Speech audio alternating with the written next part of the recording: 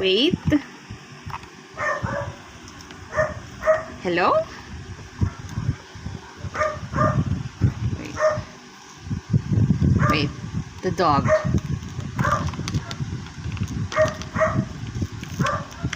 Oh, wait.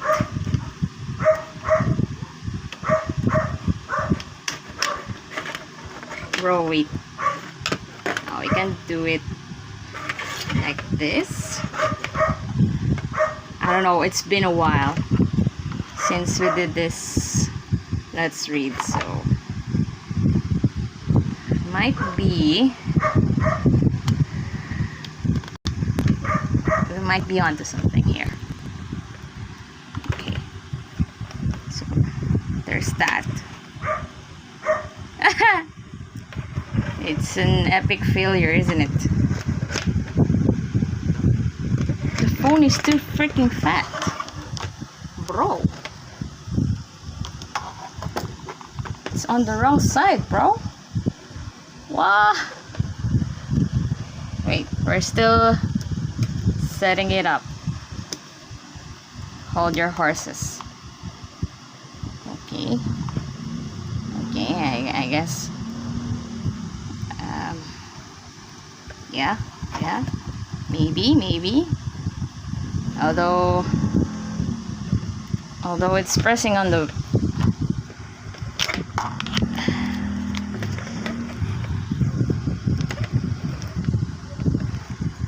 okay.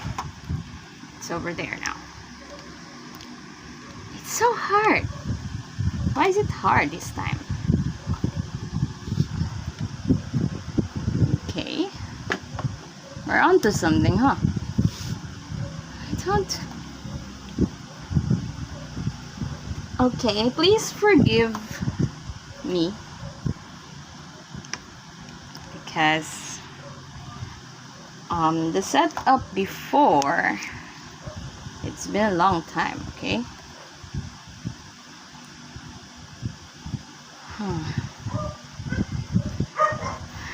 It makes me nervous.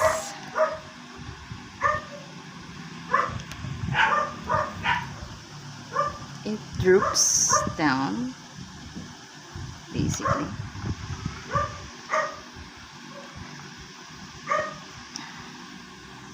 Okay, kind of works. I mean, it does that. Right, let's turn on the lights.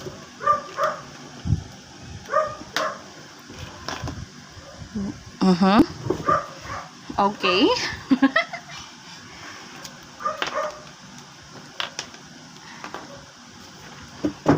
Wait, I'm still checking it out, okay? It's like the new old. I don't know. Why is it like this? Wait, hold on. Hold your horses. Huh. It's weird. Wait, let me get another.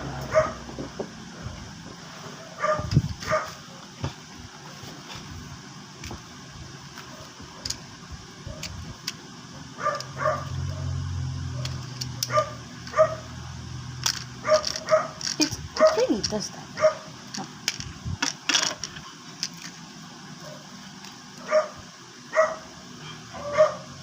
Okay, so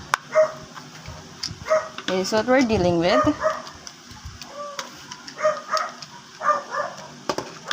I don't know anymore.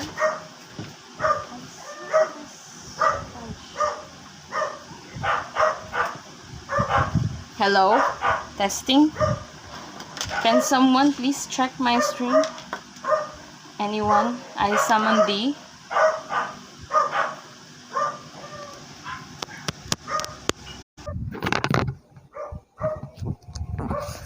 Because it's been a while, okay?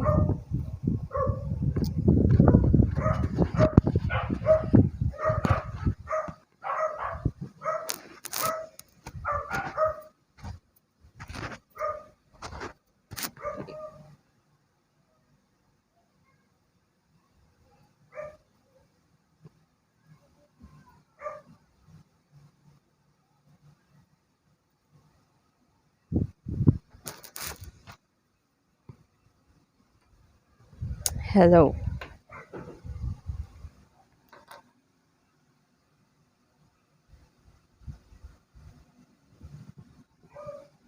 Wait, I'm gonna borrow my sister's phone.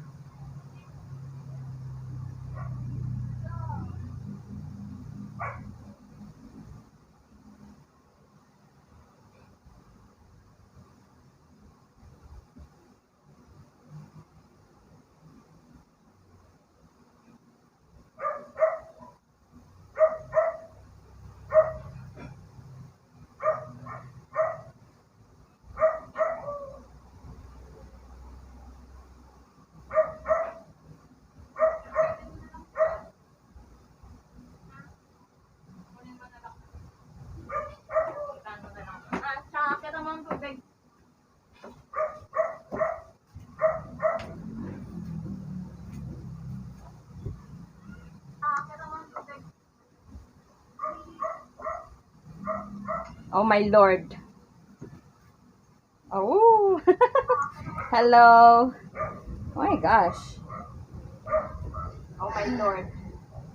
I'm sorry. Oh. Hello. Oh my god. I'm sorry, guys. I couldn't see the chats. It's pretty useless. Okay, I'm gonna need to restart the stream, I guess. I'm gonna remove the chat.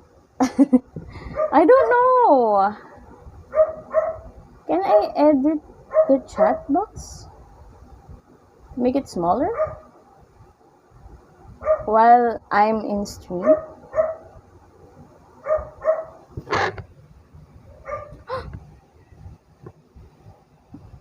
Because it's a bit useless anyway.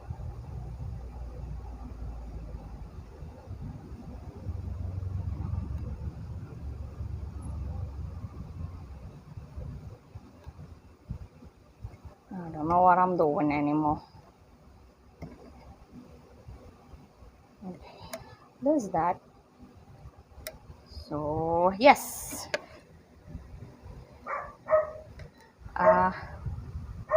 Hello. Hi, Vault. What's up?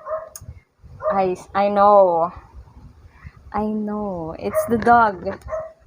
Do you hear the electric fan?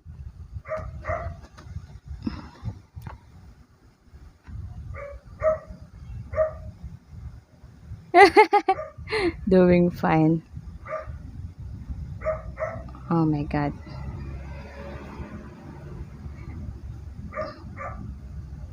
Okay, cause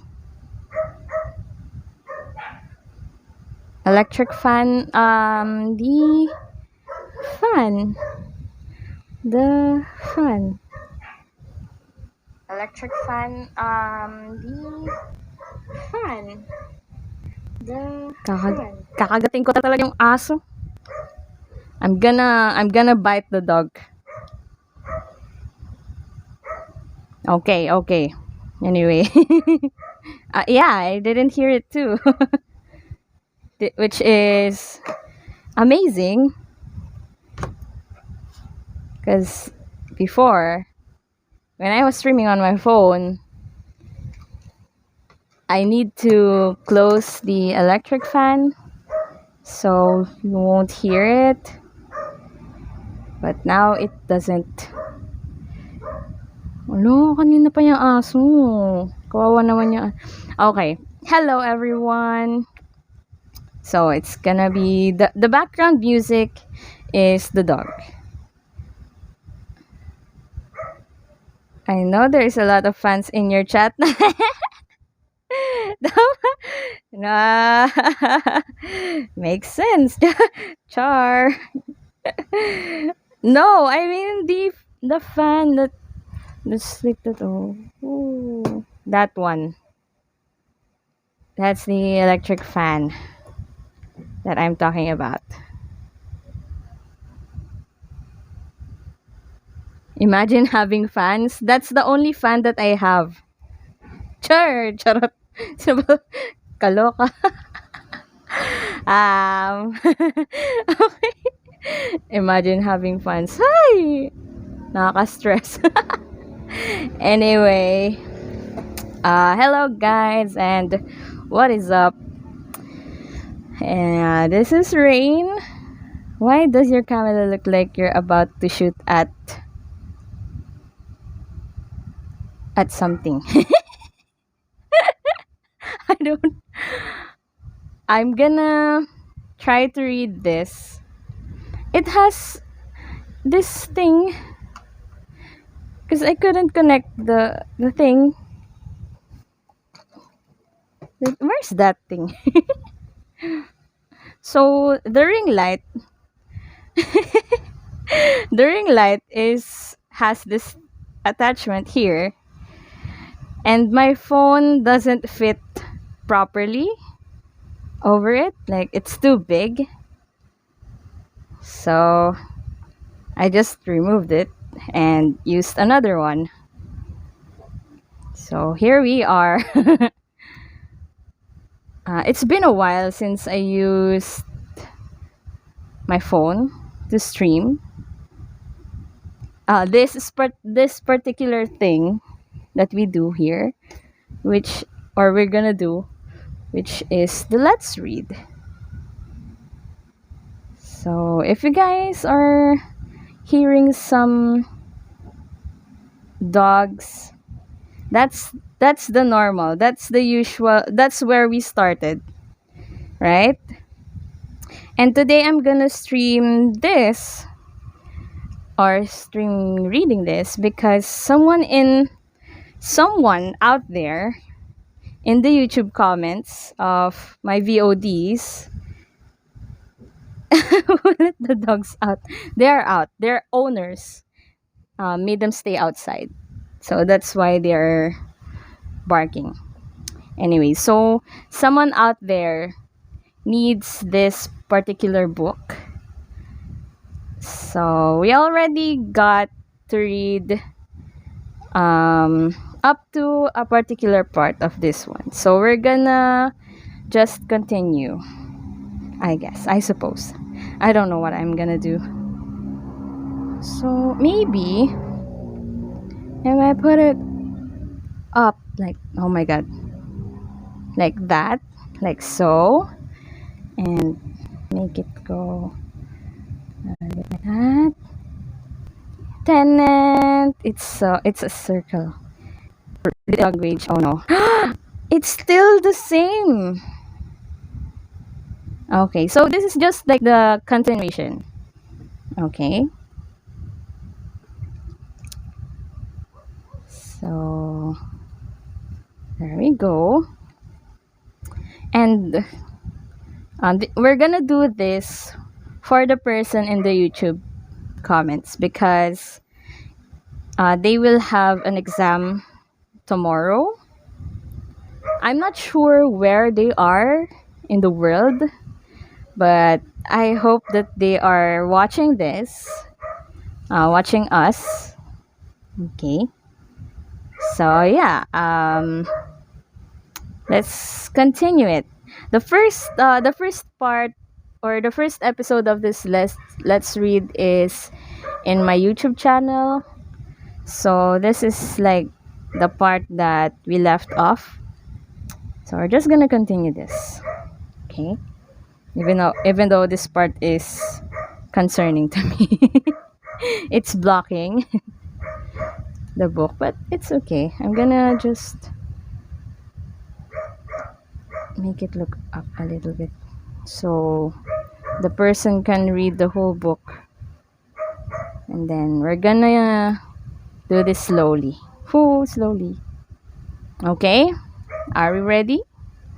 Are you guys ready to read?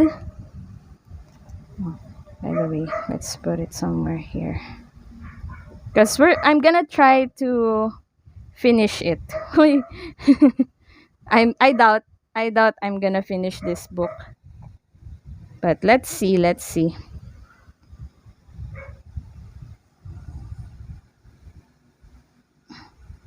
Okay. Ah, ano? Ano ba to? Saan ba to? Pa yan? Okay. Sorry. Am I too loud? We don't have a background music, so I apologize. I apologize. Okay. We're on number 4.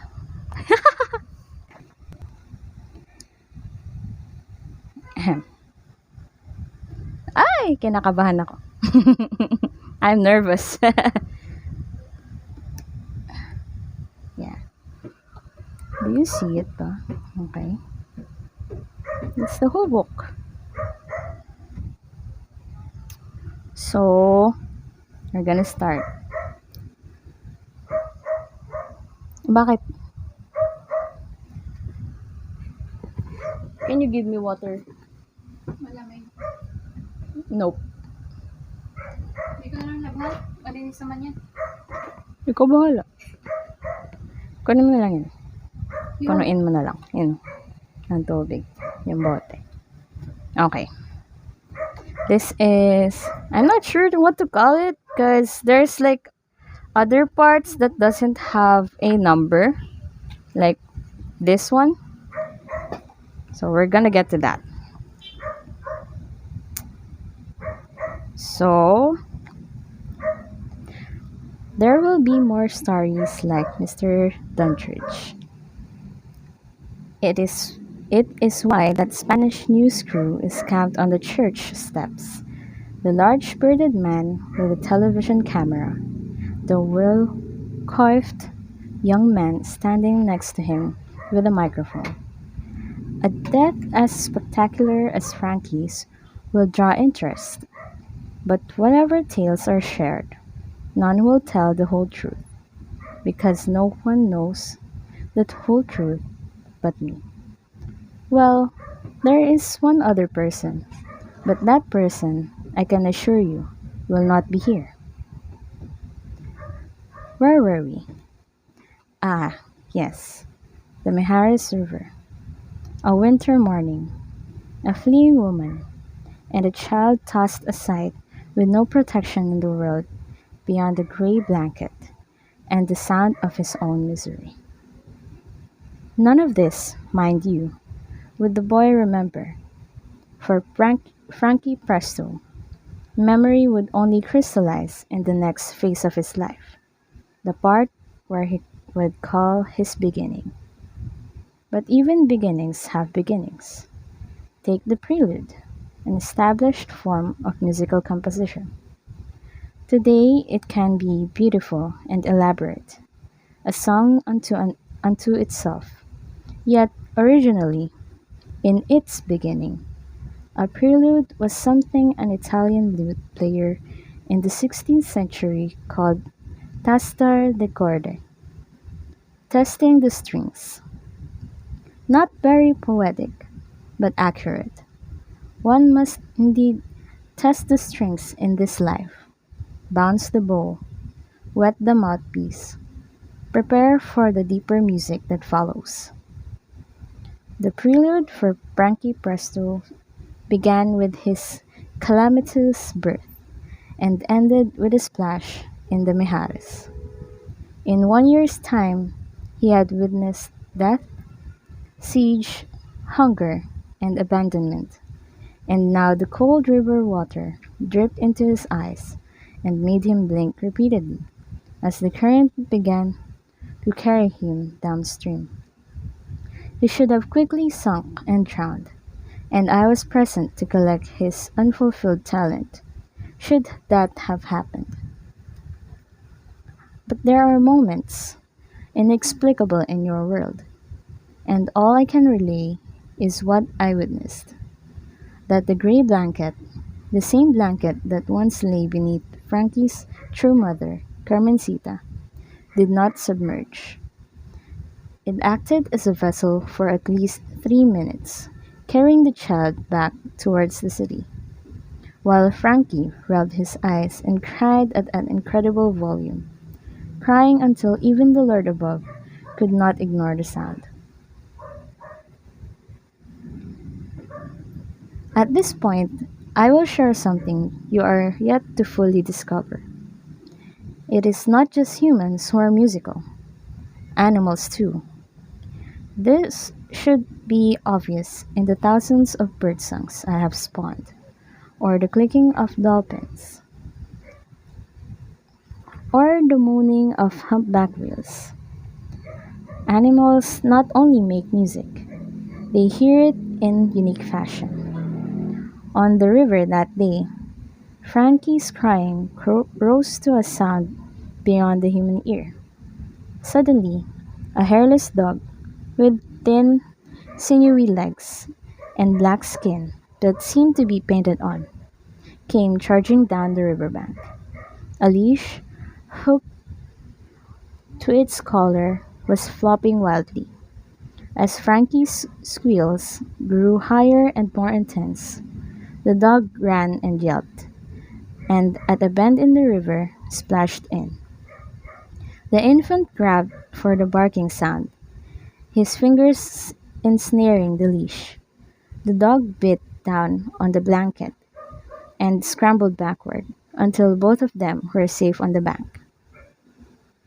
The child rolled over. The blanket slipped into the water, disappearing downstream. The dog put one wet paw on each side of Frankie's head and lay its own head down, panting heavily. Prelude complete. No talent to collect.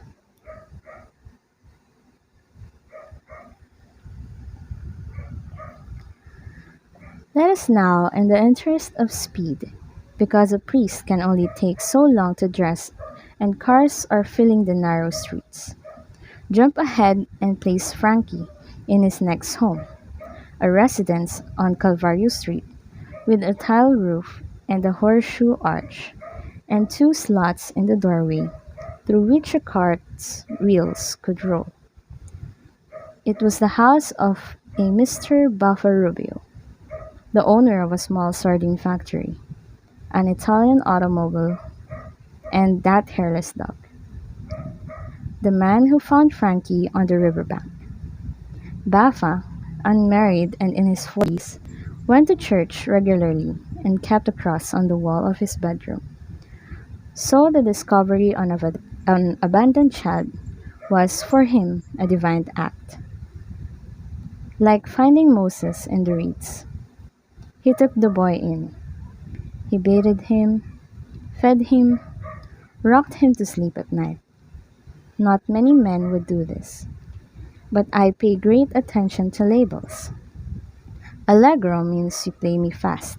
Adagio means you play me slow, and so on. And while Baffa's last name, Rubio, means blonde or fair-haired, his scalp was covered with thinning black bristle. This confirmed a man who could alter his destiny.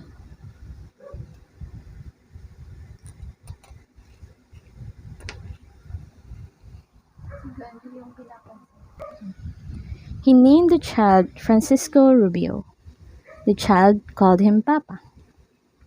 Baffa was pot-bellied, with a sagging chest, thick jowls, a drooping forehead, and a downward bending mustache, so that when he sat, he seemed like a layer of frowns stacked in a chair.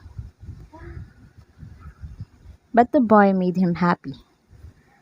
Having inherited his family's sardine factory, Baffa was an oddity in Villarreal, a town full of orange growers, orange pickers, orange packers, and orange shippers. He'd grown used to being alone, a fat man with a fishy smell, yet suddenly there was a small human to share in his daily routine, which, during the week, meant riding to work in his Italian automobile, and on the weekends meant sitting on his in his small garden, listening to the radio, with a hairless dog sleeping near a bed in a bed of pomegranate flowers. The radio was constantly on, morning to evening, and young Frankie was content as long as music emerged. He would squat near the speaker and sing along with any melody, in a high, pleasing voice. When Baffa turned the dial to hear the news, there was terrible war brewing in Europe.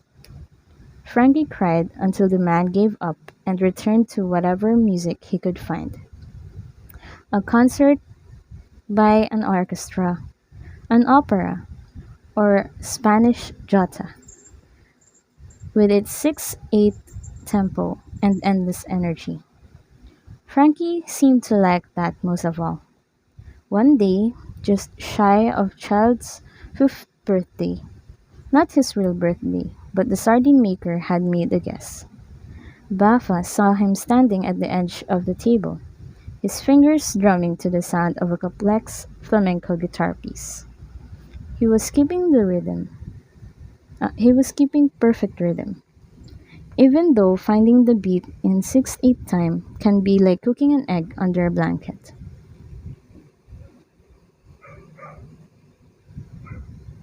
Come here, little one, Baffa said proudly. The boy with the full head of black hair turned, smiled, and walked smack into the leg of a chair, tripping and landing badly. He cried and Baffa lifted him and soothed him against his chest. It doesn't hurt, it doesn't hurt, Baffa whispered. But he realized the boy's vision was still not right. The water from the river Trauma had infected his blue eyes, and the slightest sun would make him squint. His corneas would redden, and sometimes he couldn't see anything to his sides. Doctors had warned that his sight might one day go altogether. The irritation left him constantly rubbing, and the neighborhood children would mock him. Are you crying again, Francisco?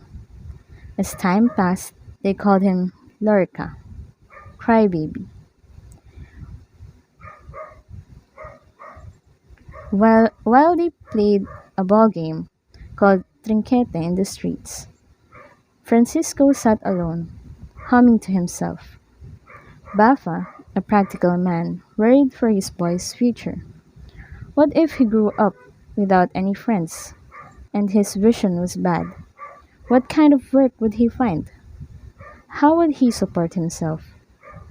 That day in the garden, as the Jota music played, Baffa had an idea. Musicians, trained properly, could always work, even blind, right? He recalled a taberna several years ago, where a guitar player with dark glasses performed to great applause, and afterward, a beautiful young woman took him by the hands and led him off the stage, planting a small kiss on his lips. Only then Baffa realized the man could not see. This, Baffa decided, could be a future for his divinely sent child. Through music he could work. He might even find love. Never one to waste time. Efficiency had always attracted Baffa, even in sardines. He took the boy to a small music school on Calle Mayor, the paved street in the center of town. The owner had a long chin and round glasses. Can I help you, senor? I want my son to play guitar. The man looked down. Frankie rubbed his eyes. He is too young, senor. He sings all day. He is too young. He keeps a beat on the table. The man lowered his glasses. How old is he? Almost 5. Too young.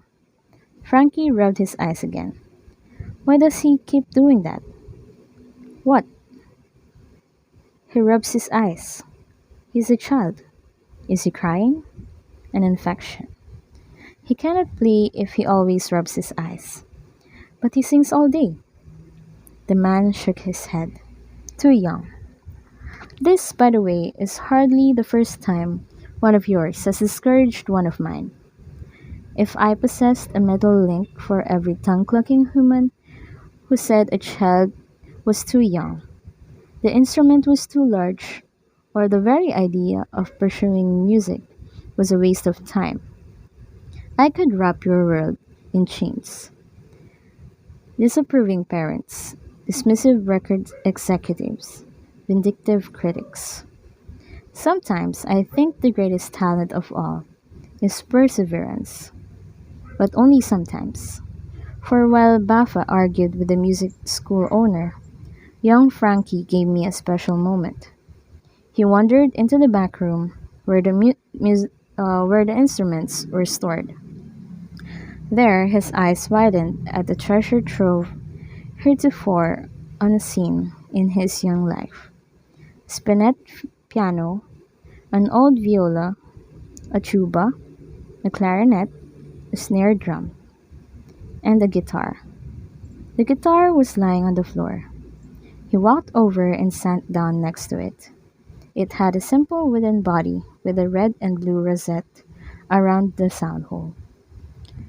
Most children would have grabbed its neck, plucked its strings, twisted its tuning pegs as if they were toys.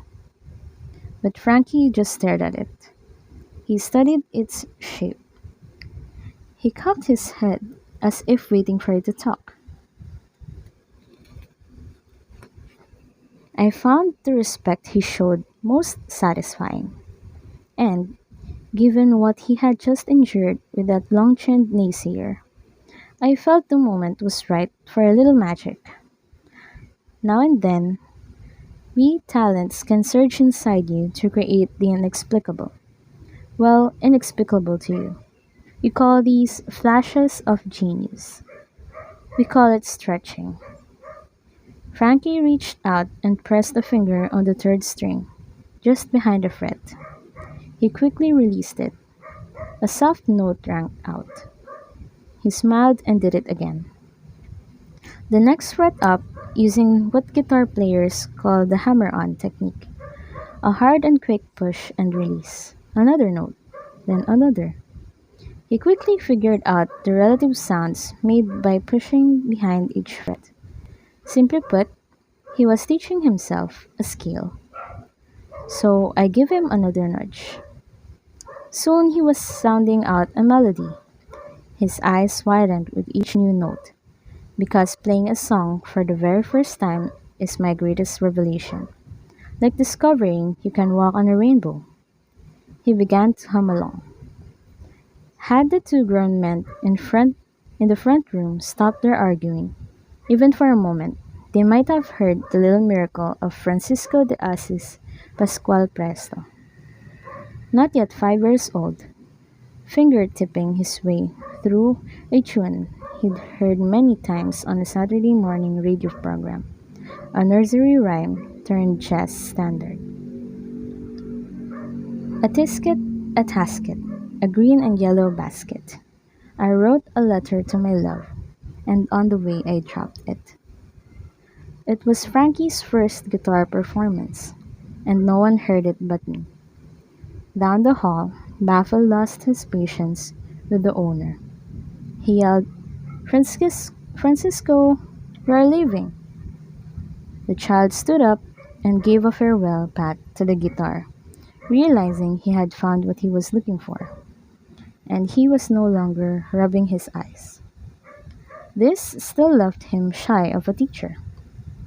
Clearly, the music school was out, and it was the only one in Villarreal.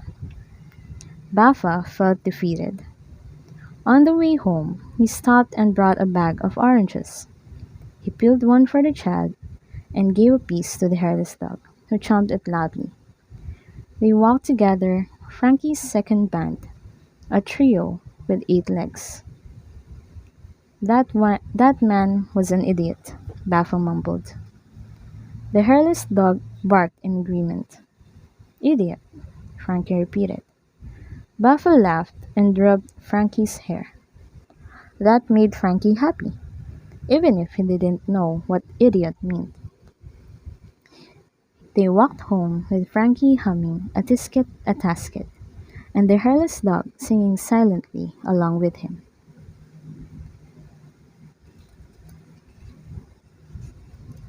That night, Buffer returned to the taberna, where he had once seen the blind guitarist play. The bartender remembered him as well, but said the man had been fired several years ago. Too much drinking, too many late arrivals.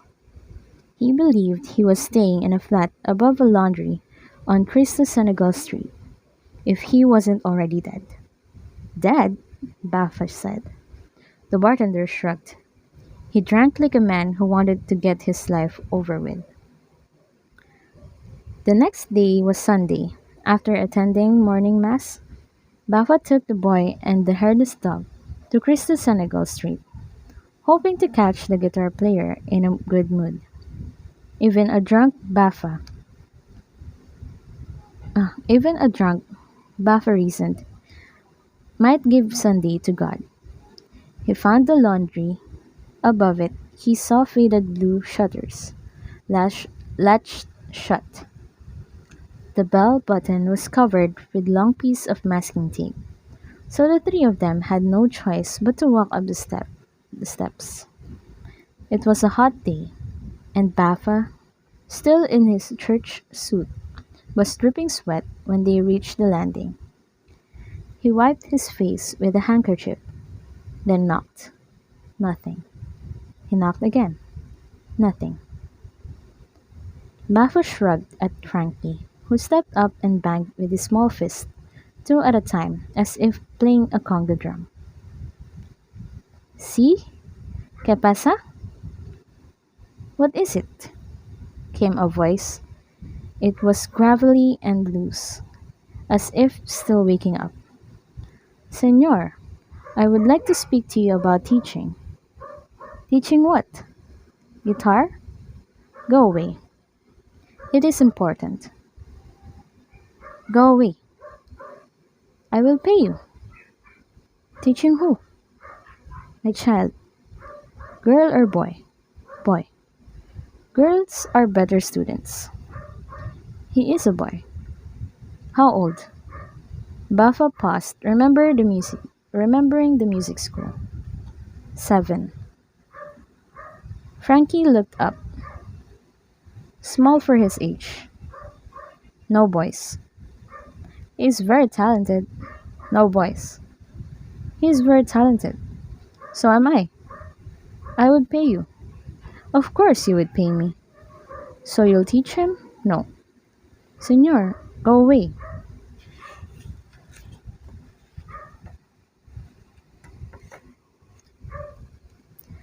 Baffa turned to Frankie. Sing something, he whispered. Frankie shook his head. Sing something, Baffa repeated. Now, most children will not sing when asked. At the early ages, talents yield to fear. Sometimes at the later stages, too. But this moment, I knew, was too important in the overall map of Frankie's life. So I gave the child another nudge. Da da da da. He began slowly. Baffa raised his eyes. He had never heard this tune. Da da da da. The boy continued. It was a simple melody, childish but haunting. It went high and came down on a major notes, like something you might hear played on a xylophone. Da da da da da da da da da da. Frankie stopped. ¿Qué canción es esa? Baffa asked. Suddenly, the door opened. A tall man with dark sunglasses, thick stubble, unkempt dark hair, and a sleeveless undershirt with a large coffee stain over the belly, was gripping the doorframe like a guard. It is called Legrim, he said, by Francisco Tarrega. He lowered his chin in the direction of the boy. He does not sound 7. 10. Okay. That's the like two parts. Hi. Hi guys. I didn't read the comments cuz I'm trying to focus. Focus. Mhm. Wait, I'm just gonna check if we're on the correct something. Correct something. I don't know. Hold on. Hmm.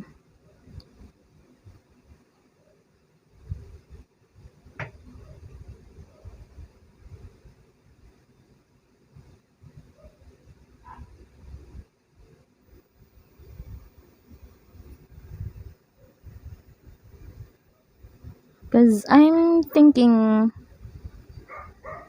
there might be something wrong. Something wrong that's happening. I'm gonna check just to make sure, okay? I doubt myself. Why do I doubt myself? Why am I doubting myself? Okay, it's correct. It's correct, naman. So, yeah. Hi guys. Hello everyone. Ashi. It's rare to see green stream this hour. Yeah, I know. I'm doing it for the YouTube comments. Okay, this is the next part.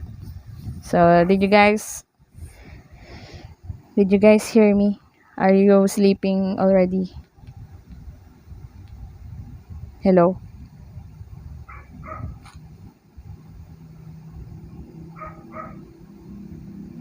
Are you guys sleeping already?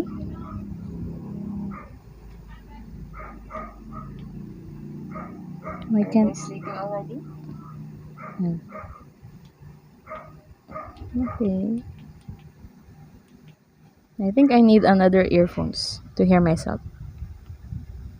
So there's no background noise. So let's continue. And hopefully, do you guys think we can finish this book? I doubt, but it's okay.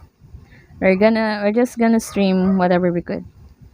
Okay, the next part is the title is like Darlene Love. I guess it's a person. So Darlene Love, singer, solo artist, member of the Blossoms, the Crystals, inductee, Rock and Roll Hall of Fame. You see this picture? That's me and Frankie at the Hollywood Bowl. I kept it all these years. Silly, isn't it?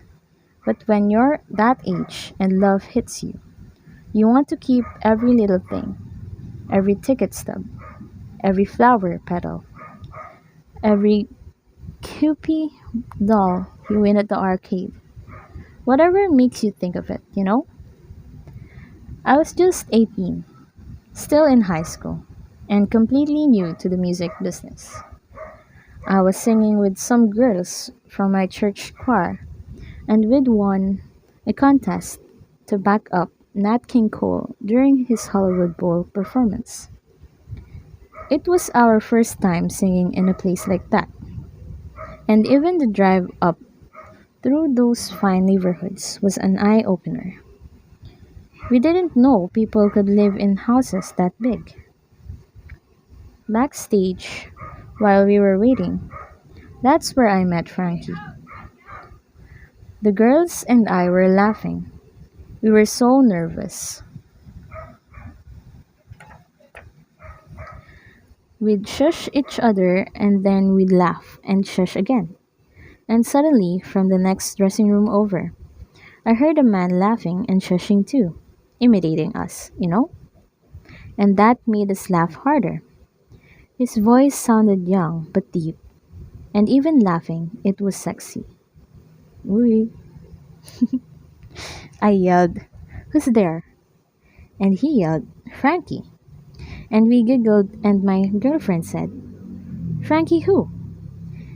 And the door opened, right on cue, and he stepped in and said, "Presto."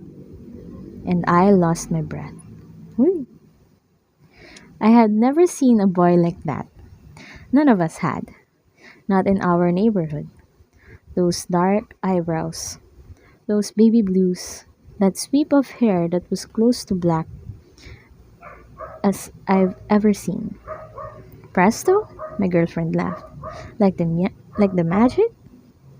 "Presto, like the magic," he said, and she stopped laughing. "I mean, that boy froze you in your tracks."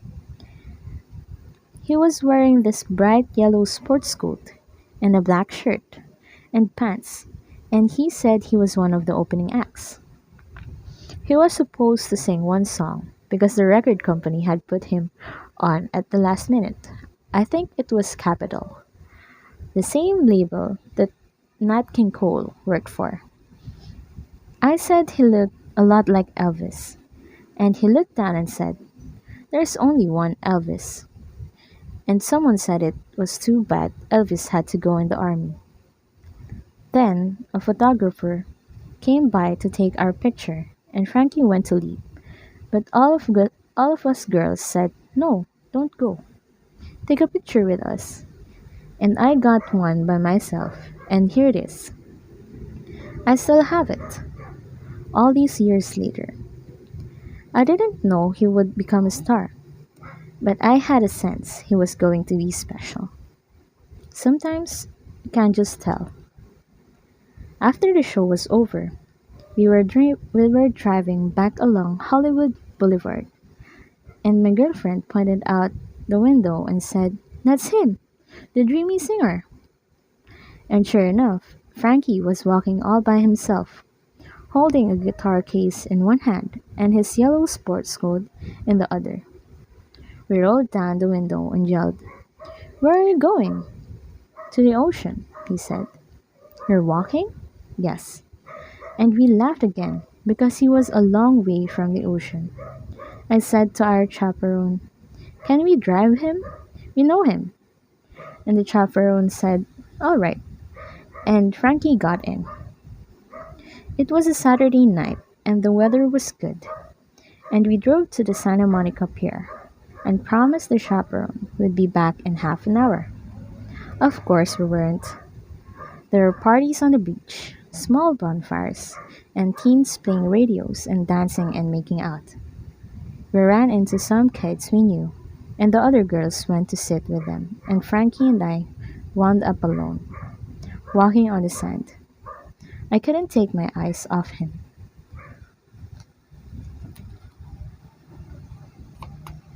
We were both barefoot. He had his pants rolled up, and every time the waves reached our feet, I jumped back, but he stood dead still. "The ocean it's so big," I said. Something silly like that. And he said, "I sailed across it once." And I said, "This ocean?" And he said, "Another one." I asked where he came from, and he said, "A lot of places." I asked where his parents lived, and he said, "They're gone." All this time, by the way, he was carrying his guitar case. He wouldn't let it go. He hadn't played it at the Hollywood Bowl. He just sung with a band. So I teased him and said, "Do you only carry a guitar to impress girls?" And he smiled, Lord those teeth, and said, "No." And that's how I got my own private Frankie Presto concert, in the sand by the Santa Monica Pier. To this day, I will never forget it. He put the guitar over his knee and turned his ear to the ocean. Listen, he said. I could see lights from a faraway ship way out there, but Frankie had his eyes closed, and he began to tap, real softly, once, then twice, and I realized he was finding the beat of the waves. And then he played a song. I thought he'd play some rock and roll. Everyone who had a guitar played rock and roll back then, but it was a classical piece. Slow, delicate, played up high on the strings. And when he finished, I was crying. I'd never heard anything that beautiful. I asked what the song was called, and he said Tramere. I don't know the pronunciation, but it's Tramere. If you can see it, it's the spelling right there, okay? And I asked who wrote it, and he said Schumann. And he saw my tears, and I know this sounds strange. He said, "Don't cry, you're a great singer." And I kind of burst out laughing. "How would you know that?" I said. "I heard you. We were singing in a choir." But he said he could hear a voice within voices, and mine was beautiful, and I could be a famous singer one day. Well, I was wondering what to do with my life at that point. Should I pursue music? Should I just finish high school and find a job? And what he said was exactly what I needed to hear. It gave me the confidence to keep singing. We looked at each other, all goofy, and I bet you think we kissed, because that's how these little moments go. But I never kissed Frankie. I thought about it, I wanted to, but he hooked his arm around my arm, and I leaned my head against his shoulder, and we sat like that, kind of intertwined, with the waves crashing, and honestly, for that night, it was perfect. I felt so relaxed and so safe, like I'd known him all my life. I was totally head over heels in love with him, and with music. We promised to stay in touch, and I gave him my phone number. And when I got home, after my mom and dad let me have it, I shut the door to my room and I wrote in my diary, "Today I met the boy I'm going to marry," which a few years later was actually the name of one of my biggest hits. When the songwriters first showed the lyrics to me, I smiled inside because I knew I was meant to sing it. Of course, I didn't marry Frankie. I didn't see him again for 40 years. But when I heard he died, everything came rushing back. That's why I'm here, I suppose. You never you're never in love with anyone the way you are when you're 18, on a beach at night, with your shoes off. I still can't believe he's gone. Oh, that's so sad. He's dead. Okay, well, I'm gonna get some food because I'm still a little bit hungry. Okay, be right back for like 2 minutes. Sorry.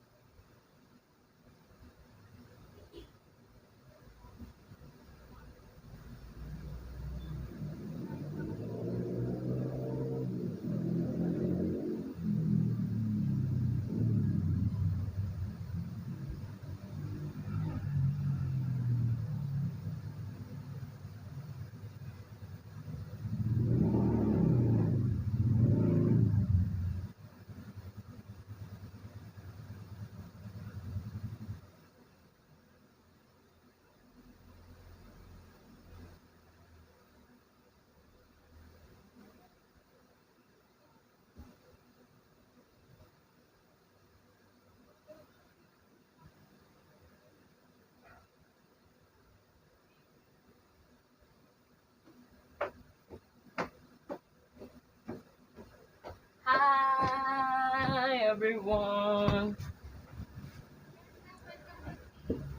Everyone got bored because I went out. I mean, I went away. I'm eating some macaroni soup.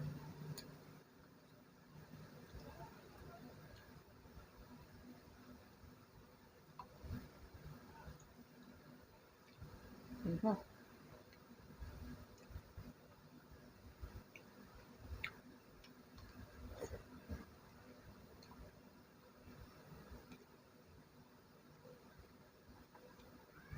So I think these numbers are the story of the talent, and the titled ones are the message of people to Frankie.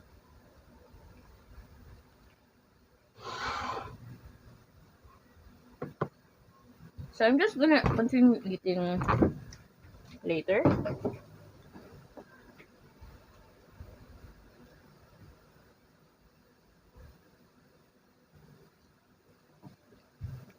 Okay, guys. You guys good? Are you guys sleeping? You should be.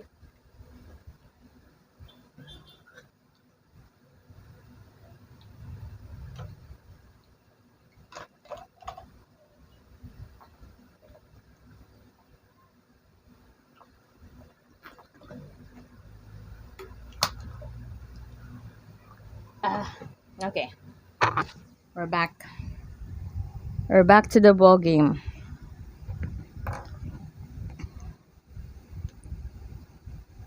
We're back to the ball game. Okay, let's go.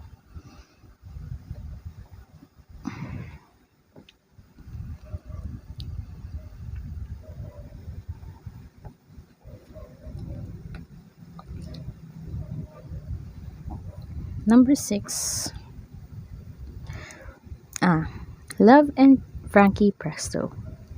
Perhaps later I will explain why women always fell for him.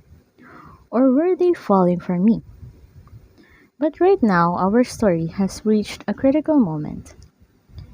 In every artist's life, there comes a person who lifts the curtain on creativity. It is the closest you come to seeing me again. The first time when you emerge from the womb, I am a brilliant color in the rainbow of human talents from which you choose. Later, when a special someone lifts the curtain, you feel that chosen talent stirring inside you, a bursting passion to sing, paint, dance, bang on drums. And you are never the same. It was a blind guitar player who did this for Frankie on a Sunday afternoon in the kitchen of a small flat on Cristo Senegal Street, while Baffa and the hairless dog waited in the laundry downstairs. Sat two chairs across from each other. The blind man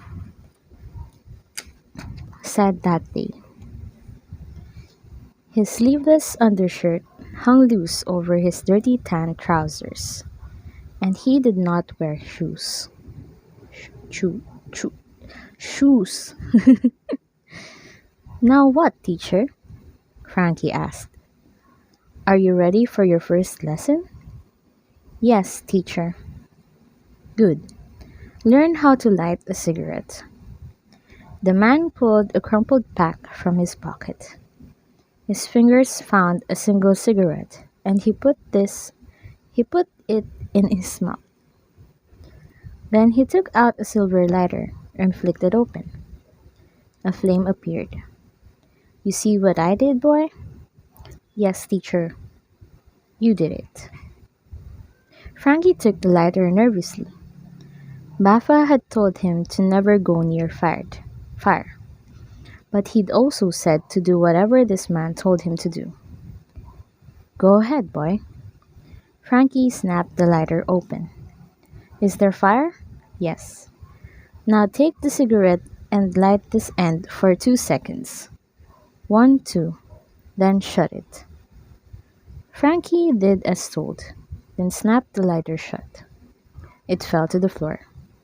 Give me the cigarette, the man said. Frankie gave him the cigarette. Pick up the lighter. Frankie picked up the lighter. Congratulations, you have passed your first lesson. Thank you, teacher. Now what do I call you? Francisco. Francisco.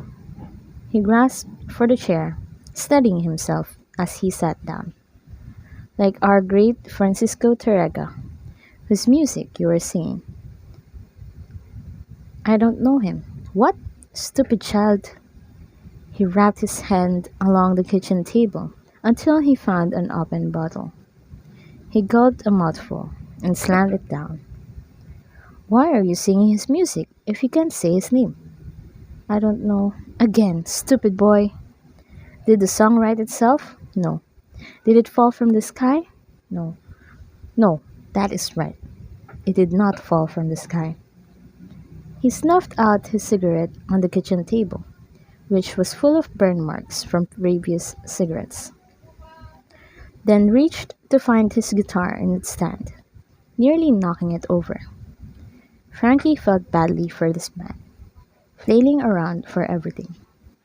He wondered why he wore dark glasses if he could not see.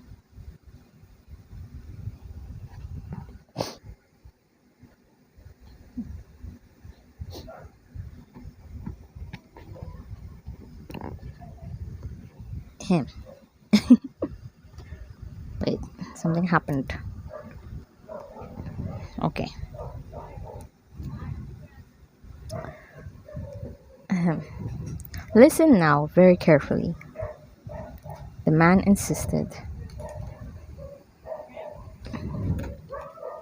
hunching over the instrument, lifting its neck, placing his fingers by the frets. Listen to the great Francisco Terrega. He took a deep breath and began to play. The song, of course, was Lagrima, the same one Frankie had sung by the door. The blind man played it passionately, with great care, pausing for emphasis, shaking his head at certain notes as if absorbing their smell. Frankie stared at the fingers moving deftly up, up and down the neck of the guitar. He heard the sweet, warm tones of the strings, the way the high notes seemed to blow gently across the lower ones, the way it sometimes sounded as if two people were playing at once. His mouth fell open slightly. The blind man finished. Wait, ayusin ko.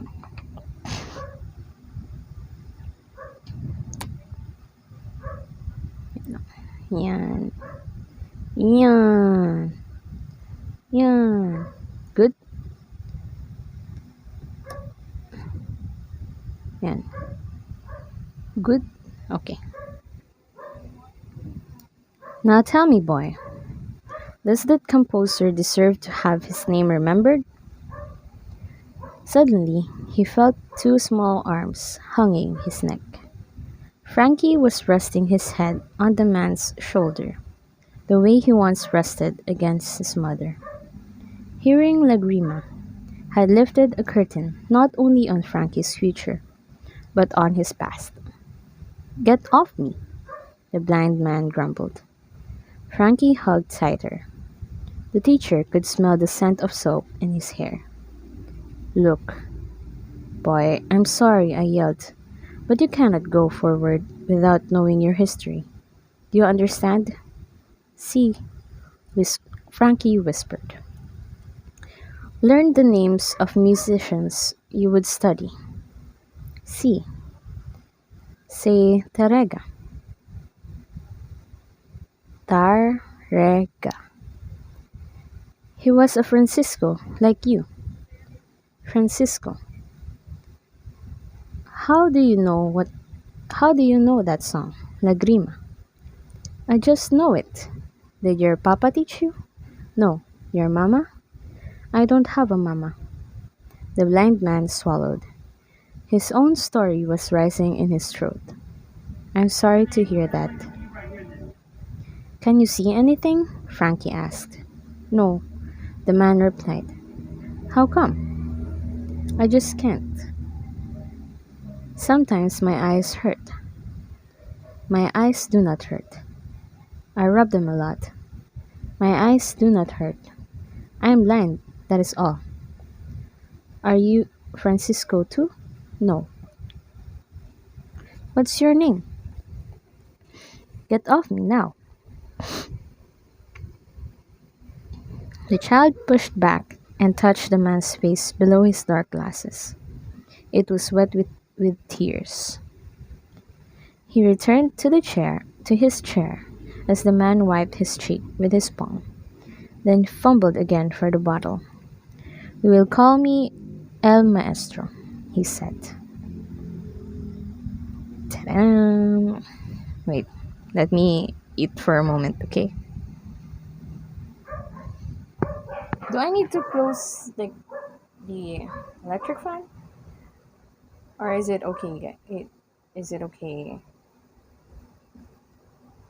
like that? Because you couldn't hear it anyway.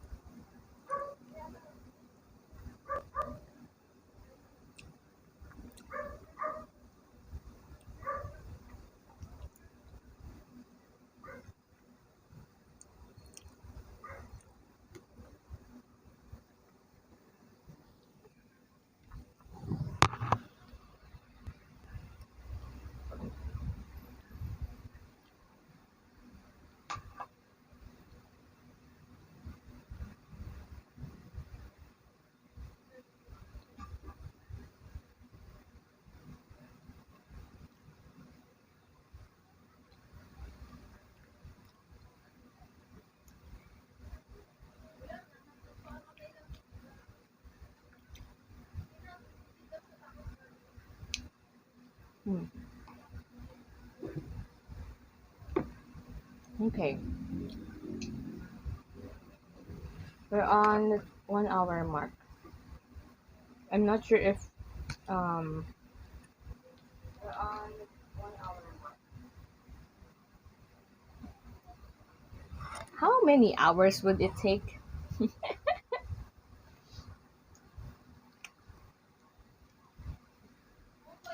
Because there's a part that I already have uploaded.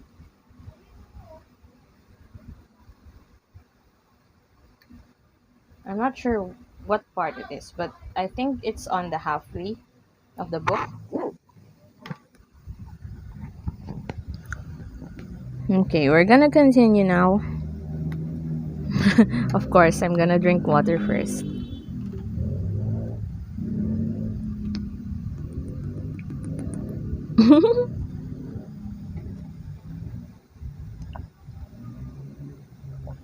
Ahem.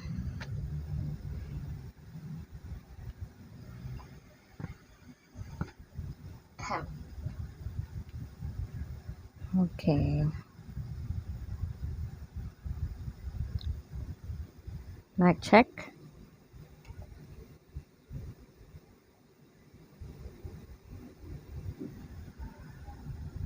Okay, let's go. I guess I would call it chapter 7. Okay?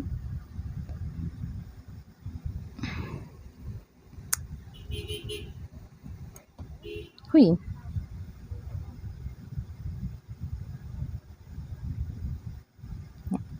like that. Good. Good.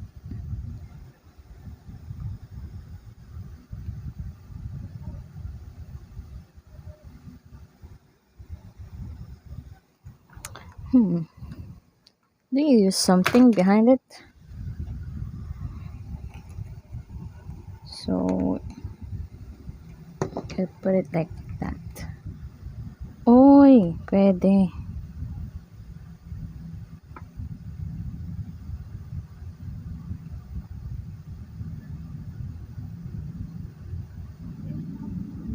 Ga, ayaw na mag-zoom.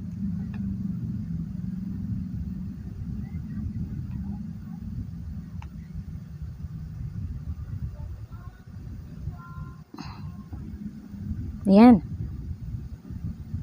Okay. I guess that's proper now. Okay. Ahem. Chapter 7. Talent is a piece of God's shadow, and under that shadow, human stories intersect. Young Francisco Presto shared a story with another Francisco, Tarrega, the great Spanish guitarist, born in this very town back in 1852. There is a street named for him just behind this church, and two statues honoring him, one depicting him sitting in a chair, guitar on his knee, fingers ready to play. Children in Villarreal ran around that statue and grabbed Tarrega's bronze feet. Like Frankie, Tarrega took a fat handful of me upon entering your world. Like Frankie, he was mistreated by a caretaker early in his life, a nanny from whom he ran away, landing in a drainage ditch and injuring his eyes. And like Frankie, he came to the guitar because his father thought he could earn a living should blindness overtake him. As a child, Tarrega lived in a convent adjacent to the church, where his parents served the nuns. Perhaps they envisioned a similar life for their son. But once the boy became infatuated with me, he, naturally, thought of nothing else. He ran away to Barcelona, where he attempted to play in taverns until someone returned him to his father. He was only 10 years old. He ran away again a few years later to Valencia, where he made music in the street with gypsies. Again, someone returned him to Villarreal. A few years later, he ran away once more. His wandering around affected his music. Tarrega, who eventually became famous and in demand all over Europe, found himself in London once, alone and depressed. He missed the sunshine of his country. Someone encouraged him to capture his sadness in music, so he wrote a composition that embodied his learning. The composition was Lagrima, Teardrop. The beautiful melody hummed in Frankie's ear in the church chamber, the one that kept him from crying, the one that, in truth, saved his life. It was a favorite of Frankie's real mother, Carmencita, because, like others raised in Villarreal, she knew the music of her city's most famous son. So did El Maestro, the blind teacher in sleeveless undershirt, who played Frankie many Terrega compositions. This is how talents weave from generation to generation, how the shadow stretches, and how an artist born nearly 100 years earlier begins to fill the soul of a child who shares his name. For the longest time, by the way, that was all El Maestro did during their lessons. Play. Frankie sat in a kitchen chair, mesmerized, absorbing every note, watching the man's fingers and wondering if his eyes were open and closed behind those dark glasses. After every song, the man would smoke or drink from a bottle of red wine or the cheap but higher alcohol, aguardiente, burning water. When at last he'd drop his head back and lower his arms, Frankie would rise from the chair. Goodbye, maestro. Yes, yes, goodbye. Frankie would walk downstairs to find Baffa and the hairless dog, and they would go home together. No sheet music, no assignments, no guitar. Senor, Baffa asked El Maestro one day, why is the boy not playing the instrument? Go sit in the laundry, El Maestro growled.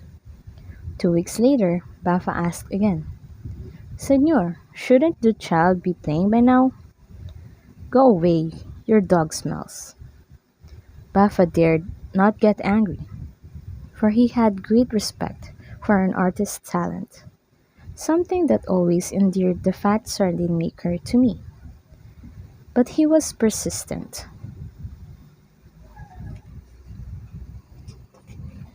2 years later, he brought Frankie to the door and raised the issue again. Senor, I must insist. No, you mustn't. But I am paying for lessons. Do you want an artist or a monkey? Frankie felt himself smiling. A monkey. Of course, senor, I want an artist, but then stop talking. I'm getting a headache. He scratched under his armpit. Do you have my money? Baffa sighed. Yes. Frankie watched Baffa hand him some bills, which El Maestro stuffed into his pants pocket. Pants, mali pala, into his pants pocket with his cigarettes. You cannot write if you do not read, the blind man said. You cannot eat if you do not chew, and you cannot play if you do not. He grabbed for the boy's hand. Listen. He yanked Frankie inside and slammed the door. And that was the seventh chapter. Maybe we can read this one again. Next, chapter 8. All told, it took 1 full year before El Maestro let the boy touch a string. First your ears, then your hands, he insisted. Meanwhile, he explained music. He explained it in Spanish and in English, which, having learned himself when he was younger, he deemed vital for Frankie's progression, believing the rhythm, syntax, and pitch of languages helped the understanding of such things in music. After week, jumping between tongues, the, he demonstrated my chords, my scales, my voicings, laying them out like fine silverware until Frankie could identify them by sound. He made Frankie memorize the names of each composer and composition. Sometimes they listened to music on the small kitchen radio, and El Maestro squeezed Frankie's hands at certain parts. Do you hear? Right there. That is a minor key. That is a triplet. As far as Frankie could tell, El Maestro had no other students. He was often sleeping on the couch when Frankie arrived, the door unlocked, and Frankie would push him on the shoulder until the man growled and rolled over, and Frankie knew he was awake. Still, as the months passed, the blind man seemed to grow less angry with this young student and stopped calling him stupid boy, which made Frankie happy. Baffa, meanwhile, gave up arguing over the guitar. Instead, he took his laundry with him to Cristo Senegal Street and made use of the time, coming home each week with clean socks and underwear wrapped in string. Oh my god! Hello, Yuki! Aspin Raid, thank you so much for the raid. Hello, Yuki, what's up? How's your stream? And hello, readers. I'm sorry, the the PNG is not working because I'm using Streamlabs. So, yeah, that's what we have. Okay. Ayun, masaya naman maglaro ng Diablo like game. Diablo. Ooh. Okay lang. It's gonna happen sometimes. By the way, yes, to the new people talaga. Hello guys, this is Rain, your um bunny girl rain goddess. Okay, at your service. Talagang at your service na. And today we're just reading the book titled Magic Strings of Frankie Presto because someone on YouTube needed the resources but apparently was not able to find one, which led the person to my channel, my YouTube channel. So that's great. And we're just trying to help that person out. So let's hope they were able to watch the stream as well. Okay, and then if you guys are busy, that's fine as well because we're just gonna continue reading until we can't. I don't know. But we're gonna try to finish this to help that person. And hopefully, because that person mentioned that they were gonna have an exam tomorrow on Friday. I'm not sure if it's tomorrow, but that person mentioned that it's Friday that they will have an exam about this book. So I'm just helping them out. Anyway, I'm just gonna rest muna and take care. Thank you, Yuki. Rest well, and you too take care. Okay, I'm gonna just continue, guys. If you guys wanna listen until you get sleepy, until you sleep, then that's great as well. So, anyway, let's continue. And also note to the people dropping by on the chat, don't be shy to drop your messages because I will just read them after the chapters. Okay? Because I don't want the person's reading or listening to be interrupted in the middle of the chapter. So yeah, don't do what I just did. Okay, back to the reading.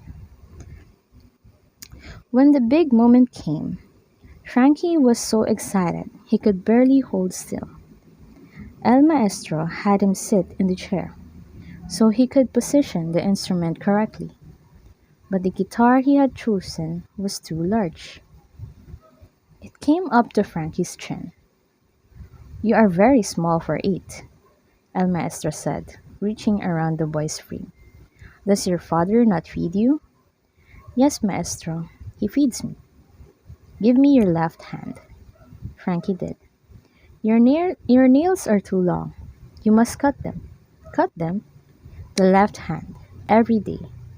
"Yes, Maestro." "You cannot play the guitar if your nails are not cut." "All right, Maestro." "Do you know why this is?" "No, Maestro." "No, you do not. Most people think because the nails get in the way of pressing on the strings.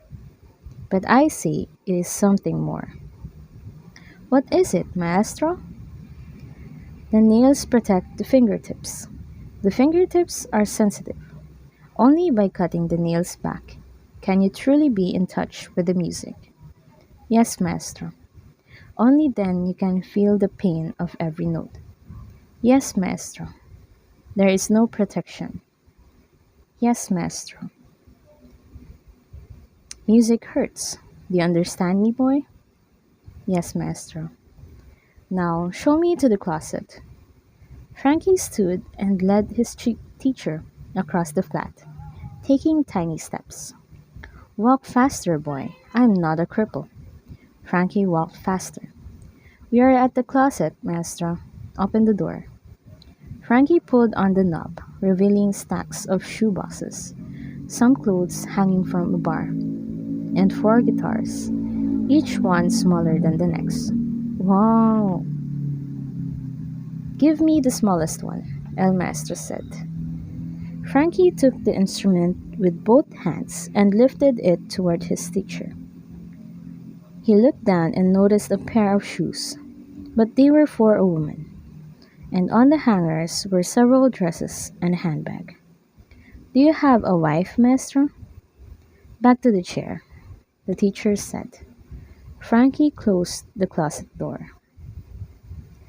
That guitar, the one that would introduce Frankie Presto to his destiny, was in fact not a guitar at all, but a braguinoja, an instrument similar to ukulele.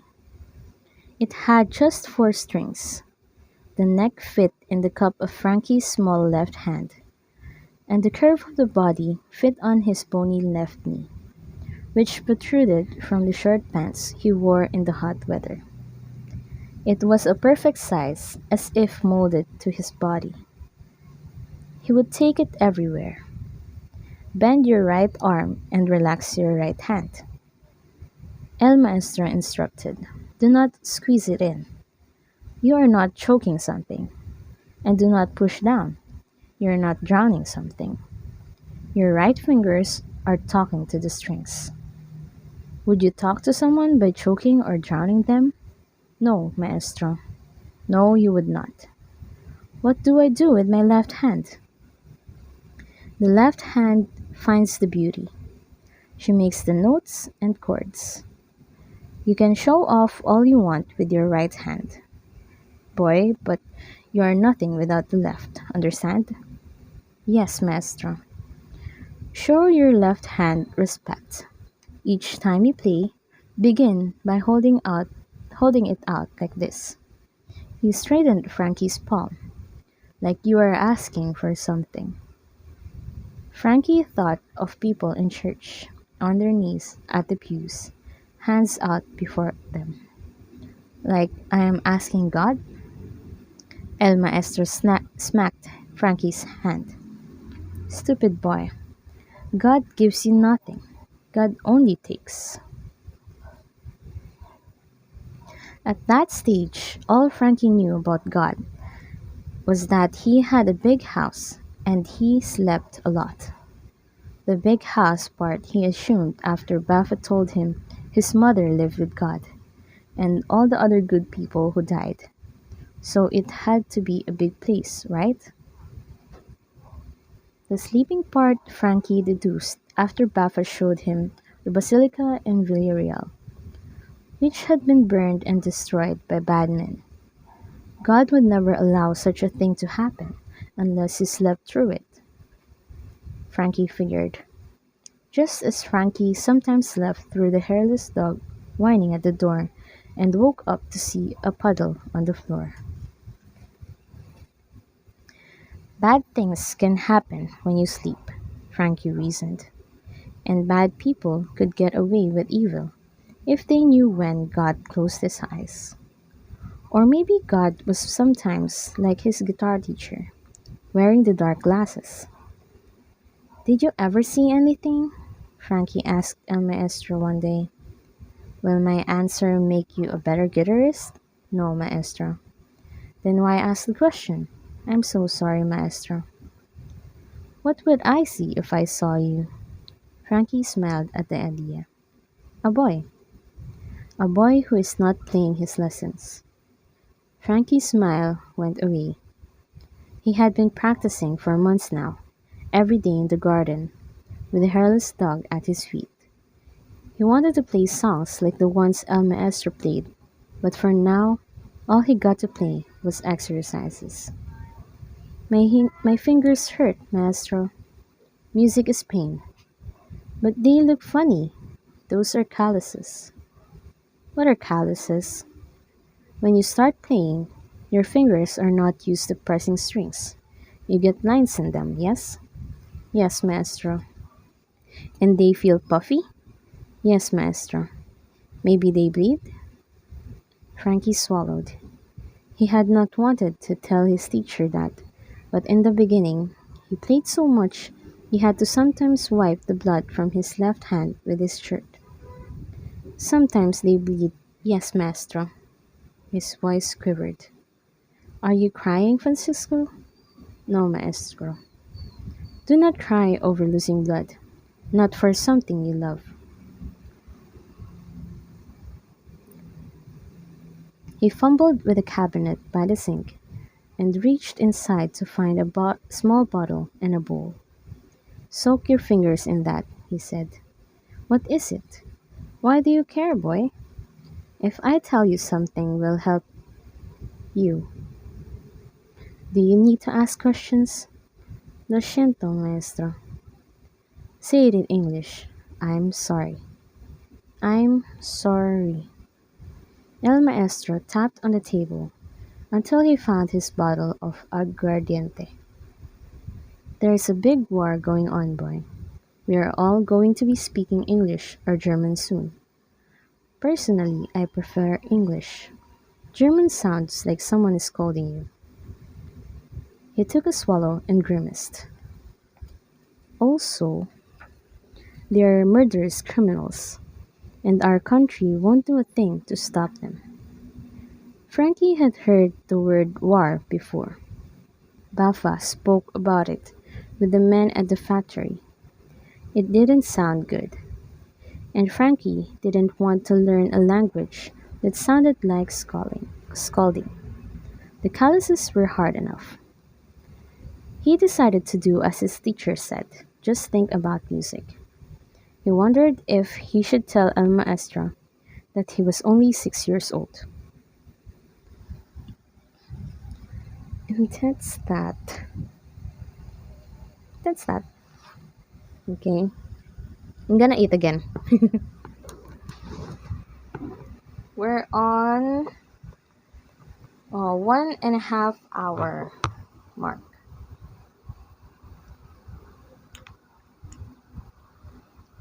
So are you guys eating dinner? Are you guys drinking your water? Don't forget to drink your water, guys.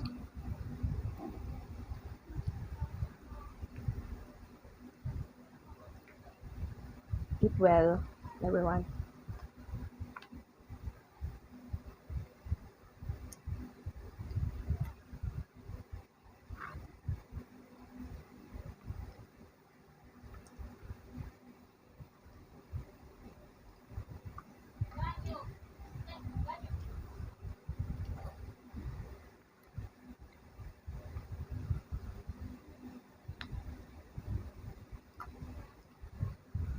Hmm.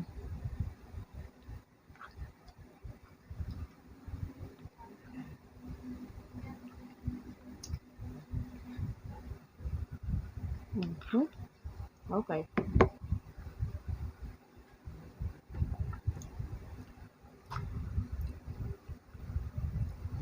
We have a lot more.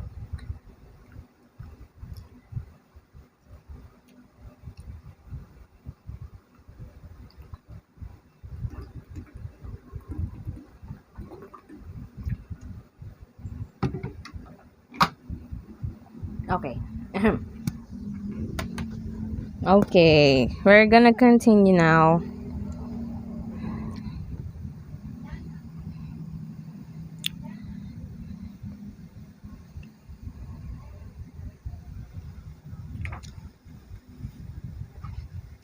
Okay,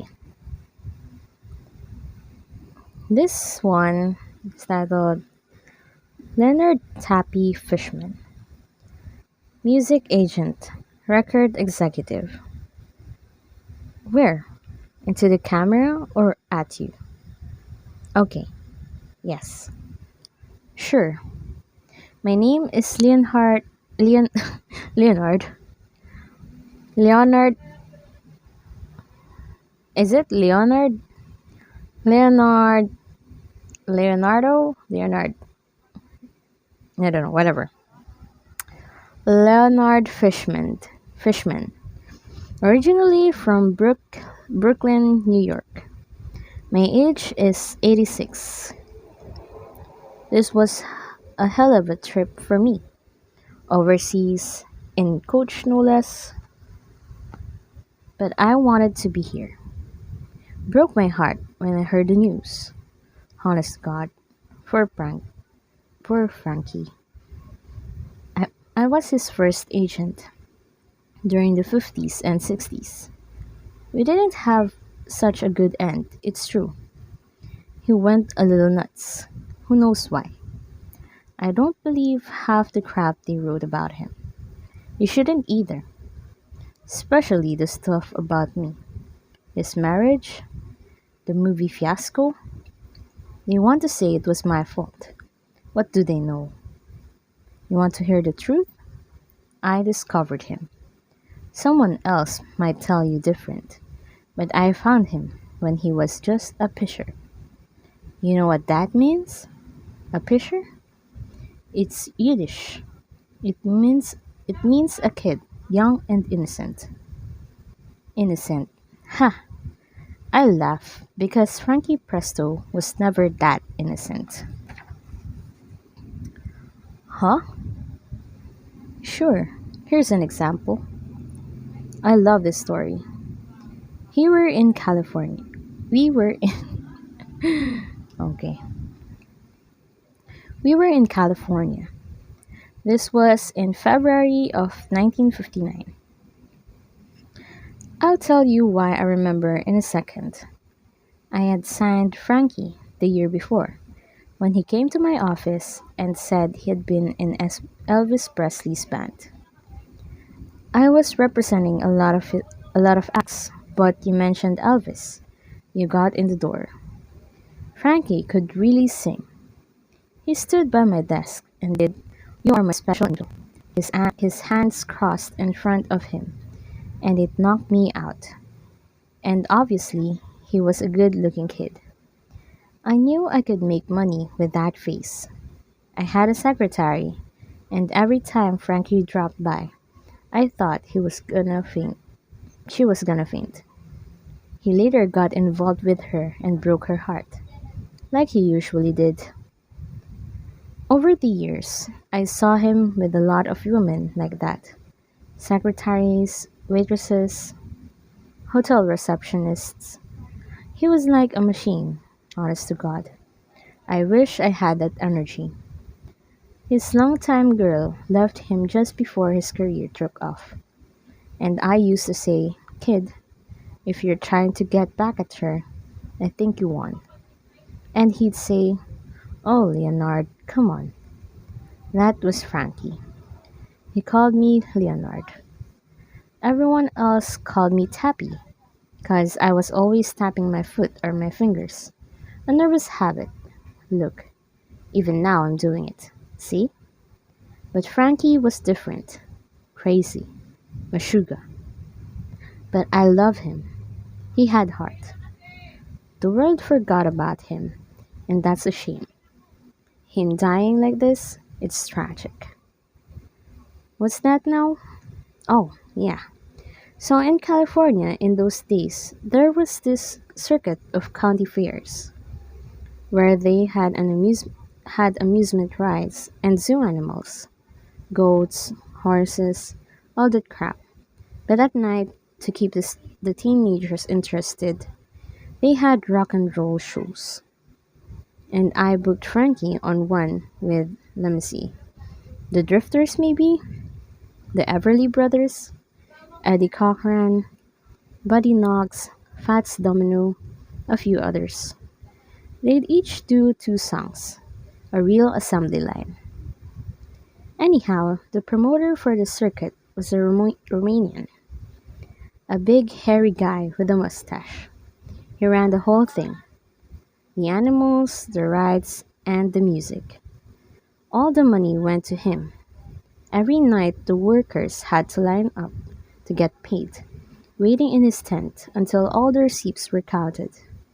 He kept the money in this one gray cash box, and with this big cigar in his mouth, he'd count out every dollar.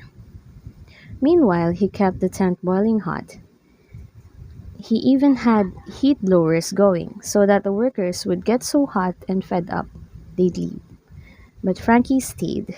Him and the Everly brothers, Phil and Donald, Don they called him. They stood there on their first night, sweating until they were soaked. But when they finally reached the front, the Romanian had given out all the money from the cash box. "I'll pay you tomorrow," he said. Well, they put up with this for 4 days, 4 straight days. Same routine. "I'll pay you tomorrow." Finally, it's the last show on that circuit. Frankie and the Everly boys were beside themselves now. Hold on for a moment, okay? Because the people here are not, they don't really care if I am streamed.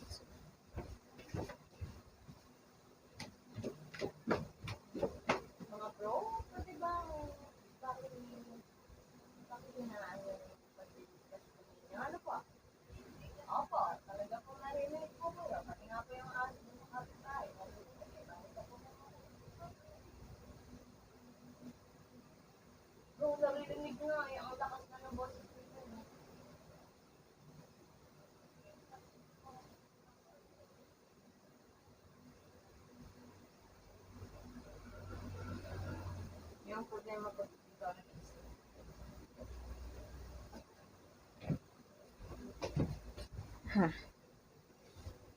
Ehe. Ehe. Gomenazai.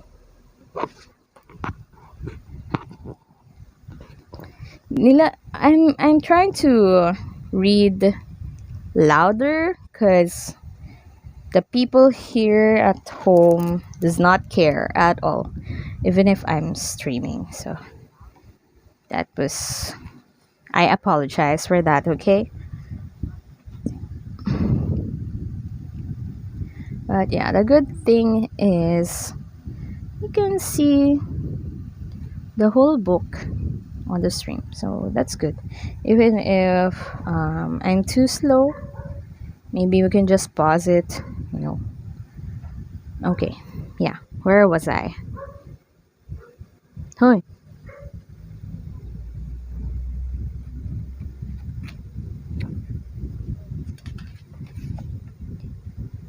Frankie and the Everly boys were beside themselves now. Frankie loved the Everlys. He said they were better musicians than they let on, which was the case with him too, you know. I heard Frankie sing their song once. All I have to do is dream. Honest to God, it made you weep. His voice, that song, I told him, "Frankie, let me record that with you." But he refused because, get this, he met the couple who wrote it, a husband and wife team. And he said the woman told him she'd dream of she'd dream of her husband's face when she was only 8 years old. And when she was 19, she saw it across a room, and they'd been together ever since. True story. That's where the all I have to do is dream part comes from. Anyhow, Frankie said a song like that should only have one home, just like the couple only had each other. So he wouldn't record it because the Everly brothers already had. Of course, about 1,000 other people have recorded it since. He had more heart than brains. Frankie. But what are you gonna do? Huh? Oh yeah, the Romanian and the money. So the last night they do their show, Frankie kills them. By the way, kills them? Look, I was there. He was doing "I Want to Love You." He hadn't even recorded it yet. But you could see it was gonna be huge by the way the girls were jumping up and down. So when the show finished, again, the musicians lined up at the tent, and I went down too, because it was the last chance to get the money, see? It's hot as hell. Frankie's nowhere to be found. We're all waiting for the big reunion. Suddenly, there's the screaming and yelling, and everyone scatters because, you ready for this? The elephants are loose. You ever hear such mishugas? The elephants are loose, so everyone runs. You don't want to get crushed by an elephant, right? The police cars arrive, the sirens, it's crazy. And suddenly a car pulls up, and Frankie is driving with a girl next to him. And he yells to me and the Everly boys, "Get in!" And we take off. And everyone is a little shaken up, except Frankie, who seems perfectly calm. He drives us to the hotel. "Where did you get this car?" I asked him, and he just smiles. You know that Frankie smile? Those God-blessed white teeth? Ah, I wish I had his chompers. Mine are mostly gone now, all bridge work.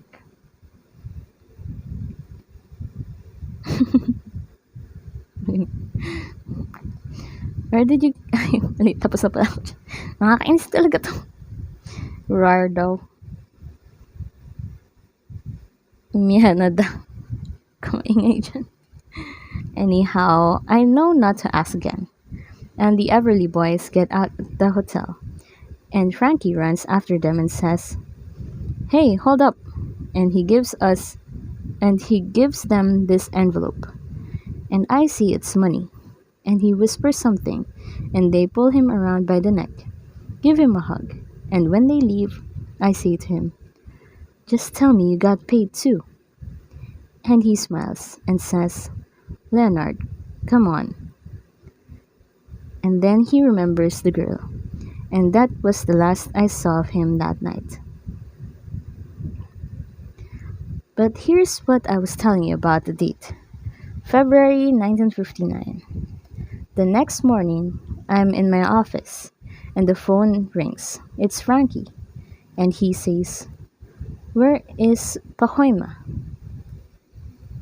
Well, Pacoima is this little town in the San Fernando Valley. He says he wants to go there, right away. I say, "Oh, sorry."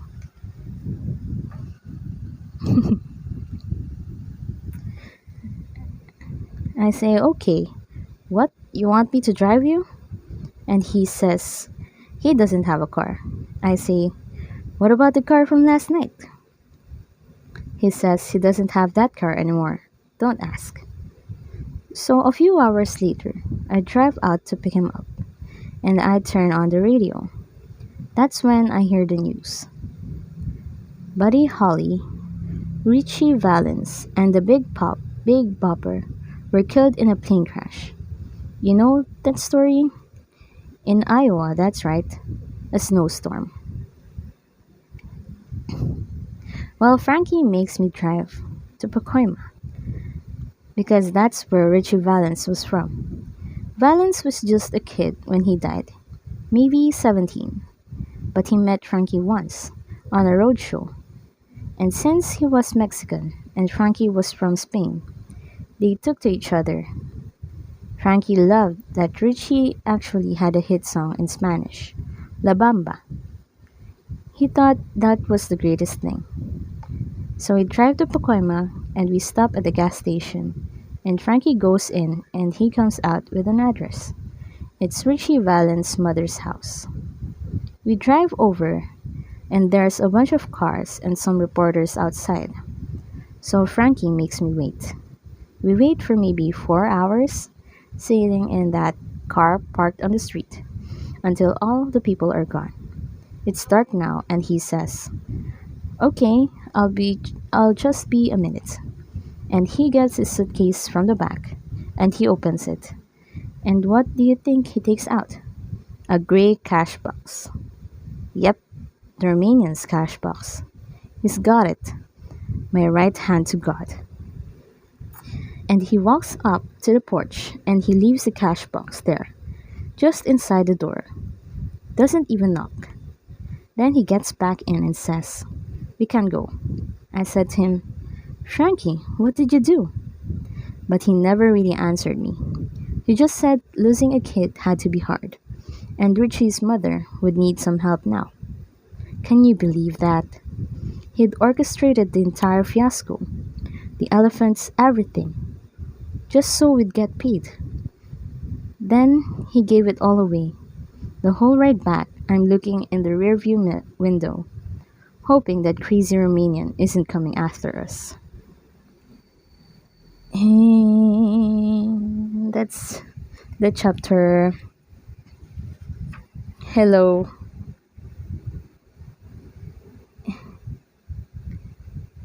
Hello. Huh? Hello? Anong nangyayari? Ba't may... Ang dami nang nangyayari. Hey, hello? Hello? Hello, Bricks? Hello, Rayrin? Hello? Kit Angel Angelica 31. Huh? Okay. Need some side... Huh? Eh? Ba't mayroong ads dito ng work? Daw? Mabaliw. Huwag yung guluhin tong... May nag-expect ng content. Charot. Hi everyone. Hope you guys are having a nice dinner or a nice evening. It's already 9 p.m. Once upon a time. We're almost at the 2-hour mark. So let's continue. 9. Chapter 9. Money. A mystery, I must admit. While it clearly means a great deal to humans, it seems to me an enormous burden. I have never held it, never experienced its benefits. All I know is that while some of my disciples have grown quite rich, many more in need of money have chosen to abandon me. Why? Wealth has never defined music. What is played from the heart can be played anywhere, on anything. Frankie made his first music on his cheap Breguin.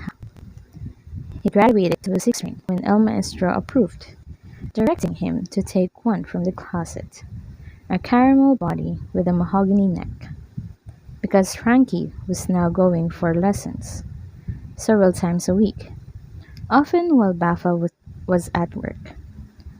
Baffa was a stick of pale green apple, which Frankie used to pull his new guitar through the streets.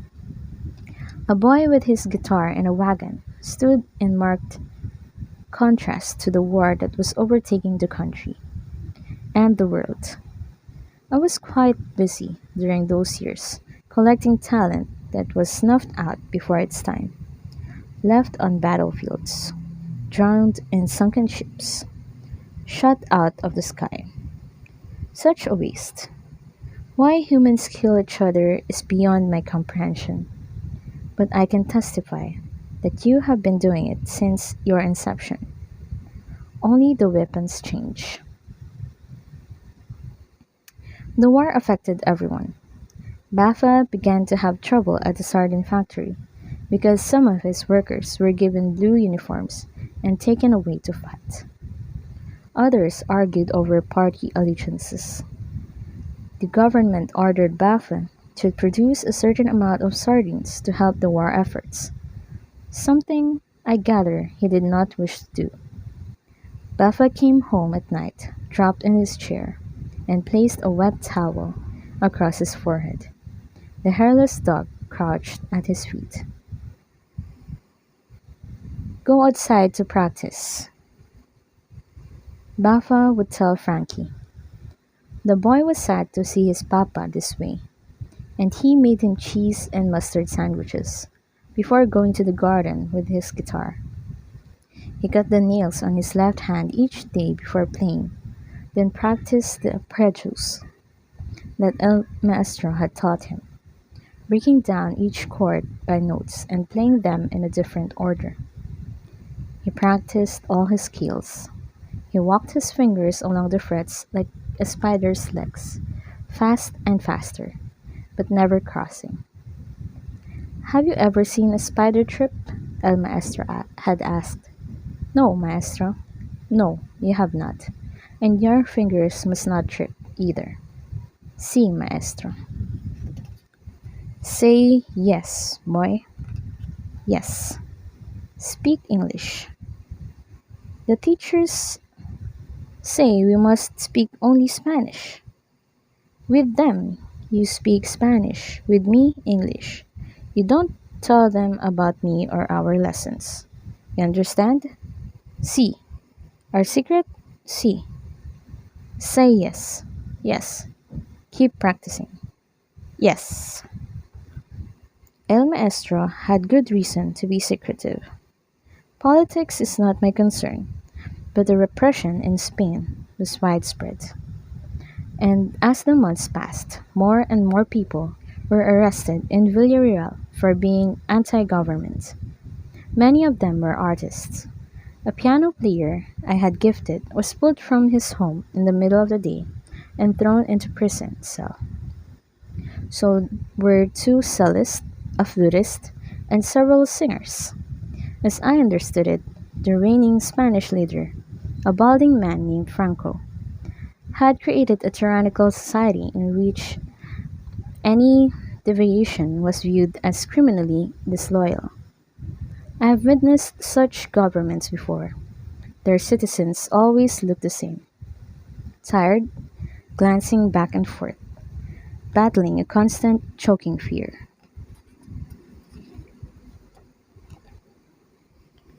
Art suffers under such conditions, and it suffered in Spain.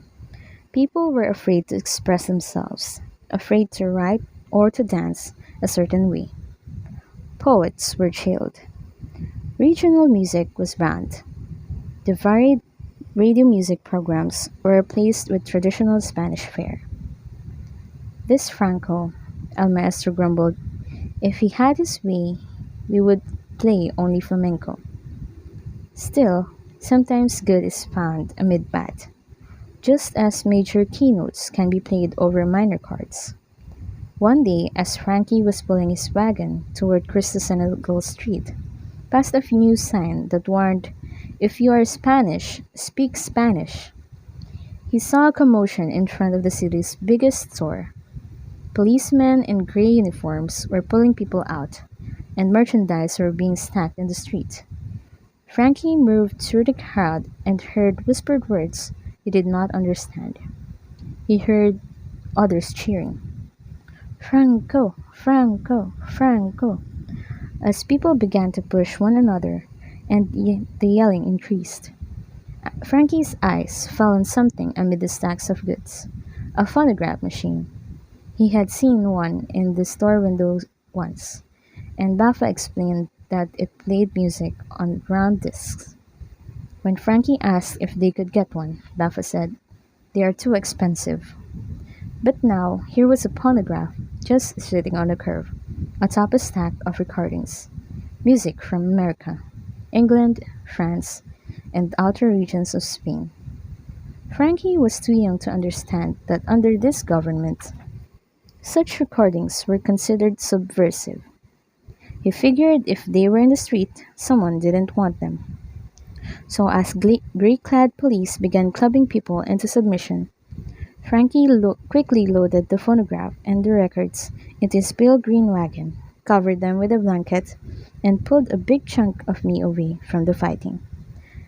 He had no idea he was being watched. Oh no! Oh no! On a tom? On a tom? Just floating. No, could not. Wow, floating in the air.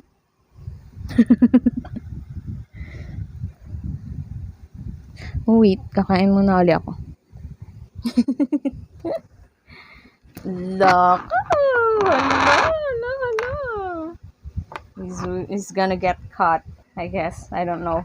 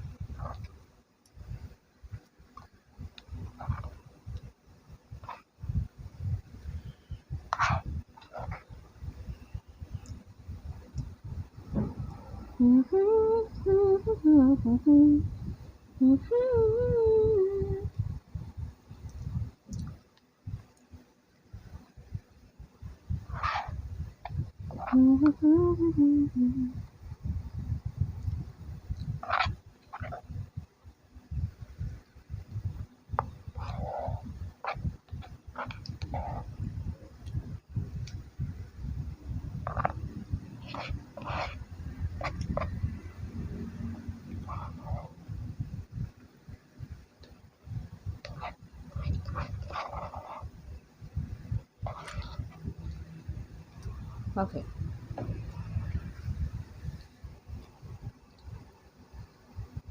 Let me ask you guys, what do you guys think? Oh, and by the way pala guys, if you're curious, I have a Discord server. Okay, you can go to that server by clicking on my channel, my main channel, like here on Twitch channel, and then on the about like link, you can click on that. There's the Discord link to my server.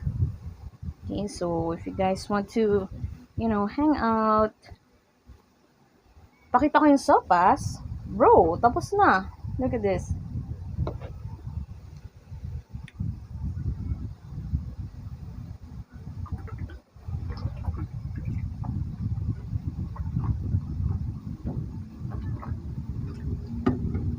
Uh-huh. Tapos ko na yung sopas, guys. Hingi naman ako ng, um, what was that? Cheese ring? Cheese ring, yay! Go on cheese ring. Be right back, be right back. Cheese ring.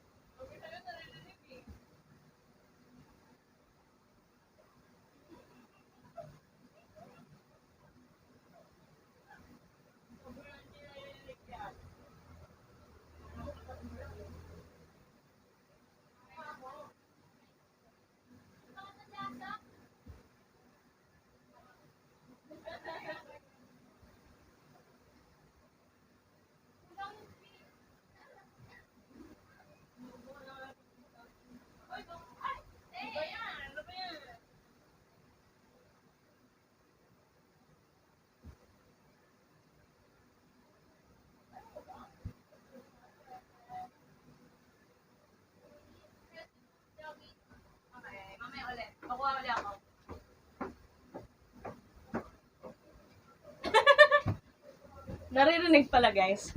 Sige, sabi ko sa inyo eh. Hindi lang ako nag-hallucinate. I can hear it.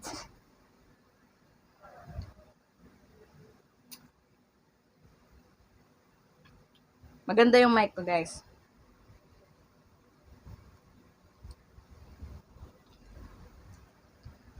Guys, maganda yung mic ko, guys. It's a Presto mic.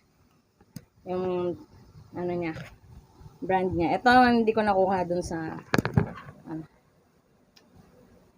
It's not sponsored. Pero ito yung brand niya, guys.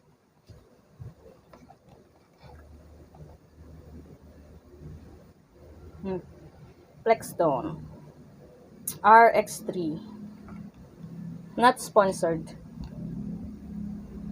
Hanap na lang kayo ng sponge na pwede nyong ilagay dun sa around ng mic. Yes, bago yan. Bagong labas. Send link ng Shopee. Hindi pa tayo sponsored ng Shopee. Orange basket lang daw tawag nun. Okay. Back to reading.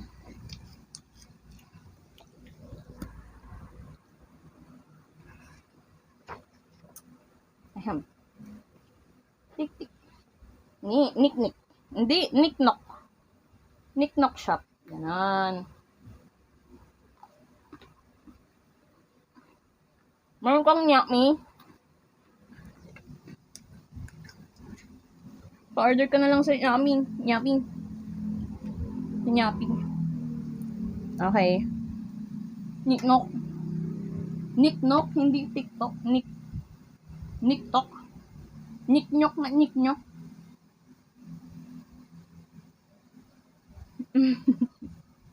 Naalala ko tuloy kanina.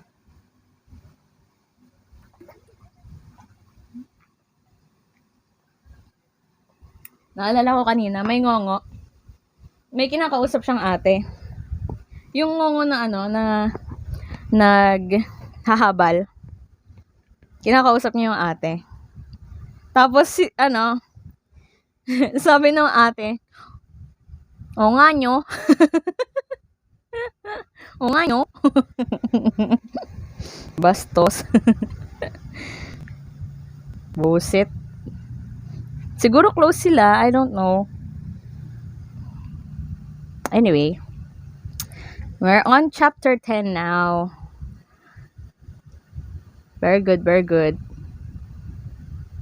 Yan. Dapat ganyan. Or, ito na lang iuusog ko, diba? Hala, ayaw. Saan ba nakalagay? Lagagi. Hindi ko mausog. The book. Yan. Yes, tama talaga yan. Na na na na na na na na.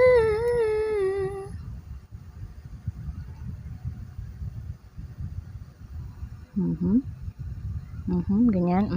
Okay, okay. Yes, Burbeck.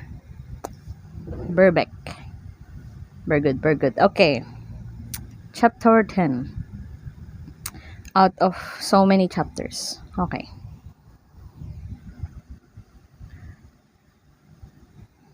I should speak for a moment about Frankie's absent mother and the shadow she cast on his young life. Frankie, of course, remembered nothing of Carmencita, the prayerful woman with hair the color of dark grapes.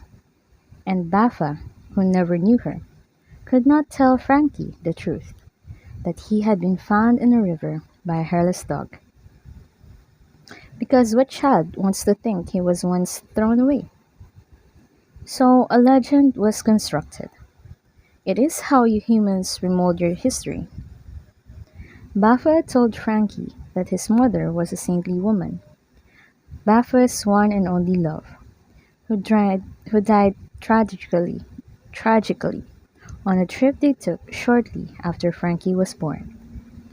This, Baffa figured, would explain why they never visited her grave at the cemetery in Villarreal.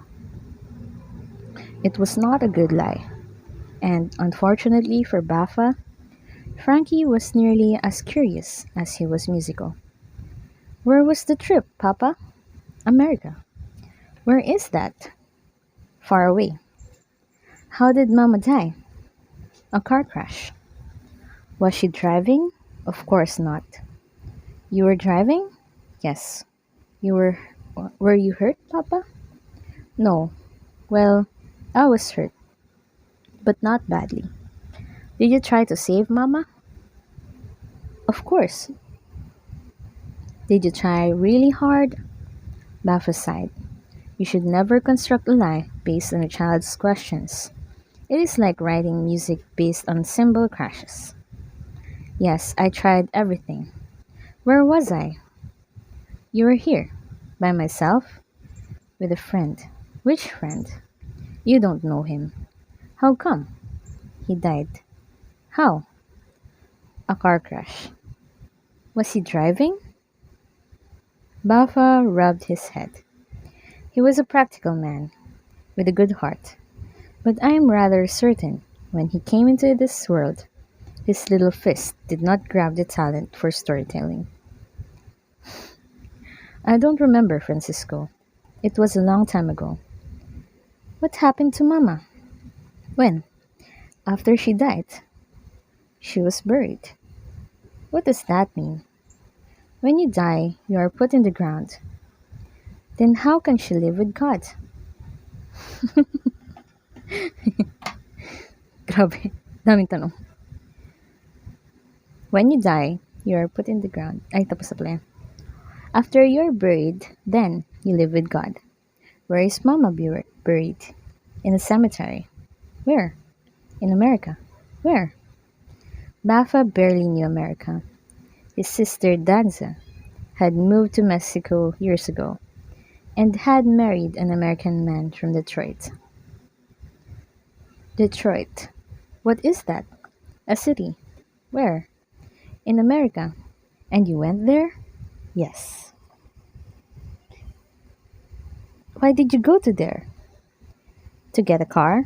Our car? A different car. The one that crashed? That is the one. Was Mama pretty? Very pretty. Did she love me? Very much. On this, Baffa told the truth, even if he didn't realize it. And then, with his head pounding, he shut down the tale. No more questions, Francisco. What did she look like? Please, is this her? Frankie held out a photograph. In it, a younger Baffa had his arm around Danza, his sister, a plump woman with light hair and dark lipstick. The picture was from years ago, the last time he had seen her, before she left for Mexico. Where did you find that? In the closet. Why were you in the closet? Is this Mama? Baffa sighed. Yes, that is her. No more questions, all right? Frankie gazed at the photo.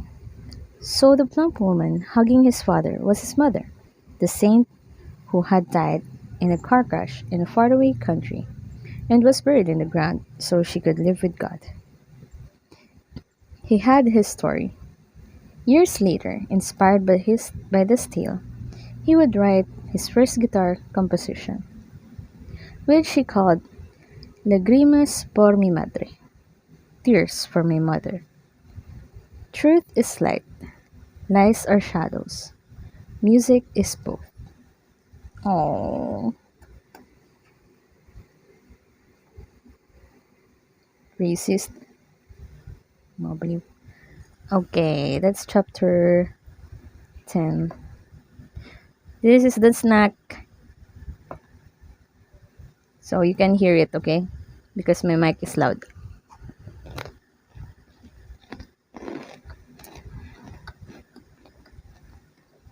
Corrupt. Hmm. Hmm. Hmm. Hmm. Hmm. Sarap. Hmm. Asan yung pusang kumikiling? Ganyo. Ay, meet Ganyu. Ganyu. Tama na. Tama na. Tama na. Tama na. Hmm. Hmm. Hmm. Gigil ako kay Ganyu. Okay.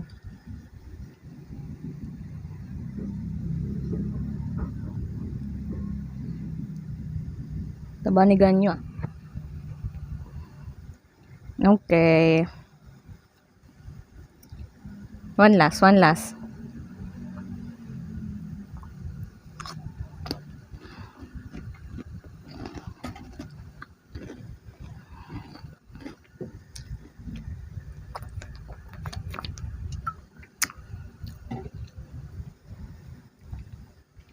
Okay.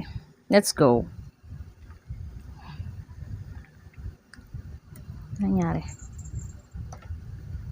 Ganyan. Yes, sir. Okay. Speaking of me, you have many words for how I should be played. In classical music, most of them are in Italian. Adagio, moderato. This goes back to what you called the Renaissance, when Italy was at the center of creativity, and musicians who went there invented hundreds of phrases from a tempos. Vivace, andantino, prestissimo. So far in Frankie's story, we have been going largo, slowly, or at least larghissimo, as slow as it takes at it eh, as slow as it makes sense. But with the looming funeral service, we must employ accelerando, going faster, perhaps reach adagietto or allegro. The next 3 years of Frankie's life, from the day he stole the phonograph to the day he left Spain in the bottom of a ship, contained the following developments. He grew 9 inches, lost 6 baby teeth, got in 4 fights at school, took his first Holy Communion, mastered a soccer kick, put pomade in his hair, had a girl plant a kiss on his ear, and run away laughing, learned to ride a bicycle, pray in Latin, and make bocadillos with sausage and olive oil. He wore, he wore his first bathing suit and saw his first tank, asked Baffa constantly to point out America on a globe, and slept with that photograph of the light-haired woman under his pillow every night, the one he believed to be his mother. He also practiced his guitar at least 3 hours a day in the garden, learning more than 100 songs and serenading the hairless dog with arpeggios and finger drills. Of his lessons with El Maestro, I can attest that he made extraordinary progress, measured by the fact that his blind teacher actually smiled sometimes when Frankie played. El Maestro even gave up smoking cigarettes, although this might have been due to the time when Frankie, using the lighter, accidentally set fire to a tablecloth, then doused it with wine before his teacher could warn him that alcohol might set the whole place ablaze. It did not, but such a scare can break a habit. Frankie spent more and more time in that flat above the laundry on Cristo Senegal Street, learning the proper classical techniques, turning the guitar neck away from his left shoulder, tilting it upward, putting his foot on a stool. El Maestro made him hold an orange in his right hand for hours to simulate the proper set of position for plucking the strings. And he constantly grabbed the boy's fingers to show him the fleshy part of the thumb and the angle of the nails that would bring out the purest sound. He taught him every inch of the guitar, the piercing high sounds of playing up on the neck. The volume and tone relative to the sound told how each string vibrated and could be picked, tapped, plucked, fingered, or strummed. Frankie also learned to work the phonograph he had stolen from the curb. El Maestro, at first, was furious. He insisted they throw the machine away. If the policia shut down the store, what do you think they would do to me, stupid boy? But when Frankie put the needle on the recording of Duke Ellington's orchestra doing Don't Get Around Much Anymore, El Maestro, El Maestro slumped in his chair with his mouth open and made the boy put the needle back 13 straight times. Eventually, he and Frankie listened to every disc that was in that pile many times over. El Maestro's favorite was a shellac recording of a gypsy guitar player named Django Reinhardt, from whom the teacher labeled "not of this earth." Frankie was partial to Louis is that Louis? Louis Armstrong, and the song Bill Bailey, Won't You Please Come Home, the lyrics of which he memorized. One day, as El Maestro ate one of Frankie's sausage bocadillos, the boy sang it for his teacher in perfect imitation. Won't you come home, Bill Bailey? Won't you come home? She moans the whole day long. I'll do the cooking, honey. I'll pay the rent. I know I've done you wrong.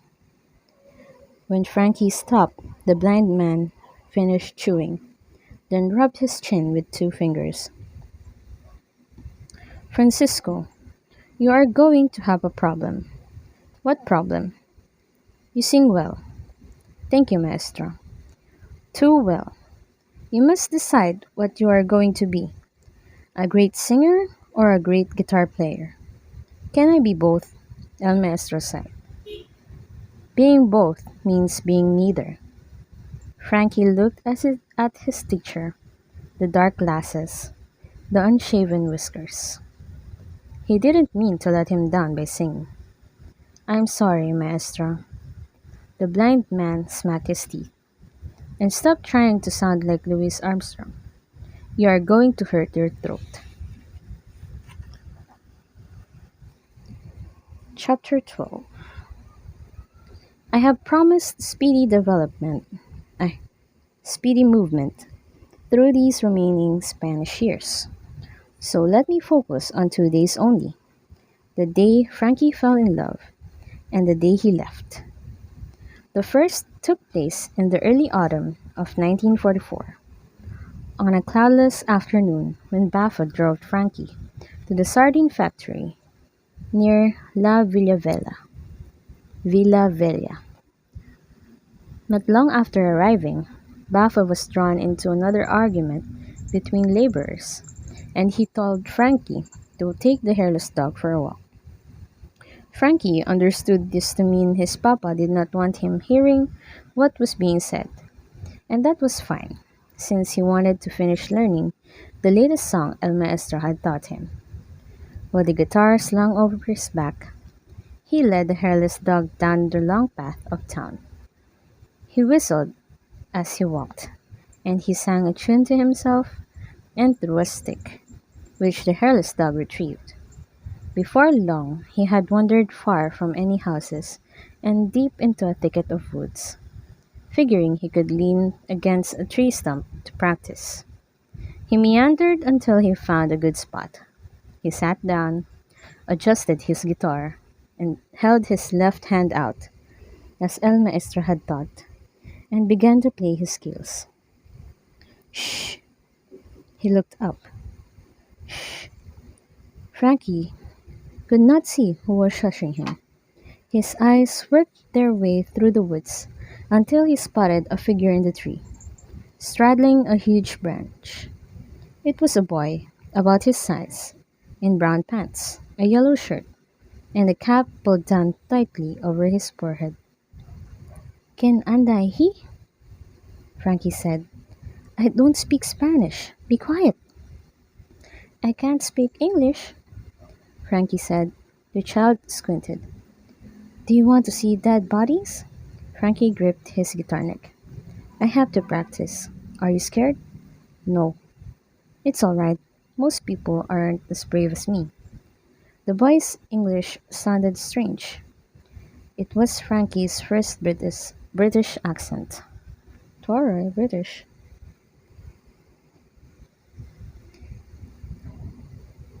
I'm not afraid. Prove it. How do I prove it? Climb up. Part of Frankie wanted to run. He had no desire to see dead bodies, but he had never encountered an English speaking child before, and he didn't have many friends, since most of the school kids still teased him for rubbing his eyes. He wondered if this boy knew any songs. All right, Frankie said, I'll come up. He wrapped his arms around the trunk and tried to climb. He got a few feet before falling awkwardly. That was stupid, the boy said, laughing. Frankie wiped the dirt off his shorts. The hairless dog licked his bare legs. Here, catch. The boy dropped a rope that was tied around the branch, gripping it and jumping. Frankie pushed his feet against the tree and began walking up the trunk. When he reached the branch, he collapsed. Hmm, said the bo- said the boy said. Only then, breathing hard, did Frankie realize that this was not a boy at all, but a girl with hair tucked under a cap. Her teeth formed a perfect little curve beneath her lips, and her skin was whiter, and her cheeks pinker than any Frankie had ever seen. Her eyes were the shade of pool water, which made her seem a bit dreamy, even when she was looking straight at him. You have proven you are brave, she said matter of factly, so you can be my friend. Something warm spread inside Frankie, who felt as brave as she suggested. Help me pull the rope up, she said. Why are you in this tree? I'm spying. What does that mean? You don't know what spying means? Frankie shrugged. I'm seeing secret things that no one is supposed to see. Why? So I can tell my daddy. He's very important, you know. Frankie shrugged again. Only brave people can be spies, like my daddy. Where is he? I don't know. He's on a secret mission. But when he comes back, I shall tell him what I saw. What did you see? The dead bodies. Look. Frankie had almost forgotten about this part. He looked to where she was pointing and saw a large clearing in the woods where the dirt appeared different from the dirt surrounding it. It had been dug up, churned, and replaced, as if covering something. Nearby was a deep, empty hole beside another mound of dirt. They dug it this morning, the girl whispered. That's where they'll put them. Put what? The new ones. Before she could elaborate, a military truck came rumbling into the woods, crashing weeds and twigs in its path. The girl stiffened and grabbed Frankie's forearm. He stared at her small white hand, her fingers thin and delicate in their grip. Frankie spent a great deal of time looking at fingers. Guitarists often do, and he would never forget his first look at hers. Don't talk, she whispered. The military truck came to a halt. With the engine still running, a band of men jumped out. They wore scarves over their mouths and noses. There was fast movement. Something was unlatched, and then the men were pulling bodies from the back. 6 bodies, barefoot, still wearing clothes, which were darkly stained and wet. They seemed, to Frankly, to be deeply asleep, so asleep that they bent when carried, like long sacks of rice. He wanted them to stir, to say, "Hey, put me down, I'm awake now." But they never even flinched. With the rumbling engine drowning out any sound, the soldiers silently threw the bodies in the hole, one atop the other, with no more emotion than dock workers unloading crates. They returned to the truck and brought out long metal shovels. Minutes later, enough dirt had been thrown on the corpses that Frankie and the girl could no longer see them. The soldiers didn't speak. They just packed the dirt with the back of their shovels and stomped on it with their feet. Once finished, they hurried back into the truck, pulling the doors shut as they rumbled away. Suddenly, it was terribly quiet, as if the earth itself were too stunned to breathe. I know this sound. Silence is part of music. But just because something is silent doesn't mean you aren't hearing it. Frankie looked at the girl. A single tear fell down her cheek. As she stared at the freshly covered graves, she put her hands together in front of her and spoke in a soft, deliberate voice. Her words Cathol- were from the Catholic ritual of Santa Misa. Come in haste to assist them, you saints of God. Come in haste to meet them, you angels of the Lord. Enfold your arms, ye souls, and take your burden heavenward to the Most High. She turned to Frankie. Somebody has to say that for them, or else they won't get to heaven. She wiped a tear away with a knuckle. We can climb down now, and you can play me your guitar.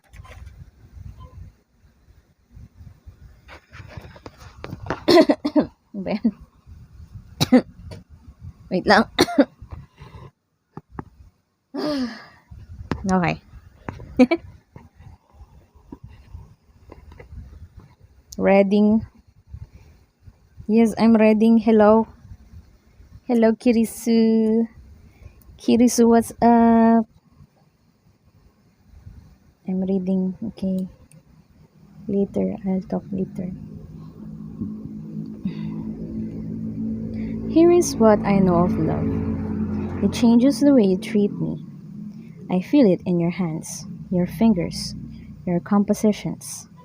The sudden rush of peppy phrases, major sevenths, melody, lines that resolve neatly and sweetly, like a valentine tucked in an envelope. Humans grow dizzy from new affection, and young Frankie was already dizzy when he and the mysterious girl descended from that tree. They walked together without talking. She led him to the lip of the burial field. "Not so close," she said, when he edged up on her heels. "Sorry," she smiled. "You're still afraid." "No, I'm not. The soldiers won't come back." "How do you know?" "They never do." "Were all those people dead?" "Yes." "How did they die?" "They probably got shot." "Why?" "Because there's a war. My daddy says the Generalissimo kills whoever he wants." Frankie had heard this name before. Generalissimo. It made him shiver. "I don't like war," he said. "I hate war." "Me too. You talk funny." "No, I don't." "Where did you learn English?" "From my teacher." "Your school teacher?" "My guitar teacher." Frankie swallowed, realizing he had just violated El Maestro's trust. "You can't tell anyone." "I won't. It's a secret." "I can keep a secret." She looked at his guitar. The hairless dog looked at her, looking at it. "Can you really play?" "Yes." "Play something." "For you?" She turned to the freshly dug field. "For them." "What should I play?" "I don't know. Something that says we won't forget them." Frankie wanted very much to please her. He thought about all the music he'd learned. He recalled one of the stolen discs, a song from the Philippines that his teacher said was sad enough to melt the phonograph needle. El Maestro had taught it to Frankie. Its title was Maalaala Mo Kaya, written by a Filipino composer named Constancio de Guzman.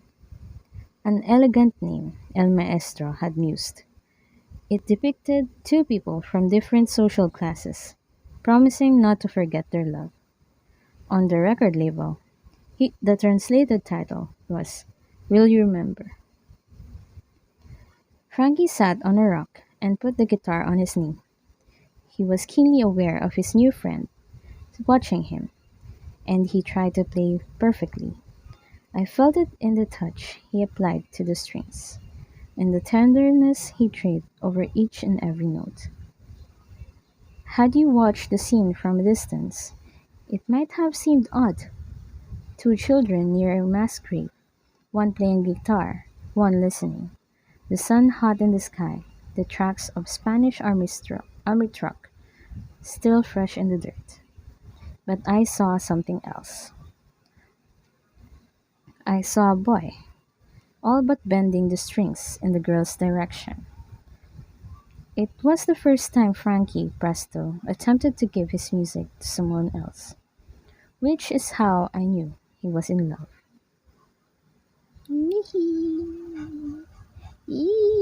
Bata pa na in love na.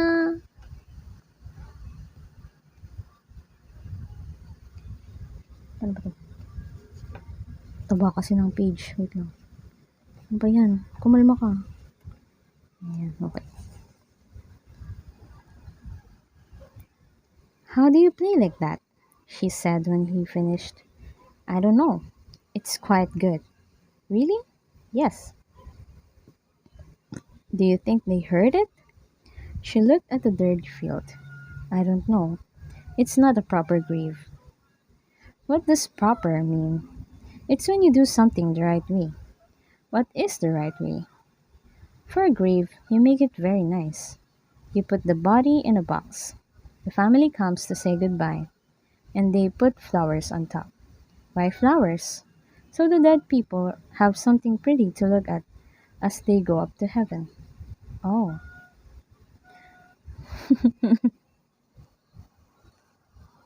Tanya, huwag ka maingay.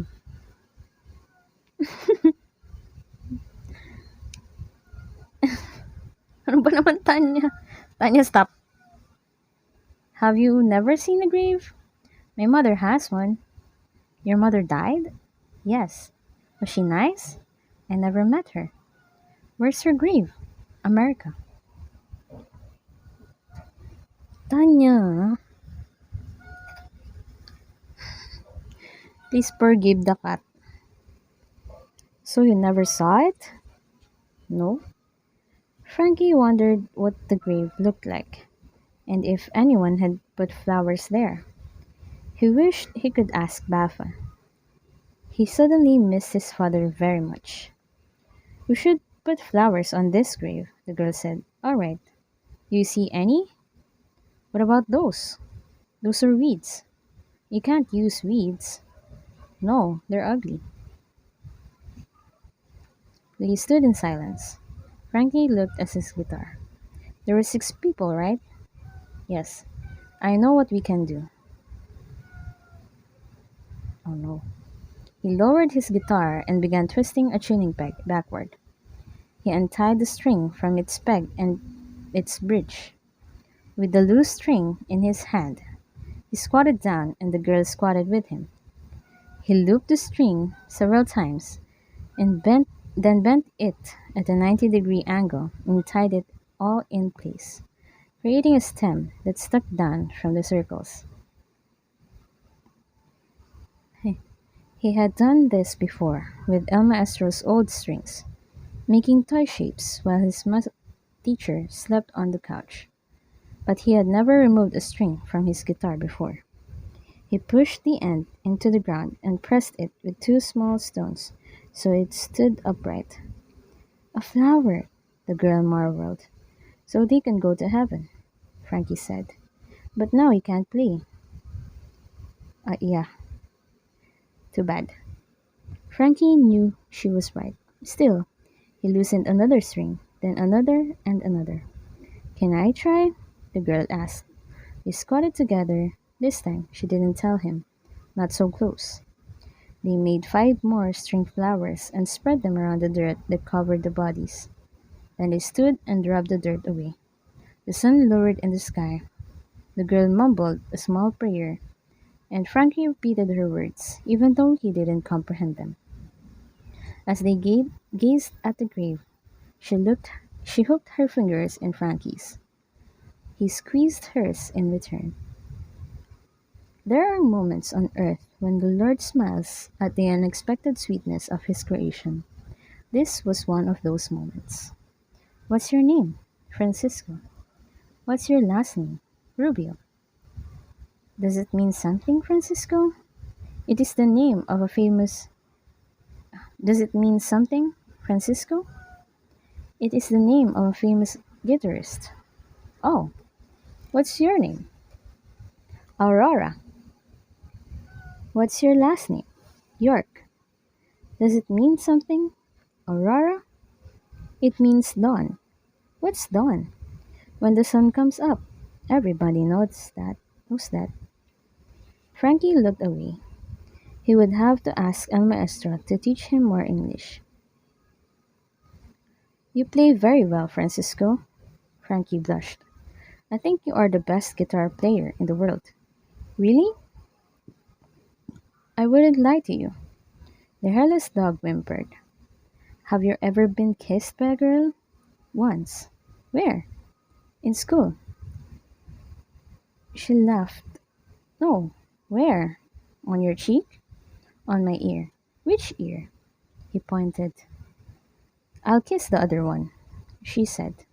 And she did, softly, quickly, and then, as if quite happy with herself, she leaned over and patted the hairless dog's head. Frankie blinked. Aurora, he said, as if practicing. Aurora. She smiled as he said her name, and she smiled back, and he smiled back. And without even knowing it, he had joined another band. From that moment on, Aurora York was in Frankie's music. That day, that night, and forever. Rory? Pa naman tong mga batang to? Aga-aga? Aga-aga naman mag-ano? Charot. We're almost. Ano ba yun? Ba't ba? Snack time. Doon ka humingi sa mga ng mga tao sa baba.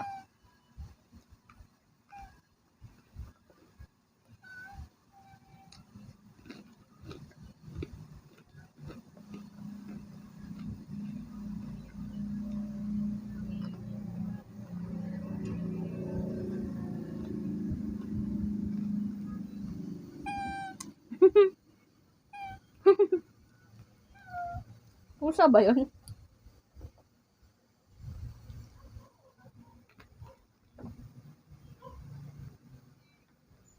Parang di ka pusa, Tanya.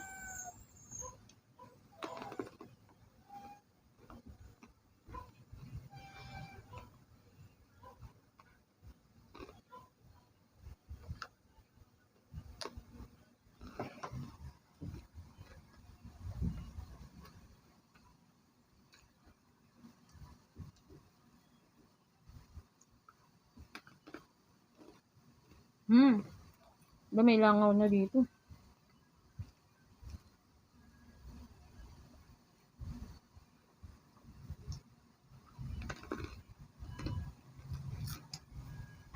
Okay.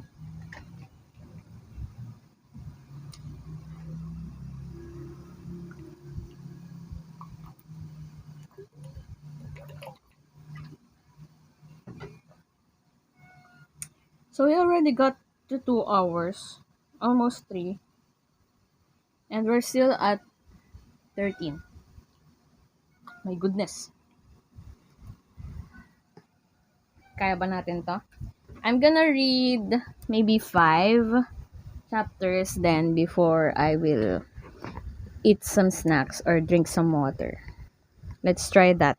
Let's try that first. And again, I apologize if um I'm not gonna check the chats as often as the normal. So yeah, I'm just gonna um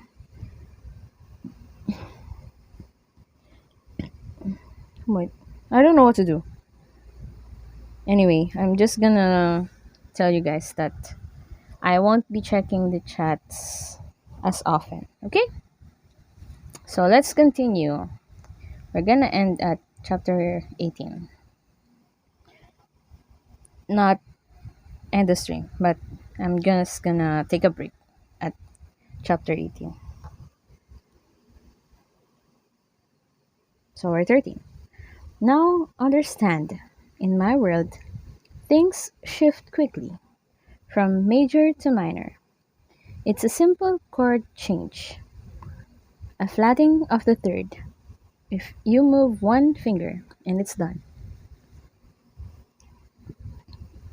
Frankie left the woods that day in a dreamy state, the hairless dog walking beside him.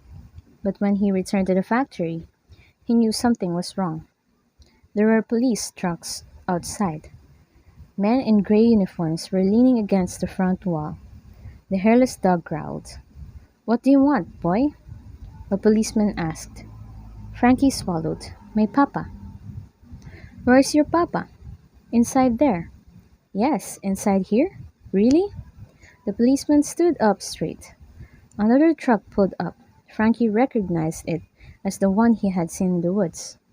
The soldiers who had earlier been burying bodies stepped out and lit cigarettes. Frankie's heart was racing. "Who is your papa?" the officer asked. The hairless dog began to bark. "Shut up, beast." The man pulled his gun. "No!" Frankie screamed. The man fired and missed, the bullet raising smoke from the dirt. The dog raced away. "Now," the policeman continued, "who is your papa?" Just then the front door of the factory swung open, and one of Baffa's workers came stumbling out with his arms tied at the wrist. Two policemen stepped out behind him. "Luis!" Frankie yelled. "Luis, where's—" Luis glared hard and shook his head. Frankie went silent. "Is this man your father?" the policeman said. "His father isn't here," Luis yelled. "He's out sick." "Quiet!" shouted the officer holding him. He jammed a stick into his ribs, then pulled Luis toward the truck and shoved him inside. Frankie saw two other workers already in the back seat. They looked terrified. "Is that true, music boy?" Frankie felt tears running down his face. "Speak, boy. Is that true? Is your father sick at home?" "See," Frankie finally whispered. "Then why did you say he was inside?" Frankie stared straight ahead. "I wanted water." "Get water somewhere else and give me that guitar. I'll show you how a Spaniard plays." Without waiting, the officer yanked the instrument from Frankie's back. He flipped it over. "What is this? There are no strings," he spat. "You need strings to play a guitar, boy. Has your papa not taught you that?" He flung the guitar, and it landed in the dirt. The others laughed. "Francisco, go home," Luis yelled from the truck. The officers laughed again. "Yes, Francisco, go home. Tell your father there won't be any work tomorrow or the next day." Frankie turned and ran, his feet making a crunching sound on the gravel as he broke away. He ran 9 or 10 paces, then stopped, ran back and scooped up his guitar. The policeman laughed again. "Better find some strings," one of them yelled, but Frankie was already disappearing, his breath filling his chest so deeply He felt as if he swallowed all the air in his country. He ran a long way. When his legs gave out, he walked. Then he ran again. A truck of gypsies pulled alongside him. They offered to take Frankie to Villarreal for all the coins in his pocket and his guitar. He reluctantly handed it over. He crawled in the back, the gypsy's eyes upon him, and wedged between a sack of potatoes and a snoring woman in a black shawl. As the truck headed west, it was passed by a military vehicle that would stop at the sardine factory and unload an officer who, upon hearing that a boy had been there and had run away, slapped the face of the soldier and yelled, "That was the bastard, the Rubio boy." But by that point, Frankie was bouncing in the back of a flatbed, trying not to cry. It seems cruel to say that he never saw Baffa again, but it is true. On the same day Frankie Presto found love, he lost his home, major to minor.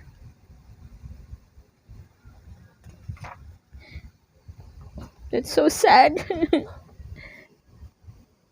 Abby Cruz, songwriter, producer. I met Frankie Presto in a cubicle. It's true, I was 20 years old and had just started working for Alden Music in New York City, in an office building on Broadway. They put songwriters like me in cubicles, one next to the other. Neil Sedaka was there, Carole King, Jer- Jerry Goffin, Cynthia Weil, Barry Mann. Our job was to write hits. You had your piano and your little table and your ashtray. Everyone smoked back then, and you pounded away. It sounds strange now because we could hear each other working through the walls. But that actually inspired us. It was a competition. An awful lot of famous music came out of those cubicles. On Broadway, Breaking Up is Hard to Do, Will You Still Love Me Tomorrow. I never had any hits that big. I was struggling, hoping they wouldn't fire me. They paid $50 a week, and they expected you to make money in return. I was the only Latino writer working there, so there was never any call for speaking Spanish. But one day, in 1961, I was pregnant with my first child, so I was really hoping they wouldn't fire me, and everyone was out to lunch except me. I was desperate to write something big. I was playing the piano, this one hook that I thought was good, and all of a sudden I hear a guitar. It caught my ear because, for one thing, there weren't a lot of guitars around, and this one was playing a solo over my piano chords. I stopped and it stopped, so I started again, and sure enough the guitar starts playing again, a fast little solo. So I tried something tricky. I played a song my Colombian grandmother had taught me, La Malagueña, and I heard the guitar take off on it, playing like crazy. So I stopped and said in Spanish, "Okay, who's doing that?" And from the next cubicle out pops the most handsome man I've ever seen. Black hair, blue eyes, wearing a pink shirt and black slacks. Slacks. And he says, "Hola, me llamo Frankie." I knew him right away. He'd been on the Ed Sullivan Show twice, and American Bandstand. "I Want to Love You" had been the number one record in the country. I mean, everyone in the business knew Frankie Presto, but I had no idea he spoke Spanish. We all thought he was from California. Anyhow, there I am, pregnant out to here. And I say, "Hi, I'm Abby." And he says, "How do you know La Malagueña?" And I say, "What are you doing here?" And he says, "Hiding." He points to the window, and I walk across and look down, and there's a mob of young girls holding his records, crowding around the front entrance. It turns out he was there with his manager. Tappy Fishman, who was meeting with our company about songs for Frankie's next album. I got excited because I thought maybe I could write for him. But he told me he didn't really want to record other people's material. He was just going along to be polite. I think an artist should sing his own songs, he said. You wrote I Want to Love You, right? Yeah, for a girl? Uh huh. Did she like it? I don't know, he said. She disappeared. I couldn't believe I was alone with him. I asked what it is like to be that famous. He was in Life magazine, was friends with Sinatra and Bobby Darin, all that kind of stuff. And he laughed and said it was usually fun, except when he had to run from screaming women. He'd actually hurt his ankle once from jumping from a fire escape. Only when he was leaving did he ask, when's your baby coming? I appreciated that, since with most men it was the first thing they mentioned. I told him 6 weeks, and I was just hoping they wouldn't fire me before then. He said, they won't fire you. We write good hooks. And then he said, one day I want to teach my kids music. So my daughter was born, and I took a few months off. When I returned to work, I discovered in my cubicle a basket of toys and a note that read, congratulations, signed the guitar player next door. Inside the basket was a piece of sheet music for a song called No No Honey. Under the title it said, written by Frankie Presto and Abby Cruz. Well, I must have stared at it forever. Then I slapped it on the piano and played it. The hook was the chorus I'd been playing the day he came in.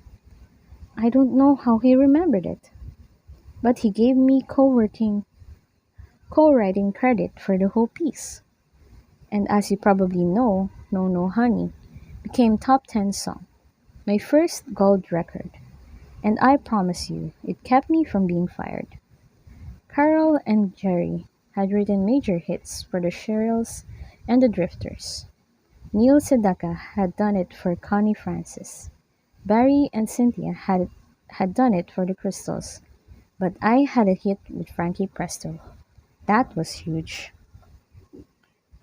Over the next few years, he'd send me little notes at the office congratulating me on writing this or that. He always added sing your own songs, and he always signed it the guitar player next door. Then the notes stopped. I didn't hear from him for years. I know he went through a lot, and he stopped making music for a long time.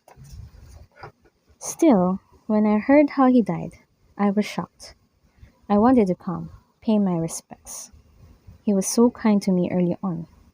Without him, I might have been out of the music business altogether. No, no, honey, put my daughter through college. I do find it strange, him being buried in Spain, because I remember him saying something very harsh about this country once. It was the last time I saw him. In New York, 1964, an industry thing at a big hotel. By that point, he'd had all those other hits, like Shake Shake and Our Secret, but he seemed a little less happy go lucky. He was wearing a yellow suit and sunglasses, and was standing with his manager and his fiancée, the actress. I forgot her name. I had my little girl, so I didn't want to bother him. But as soon as he saw us, he raced over. This is the baby? He asked. This is her, I said. How old? 3. Wow, your fiancée is beautiful, by the way. Thanks. Is she the one you wrote I Want to Love You for? Nah. He bent down to ask my daughter and sang her Do Re Mi. When he finished, she hugged him. Where are you getting married? I asked. Hawaii. Really? Tappy is taking care of everything. We have family in Hawaii. I'm from Spain, remember? Then why not get married in Spain? His face tightened up. I'm never going back there again, he said.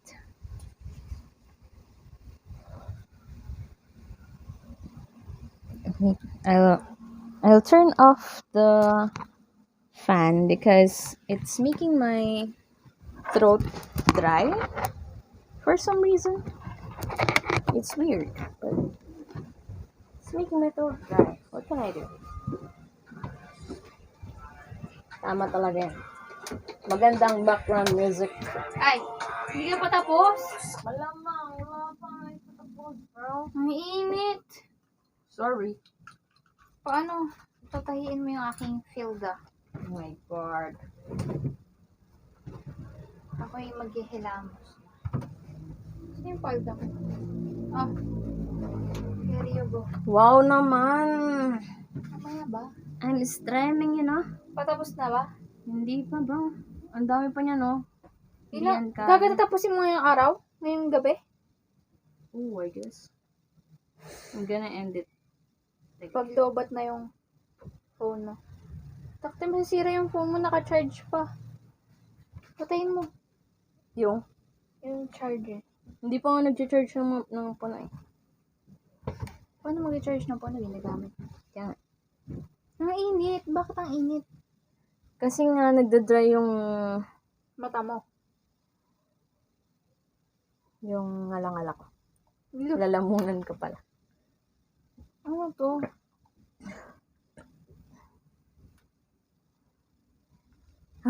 Pwede na mahiram ang tablet.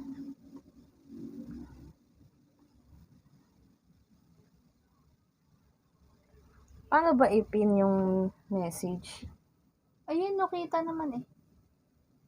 Ipin nga eh. Hilo daw, hilo. Kanina pa yan eh. Ay ba? Paano ko ba ipipin? Hindi na ako nag-i-stream.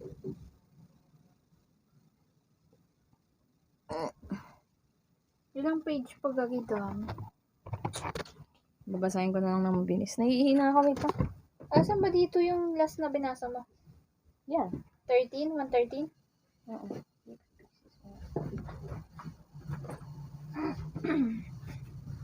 Natutuyo yung lalamunan ko. Hindi ko alam kung bakit.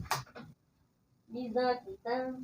Hey guys, what is up? My name is Rain, and today we're going to read the next page.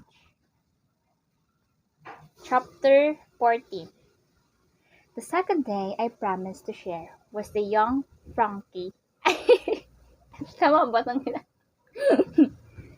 Frankie left his homeland for good.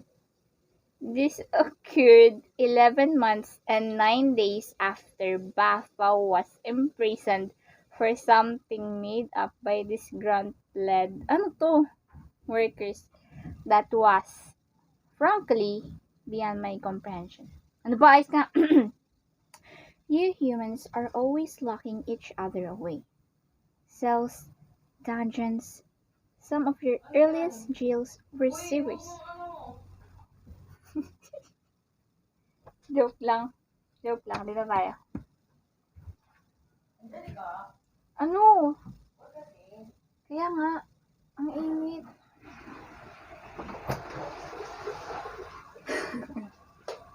Hilamos muna ako. Okay. Tapos, you're gonna do this. You're gonna... Sukatin mo na kasi. Ito.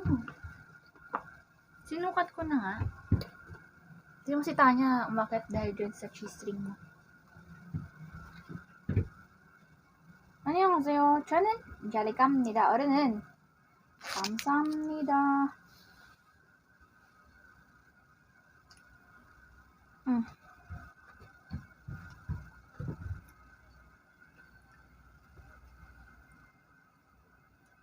Baliktarin mo ulit. Ay, oo nga pala.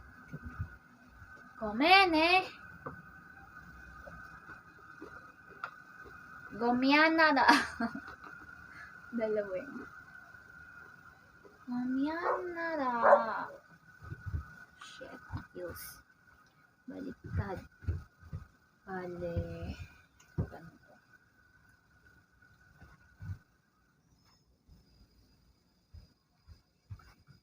Nalasing. Kagabi.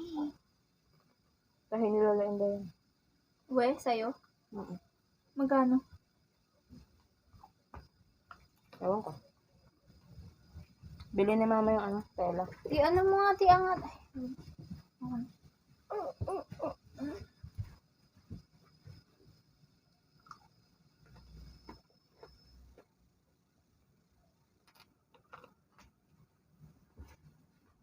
Nung grade 3 ko pa yan yata. What? Grade 3, ganito kalaki? Tangkad mo. Hindi ah. Hanggang grade 2 ka yan.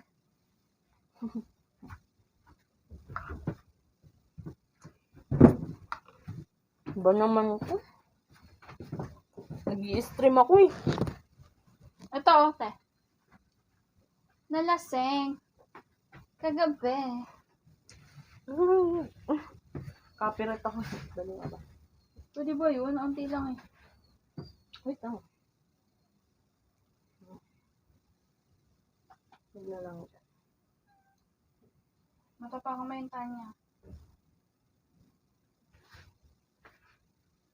Wait guys.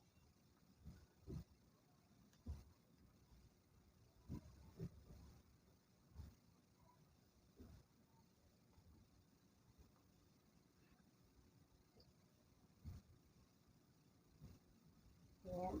Yes, ma'am.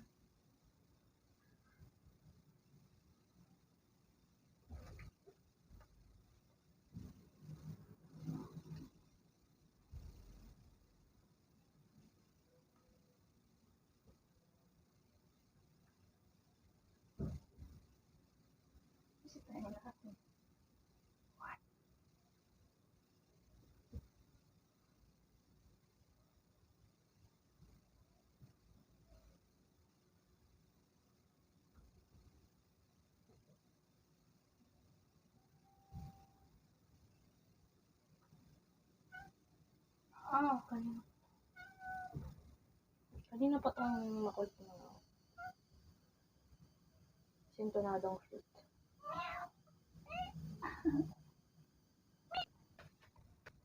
Ba't hindi pantay yung pano?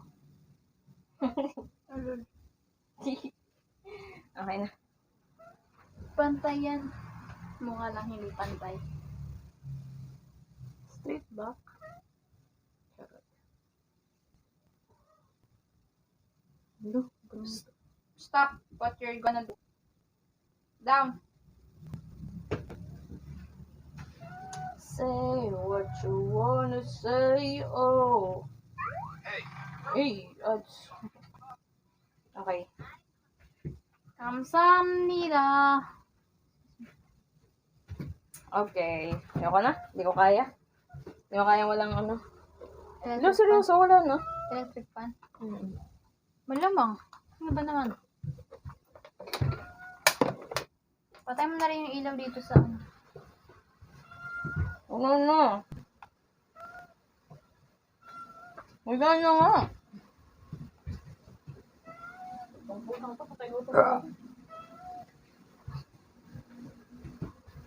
May ano dito ah. Monster.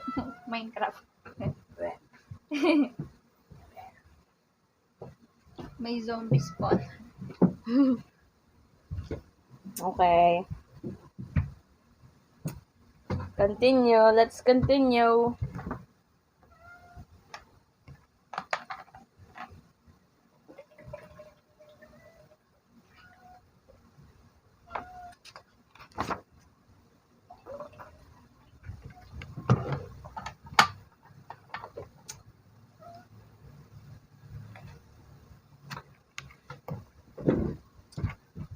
I will put it here. Doon na, maaari ka na mag-umpisa magbasa. Chapter 14. Second day of Lalalalalalala. was the young. Hoy. What's Ako that? ako nga eh. Parang ewan naman ito. Pwede ko bang ilagay na lang to dito? Look, nalaglag na wala yung ano. Frankie left his homeland. Sorry. This occurred. That. I want to put the microphone down like that. Girl, bumili ka ng stand. Yun nga eh. Go. Joke lang. Lalagay ko na lang. Ano ba yan? Patingin nga, this occurred 11 months and 9 days after Bapa was imprisoned. This occurred 11 months Weh? and 9 days after Bapa was imprisoned.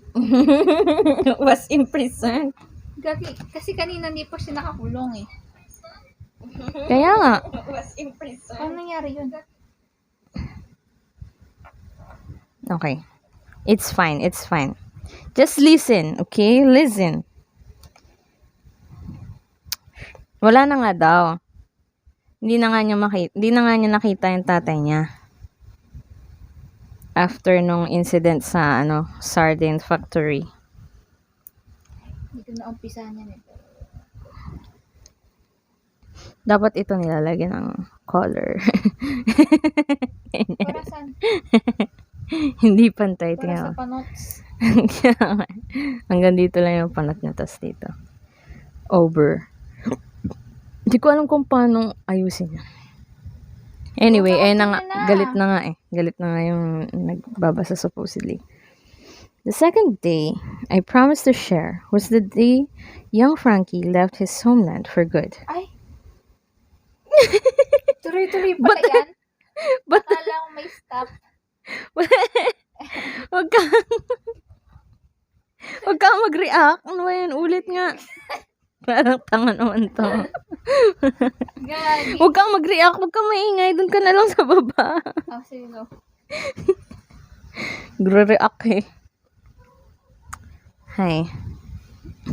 Ganun pala magbasa. Ulit. Huwag ka na maingay ha, please.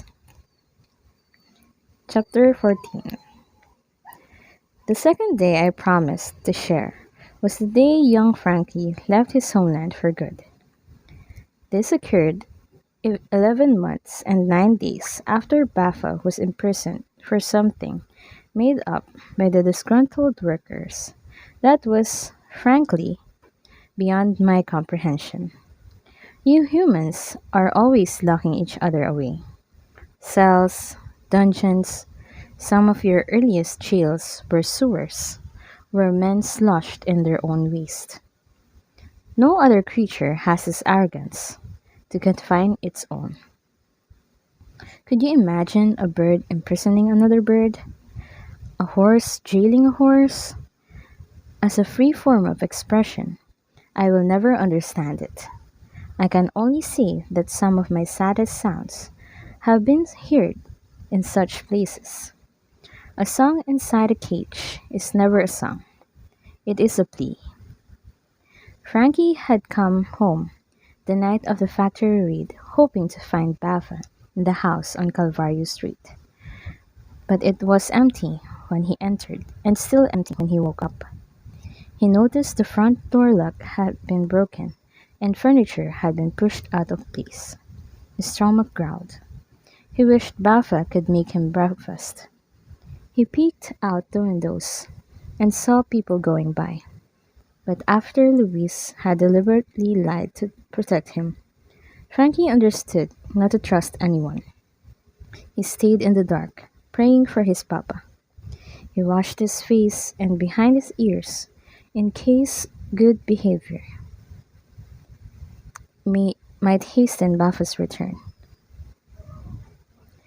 Without a guitar, he could play no music, and he was too afraid to turn on the radio for fear someone might hear him. Soon the silence grew so loud, Frankie put his hands over his ears. I wanted to comfort him, to drape him with a soothing melody, but I knew at that moment he was once again being watched, and I dared not to interfere with such fates. Instead, Frankie hid inside for 2 days, eating from jars and drinking water from the sink. He saw Baffa's face with every blink of his eyes, saw him humming behind the wheel of the Italian automobile, tapping his foot as Frankie practiced, leaning over to kiss the boy goodnight. On the third morning, Frankie heard a scratching at the door. He feared it was the soldiers and ran out back to the garden.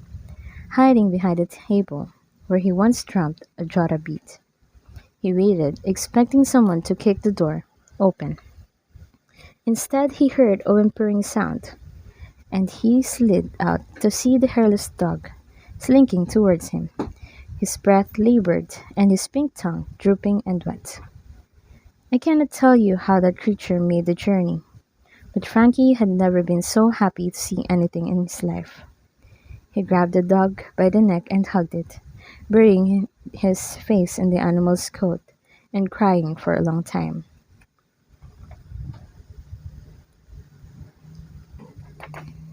They lay there together in the garden, two members of the trio, missing their third. Everyone joins a band in this life.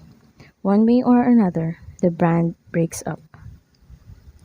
That afternoon, Frankie changed his shirt, tied his shoes, pulled on a tweed cap, and took the hairless dog with him out the back gate of the garden. An hour later, a police car would arrive, and two officers would again search the house. This may seem highly fortuitous, but when a higher power has plans for you, life can be full of near misses. Frankie walked with his head lowered and the cap pulled down until he reached the laundry on Cristo Street. He climbed the steps. He banged on El Maestro's door. No answer. He banged again. ¿Quién es? Came the raspy voice. It is me, Maestro.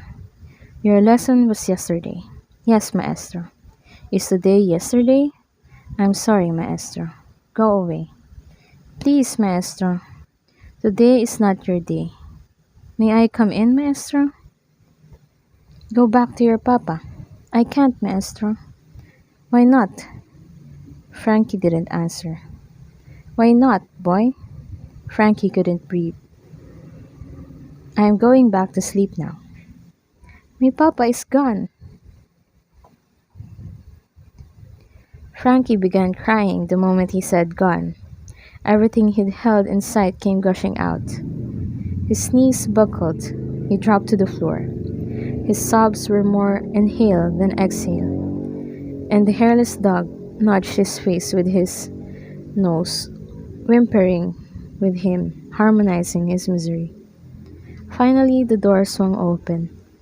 Frankie grabbed the bottom of his teacher's legs and squeezed them tightly. The blind man stood with the dark glasses on his nose, tilting his chin upward. You will come inside and eat, he said softly. Then you will tell me what happened. He shook his head. This country has gone to hell. Suffice it to say that Frankie and the hairless dog lived with El Maestro from that day until the night Frankie boarded the ship. I will skip over most of the details for now. We do have a funeral service to get to. But I will tell you that student and teacher had a profound effect on each other, as humans thrown together by trauma often do. Frankie slept on a sheet beneath the kitchen table, and in the morning he swept the flat and wiped dust from the guitars. He bought food from the markets until the money in El Maestro's drawer was gone. Then he stole from bakeries and fruit stands. He backed up to their edges and slipped the goods into his jacket pocket. When El Maestro discovered what Frankie had been doing, he scolded him harshly. You have lost enough, boy. Don't lose your soul as well. How will we eat? Are you hungry again? Yes, Maestro. The blind man fumbled for his wine. Having never had children, he'd been unaware of how much he had to feed them. He heard Frankie take his place under the table and mumble, Good night, Maestro. He heard the hairless dog whimper, as if echoing him. He stayed in his chair until the last of the wine was gone. Then he rose and went to bed. The next day he woke up early, bathed, shaved his face, put on a pair of leather shoes, and tucked in a clean white shirt. He asked Frankie how he looked, and when the boy said, like you were going to work, he informed Frankie they were heading out. Where are we going, maestro? Just take me where I tell you, he paused. Bring the dog. Ouch. Minutes later, Frankie was leading them through the streets of Villarreal, along Calle Mayor, and down a side street of shops and awnings. They were going back to the old taberna, the place where Baffa first saw the blind man perform. When they entered, El Maestro lifted his nose and turned his face both ways, as if recalling the room by scent. He then announced loudly, "I wish to see the owner." When the man approached, El Maestro sensed him before he spoke and immediately held out his hand. "We meet again," El Maestro said. "So we do," the owner said cautiously. "I come today with a proposition. I am offering to allow you to host my playing again." "Why would I do that?" "Because I am good. Not when you're drunk. No longer a concern." "So you say." "So I do." "What are you proposing?" "Two shows each night, in exchange for a fair wage, of course."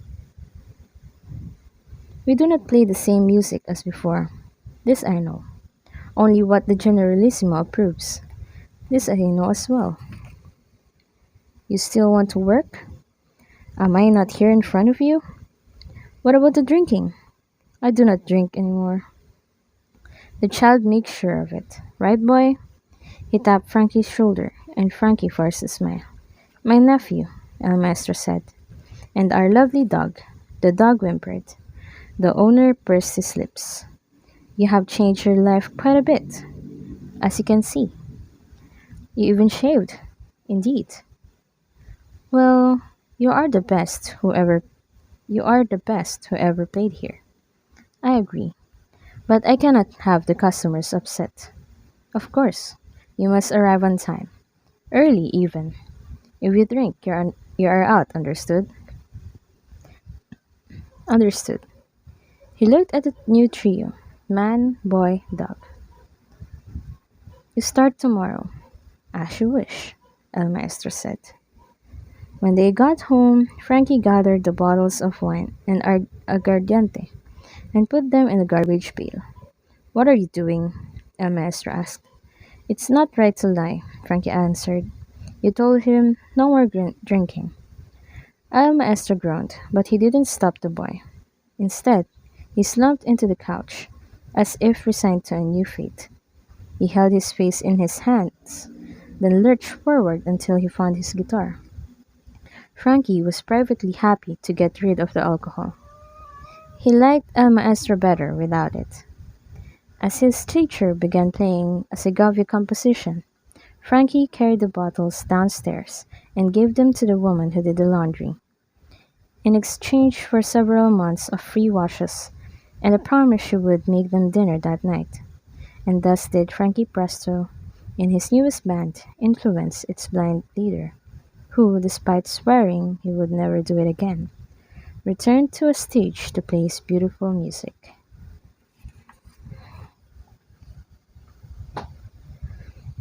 Perhaps you are wondering about Baffa, that poor, simple soul. Frankie wondered too. In the beginning, he asked El Maestro about his papa every morning, but there was no word. I have mentioned how the fear of tyrants choked humans. To even inquire about a disappeared person in those years meant you might be the next. The world was at war. Spain was under martial law, and anything that offended the Generalissimo's political or religious beliefs was punished by prison, even death. El Maestro told the boy it was too dangerous to speak about Baffa outside the house. In time, Frankie stopped asking altogether. But being silent is not forgetting. And the child never forgot his papa. Each night before crawling under the kitchen table, he would turn on the stolen phonograph and listen softly to an Ella Fitzgerald recording of A Tisket, a Tasket, the song about losing a brown and yellow basket. In the song, Ella pined for her basket and wondered where it could be. and the men in her band responded, "So do we, so do we." Frankie felt the same way about Baffa. "So do I, so do I." Where could he be? The song gave him comfort. That is often why you come to music, isn't it? To feel that you are not alone. Meanwhile, during the daylight hours, Frankie studied intensely with his newly sober teacher. It would be the boy's most fertile musical growth period, as he no longer went to school, an arrangement that did not bother Frankie at all. The two of them worked hours at a time on the guitar. Before he turned 9 years old, Frankie could already play multiple styles, from jazz to flamenco, turning his fingernails inward to strum in the rasgueo technique. Going classical, he could finger-pick with great speed through difficult arpeggios that made it sound as if one hand were playing a bass line, while the other hand played a cascade of notes. El Maestro, despite his blindness, painstakingly taught Frankie to read music through description, listening, more description, more listening. The teacher could hear even a single note out of place, and insisted Frankie check the sheet music and read him where every dot, line, sharp and flat occurred. Although his cheeks were soft and his thick hair carried the sheen of youth, the boy's music displayed a sensitivity beyond his years. An old soul is how you sometimes describe it. But talents like me have been inside you since creation. Every artist is old in that way. Frankie even mastered much revered 12 etudes of Heather Villalobos, which were extremely demanding in how they stretched his left fingers. If he complained about how hard they were, El Maestro would tell him, "Mr. Lobos lived with cannibals in the Brazilian jungle to learn this music. That was hard. What you are doing is not." "Is that really true, Maestro?" "What? That story?" "Of course. Cannibals?" Maestro sighed. "Man suffers for his art, Francisco. That is what you must remember. Sometimes it is cannibals. Sometimes it is worse." Although Frankie asked many times, he was forbidden to accompany El Maestro to the taberna. "You must have your sleep," El Maestro said. Instead, a mustached conga player named Alberto came by each night to take the blind man to work. "Tu tío es un gran artista," Alberto often said. "Your uncle is a great artist." "You say," Frankie replied. "I know." Sometimes the boy would wake up in the morning and smell a faint trace of perfume. He thought about the dresses in the closet, and he wondered if a lady had been there while he was sleeping. It made him think about the pink cheeks and the thin white fingers of Aurora York. And after in the afternoon they had together before everything changed. "Maestro?" he asked one day as they ate breakfast. "When is the right age to get married?" "Are you not telling me something, Francisco?" "No. Have you met a girl?" "Once." "And you want to marry her?" "Maybe." "Where did you meet her?" "In the woods." "Was she a fairy?" "I don't think so." "Did she have strange eyes?" "Yes." "Was she kind and helpful?" "Yes." "Have you seen her again?" "No." "She was a fairy. An Anjana." Don't fall in love with fairies, Francisco. They are not real. She was real. She sounds like a fairy. She was not a fairy. All right, she was not a fairy. He chewed and swallowed and then tapped the table until he found his coffee cup. "If she was real, you will see her again." "When?" "When it is time." He sipped his coffee. Frankie scowled. "Whose dresses are in the closet?" He didn't mean to ask that. He was angry, and it just slipped out. The blind man put down his cup. "Finish eating, Francisco." Every loss leaves a hole in your heart. El Maestro, as you may have surmised, suffered a great loss earlier in his life, one that led him to a drunkard's despair. His wife died, the beautiful woman who would lead him from the stage and plant a kiss on his lips. Once she was gone, he wanted nothing from this earth. He let himself sink into melancholy, into drinking, into a haunted, restless sleep. If he could have unplugged his heart and shut the lights on his memory, he would have. But over the months with his new protege, the teacher healed considerably.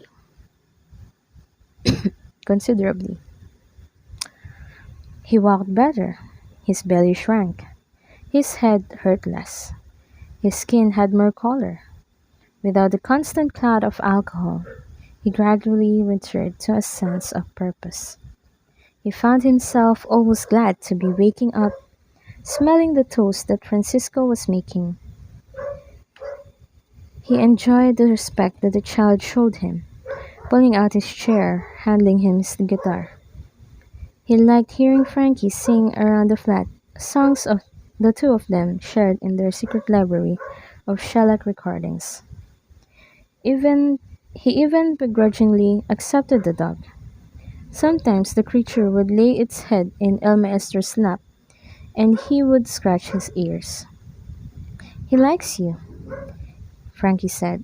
"He smells like gutter water," El Maestro said. Deep down, the blind man knew that Frankie remained heartbroken over his father, and having come to care about the boy himself, he could only imagine what pain Bafo was going through. So one night at the taberna, El Maestro took a chance. He asked the owner if there were any soldiers in the audience. Yes, he was told, a group of them sitting near the front. "Introduce me," El Maestro said. Throughout the evening, he played many flamenco favorites, the kind of music the Generalissimo approved of, and he dedicated them all to the brave men serving our leader. People clapped and the owner smiled, and the soldiers were appreciative. Later, they invited the guitar player to sit with them. He bought them drinks and told them stories, and bought more drinks and laughed in a way that he never usually laughed. It was deep down agonizing for El Maestro. He had an ugly history with war and had no use for soldiers or generals. But like practicing skills, some things you endure for a reason. As the soldiers drank more and more, he braved a few questions. By the end of the night, he learned the fate of sardine maker named Bavarubio. On August 3, 1945, 2 days before Frankie left the country for good, El Maestro paid a visit to a prison many miles outside Villarreal. It took lies and bribes and a gypsy on a motorcycle to accomplish. More details are unimportant to the story. What is important is that afternoon, in an empty yard behind a red brick jail, a final conversation took place between the unmarried man who found the baby in the river and the blind guitarist who taught him his destiny. They spoke for 24 minutes in a whispered mosso pace. Seventh fourth time, a jerky interrupting the rhythm. Buffer Rubio, who was pale and bruised, and much thinner than he had ever been, saw the man with the dark glasses and began to tremble.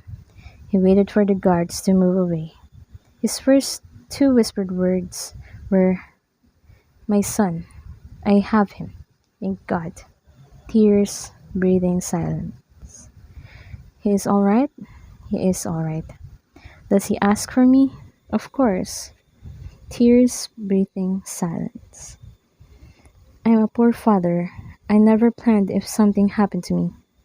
I'm watching him, Senor Rubio. You must not tell anyone he is mine." "Why not?"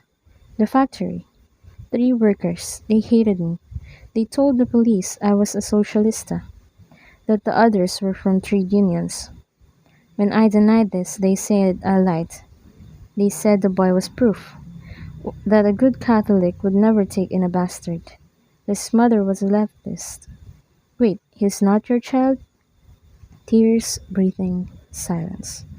I have done nothing wrong. Of course not. I saved a life. Of course. He speaks softly, Senor Rubio. This Franco. Do not speak of him, Senor Rubio. I have done nothing wrong. I understand. Tears, breathing, silence. Are you teaching him guitar? Every day. And his playing? It is exceptional. I wish I could hear him. How long will they keep you? 12 years and a day. 12 years? That is my sentence. How can this be?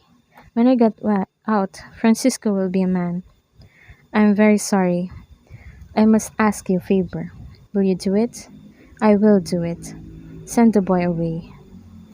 El Maestro felt his stomach tighten. Away? Yes. Where? America. I have a sister. America? He will be safe there. Such a journey. There is no future here. But I can watch him. It is too risky. He can stay with... Please, Maestro. Someone will talk. I have heard what these do to children of traitors. They are beaten and starved. But you are not a traitor. Yet I am still here. El Maestro rubbed his face. He was sweating now. How would I do this? I have money, hidden. You will get it. Pay the men at the docks. Which men? Which docks? Enough money will get you any man at any dock. But how? Listen. We have little time. Take this. He grabbed the blind man's hand and slipped him a piece of fabric ripped from a shirt. On it was some writing. There is an address in America. It is where he must go. All right. Give the boy a new name. Mine is Poison. All right. Tell him one day I will find him. Yes. Not to forget me. Yes, that I love him. I will tell him, Senor Rubio. Tears, choking. I've done nothing wrong, Maestro. You must believe me. I do. He is all I had. I'm sorry.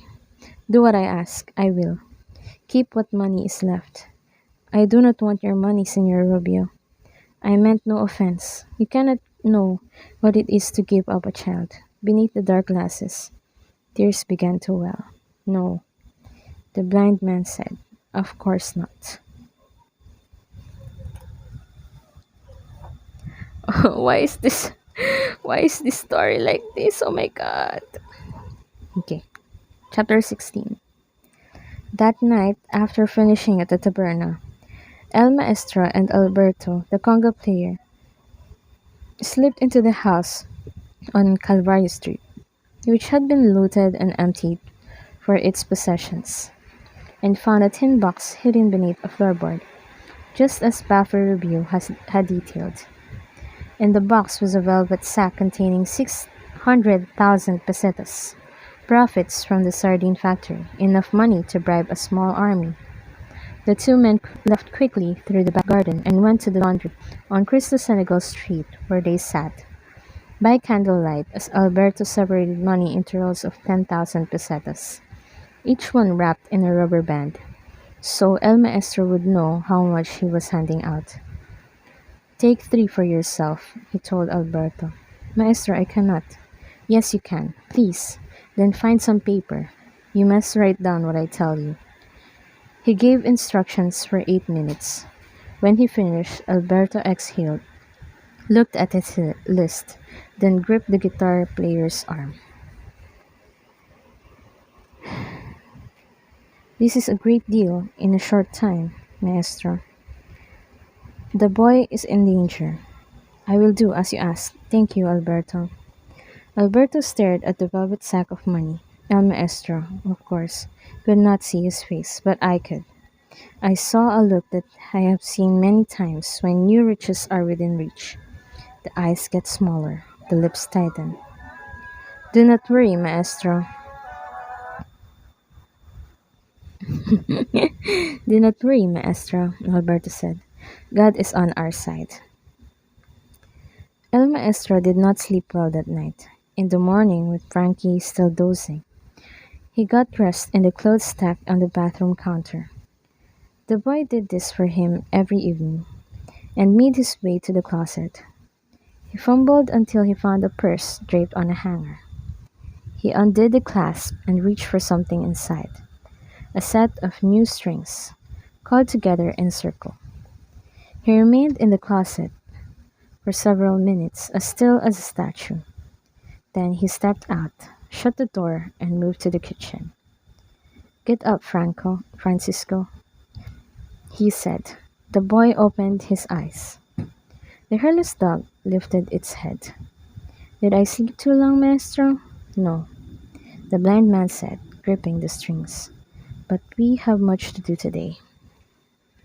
The remaining hours of August 5, 1945, were ripe with activity, as if a trumpet player were blowing eight-note triplets to fill each measure. El Maestro told Frankie to pack a bag with a toothbrush, comb, soap, and all the clothes he could fit in, especially underwear. "Where are we going?" "An adventure." "Where is your bag, Maestro?" "I will get it later. Now hurry." They left the flat and, holding the boy's hand, the blind man had Frankie lead him first to a shop on San Miguel Street, where guitars and violins hung on the walls. Frankie had never seen such a place. It smelled of wood and oil. When a bearded man came out from the back, he approached El Maestro and hugged him. They spoke in quiet voices, a conversation Frankie could not hear. "Maestro, is it you?" "It has been a while, old friend. How may I help?" "Today I must leave you with your finest guitar. Make sure it is strong enough to travel. I have an estruche, spruce, rosewood, and ebony neck." "Excellent, but this would be expensive. Get it for me now, in your most solid case." "You are playing again, maestro?" "It is for the boy." "That boy?" "Yes, and one more request. Cover the maker's seal. But that will devalue the instrument. He does not need to know its value." "Nor those he might encounter?" "Precisely." "And the strings?" "No strings." "As you wish, old friend. But may I ask one thing?" "Certainly." "Is this too fine a guitar for a boy so young?"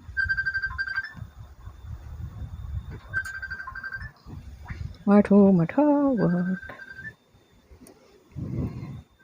"No, it must be with him the rest of his life." "Why?" "Because I cannot be."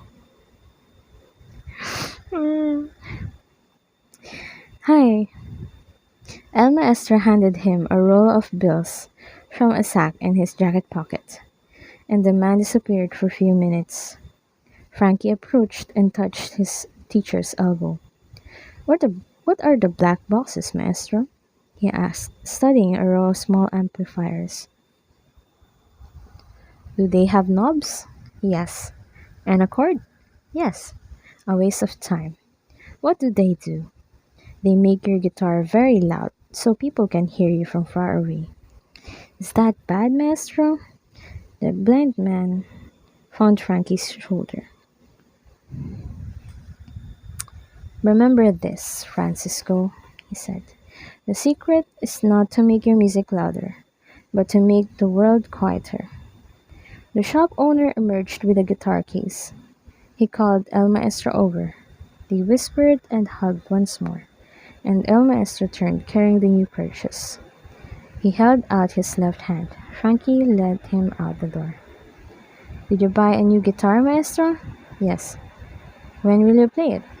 "Walk to the right." They made 3 more stops. At each place, Frankie was surprised to see El Maestro greeted by the people who seemed to know him. The boy had hardly heard his teacher speak to anyone. In fact, the only person the blind man ever addressed by name was Isabel, the woman who owned the laundry downstairs, and who now and then cooked them peladillas, almonds wrapped in candy shell. But on this day, people were embracing the blind man, as if welcoming him home. Frankie could not know that years earlier, before the war, El Maestro had been a well-known guitarist and popular nightclub performer, acquainted with certain men who liked to stay out late, listening to music, drinking, and courting women. Musicians often grow friendly with those who stay to the end. They bond in an hour when all the world seems asleep but them. Some of these men scared Frankie with their craggy faces and large bellies, but they reacted quickly when El Maestro gave them a roll from his pocket. Each conversation ended with a whisper and a handshake. Then El Maestro turned, reaching out for Frankie, and on they went. In between stops, he bought boy food, and at the bakery he told Frankie to get extra bread and small jars of honey to put in his bag. Overall, it was an exciting day for the boy, but he kept waiting for El Maestro to pack his own suitcase, and he noticed the hairless dog sticking close to him, sometimes bumping against his leg pala. Late in the afternoon, El Maestro asked, "Where's the sun?" "Almost gone," Frankie answered. The blind man told the boy to take him to a nearby restaurant. Frankie and the dog waited outside. Frankie ran his hand gently over the new guitar case. He hoped El Maestro would bring out some food. He was hungry again. An hour passed. It was nearly dark when the teacher finally emerged. He had nothing with him. His voice was deep and slow. "Let's go, Francisco." "Where, Maestro?" "To the taberna." "I can see you play?" "This one time, yes." Frankie at first was so excited he forgot about his hunger. But El Maestro did not share the enthusiasm. His breathing was labored. He made groaning noises. As he walked holding the new guitar, he wobbled a bit. Frankie realized that his teacher had not been eating in that restaurant. He had been drinking. "What color are your pants today, boy?" Frankie frowned.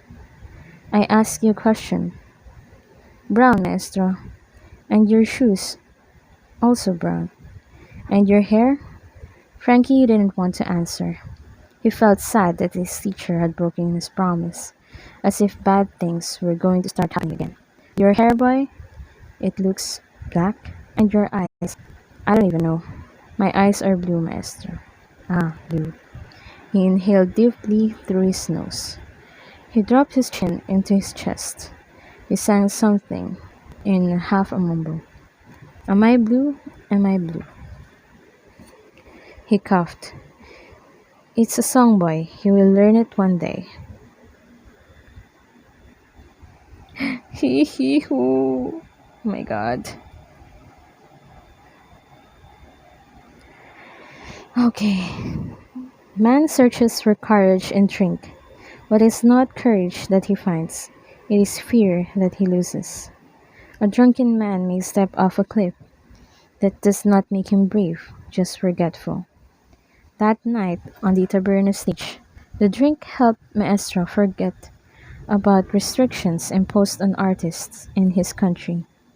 The result was the most fearless performance of his career. Barely pausing between songs, he played American compositions like St. Louis Blues and Tiger Rag. He played Perfume from the gypsy legend Django Reinhardt. He did a haunting rendition of the French classic Parles moi d'amour, Speak to Me of Love, as well as works by Schumann and Vivaldi and Ferdinando Carulli. His guitar sounded powerful and passionate, and I must confess, I surged through him that night like a shooting fountain. He rocked back and forth, feeling the vibration of every note. People in the crowd were so silent, at times it seemed as if the room was empty. Such music was forbidden by the government, but when performed that beautifully, I can mesmerize a crowd. For the next 2 hours, no one raised a protest. Not even a heavily clothed figure was watching from the back. Toward the end, Alma Astra reached up under his dark glasses to rub his eyes. Then, for the first time all night, he spoke. This last song, my fellow countrymen, is for the finest student I ever had. He turned his head toward where he had put Frankie in a chair, near the kitchen. Come, boy, let's play together. He began to strum the chords of Avalon, a song by Al Jolson that Frankie loved to listen to on the stolen phonograph. Customers looked back and forth. Some pointed at the child to the corner in the corner. Frankie felt his whole body shiver. He slid off the chair and nervously approached, touching his teacher's shoulder to let him know he was there. Come now, and Maestro whispered over the chords. Take the other guitar and sing the song. But I don't want to. Why not? I'm scared. Yes, and you will be scared again, all your life. You must conquer this. Face them and pretend they aren't there. Maestro, you can do it. Always remember I said you can do it.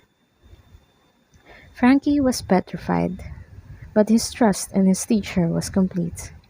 He picked up the guitar, put the strap over his shoulder, and began strumming the chords that he and El Maestro had practiced. Finally, after waiting through the intro, he sang his first song for an audience.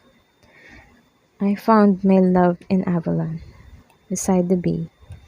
The people glanced back and forth. He was singing in English. I left my love in Avalon, and I sailed away. I will admit, I enjoyed watching their reactions. Frankie's voice was so rich and true. They could not help but admire it. Meaning, of course, they were admiring me. And he and El Maestro played their guitars in perfect balance. Frankie driving the rhythm, his teacher lacing solo notes, like sprinkling sugar atop a cookie. For one entire verse, the crowd marveled. For one entire verse, art overtook politics, and beauty overtook fright. I dream of her in Avalon, from dusk till dawn, so I think I'll travel on to Avalon. Frankie's voice, like strong drink, had made the patrons momentarily forget their fear, but like a drink, it did not last. A man in a beige suit was the first. He banged his glass in protest. Once, then again, others followed. Soon the whole taberna was slamming its glasses or silverware. Fear pulled down the curtain. Frankie stopped singing. Tears formed in his eyes. He spun to his teacher, who, as if expecting this, stopped playing. Help me up, El Maestro said. He rose, holding Frankie's hand. As the customers booed, El Maestro leaned toward Frankie and said, Now we take a bow like this. He bent at the waist. Frankie did the same. The cheers grew louder. Someone yelled, Traidor! Always thank your audience. El Maestro whispered. He squeezed Frankie's hand. Now lead us out the back. Wait for a bit, please. I'm just gonna tell her something.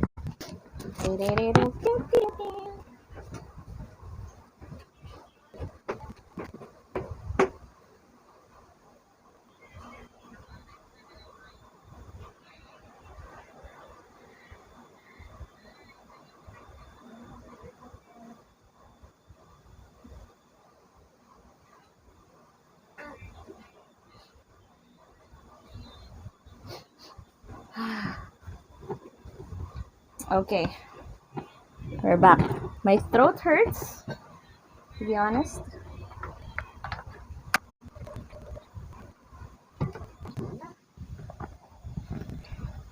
Okay, we're back. The rest for Frankie was a blur. He would remember Alberto, the conga player, waiting behind the wheel of a car in the back in the alley. He would remember a long ride in the dark. He would remember crying much of the trip, thinking of how he made those people angry. He would remember El Maestro, the new guitar case between his knees, saying very little until he felt the car bump, and he asked Alberto, "How much longer?" And Alberto said, 20 minutes, my friend. He would remember his teacher handing him a silver flask and telling him to drink, that they had a long journey ahead and Frankie needed sleep. He would remember a sweet but stinging taste to the liquid. He would remember El Maestro handing him the guitar case. "This will be yours now, boy. It is a fine instrument made of rosewood and spruce, with an ebony neck. The builder is from an old family of guitar makers. This is important. There should be history in whatever you play." Frankie wanted to be happy, a new guitar, but too many emotions were swirling inside him. "Why did I have to sing, maestro? One day you will understand." "But they banged their cups."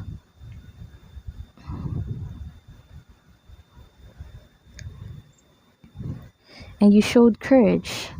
You will need that in life." "Where are we going?" The blind man turned away. "Do you remember your first lesson?" "Yes, maestro." "What did you do?" "I listened." "That is right. And where you are going, you will also have to listen. When you listen, you learn. Remember that, in music and in life." "But maestro, when you started to play, the first time, what do you remember?" "It hurt." "Yes," the blind man said. His voice choked. "And this will hurt as well." He cleared his throat. "But you will form your calluses, and it will get easier." The car bumped. The blind man rubbed his face. "Francisco?" "Yes, maestro." "There are strings inside this guitar case.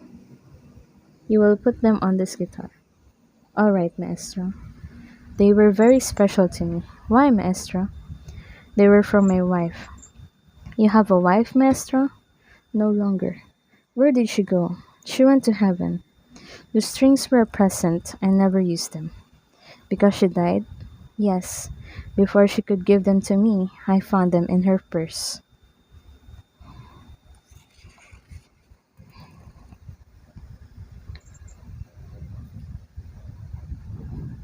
Frankie tried to imagine what the woman looked like. Were those dresses? Sorry.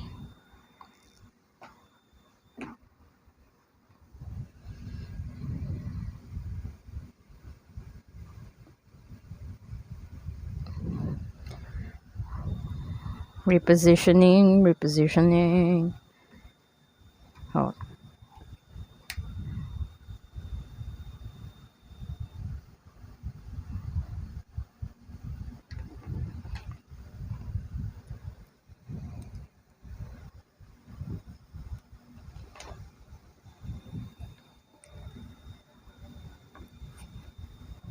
okay.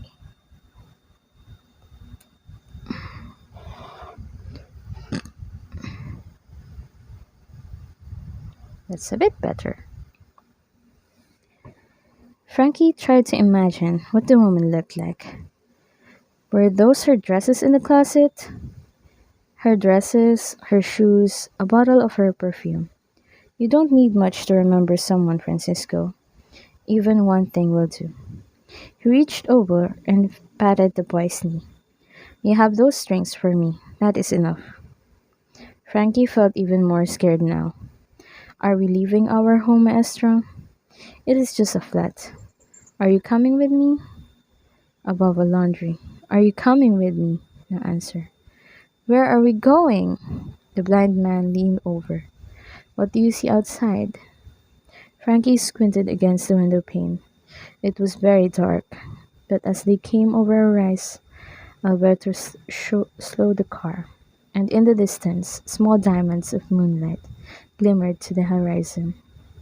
"The sea," Frankie whispered.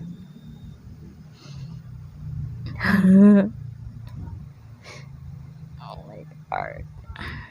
Gonna remove the charger and charge the tablet that I'm using to see the chats, okay?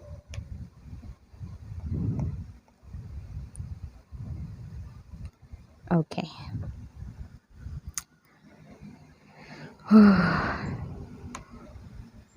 This is so it is so heavy.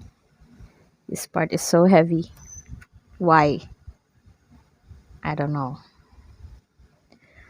Dizzy Gillespie, the jazz trumpet player, once said, "It's taken me all my life to learn what not to play." He was one of my special ones, and he was quite correct. Silence enhances the music. What you do not play can sweeten what you do.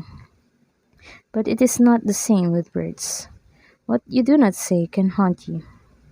El Maestro was an artist. His soul was surely mine, but his instincts were too musical for this life. He left out words as he left out notes. And so that night, as they sat at the Valencia harbor, he let Frankie fall asleep without telling him anything. And an hour later, when they got the signal, he carried the boy in his arms, walking up a long ramp to the ship, following behind Alberto, who held the bag and the guitar and whispered, "Straight ahead, maestro. Watch this blank, maestro." Many times, the blind man lifted the child's head to his face, as if memorizing its shape. Oh, his face, rubbing his cheeks against Frankie's nose and chin, as if memorizing its shape. He hadn't told him so many things, that they were not making this journey together, that the boy would awaken somewhere in the belly of the ship, in the company of men who had been bribed to ensure his passage, that he would find in his guitar case a roll of money, traveling documents, a piece of fabric with an American address, and a note that read in wiggly letters of a blind man's penmanship, "Francisco, it is time for you to leave. It is too dangerous here."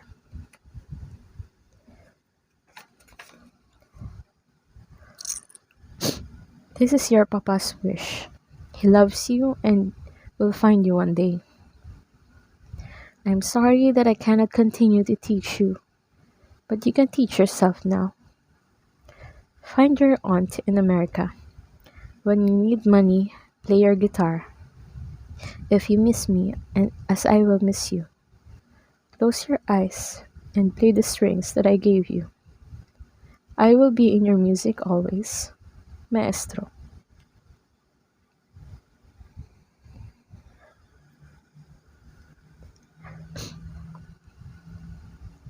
He did not tell him anything else. Not the details of the prison visit, not the length of Bafa's sentence, not the answers to any Frankie's many questions, including the one about El Maestro ever being able to see. The truth was, yes, his teacher once had sight. He lost it fighting early in his country's civil war, protecting his wife's younger brother, who had raced off to fight with the Republic. He followed the brother into battle. During a violent attack, he saved the young man from a grenade, which exploded instead near El Maestro, containing a poison gas that smelled like mustard. In the days that followed, his skin grew blotchy and his eyesight slowly disappeared, like a curtain lowering on his life. The brother, ashamed, fled the country. El Maestro returned home a blind man. "We have arrived, my friend," Alberto said. "Where are our contacts?" "Right in front of us," he answered, nodding at two unshaven sailors from the engine room. "Is he blind?" one sailor asked. "He's a great artist," Alberto said. "You know what to do with this boy?" El Maestro said. "Yes, yes, England, then America. Hurry up." "Alberto, can they be trusted?" "They can be trusted, Maestro." We've done this many times, the sailor said. Where's the money? In my pocket. Take the child. Careful. El Maestro held out sleeping Frankie and felt his arms being relieved of their burden. Suddenly he gasped. He was not prepared for the emptiness that overwhelmed him. Wait, where is he? Where is he? Right here, for God's sake. Francisco! Calm down, we have him, see? The sailor took El Maestro's hand and tapped it against Frankie's face. All right, keep your voice low. Yes, forgive me. He'll be safe. Good. This is hard for him. Alberto interjected. The money, now. The sailor spat. It is not my fault. The man can't see. Of course. Had El Maestro been able to see, our story would be different. For long before handing over the boy, in the moonlight, he would have recognized something in Frankie's dark grape hair and deep blue eyes and the curl of his lips. He would have seen the boy's face. Oh my God!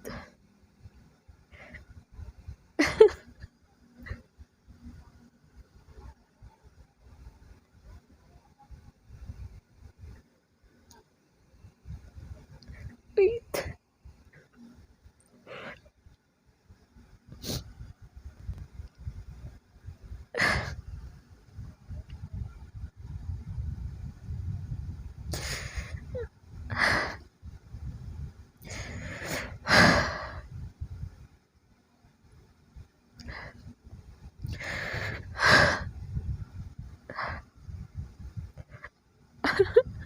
The heck?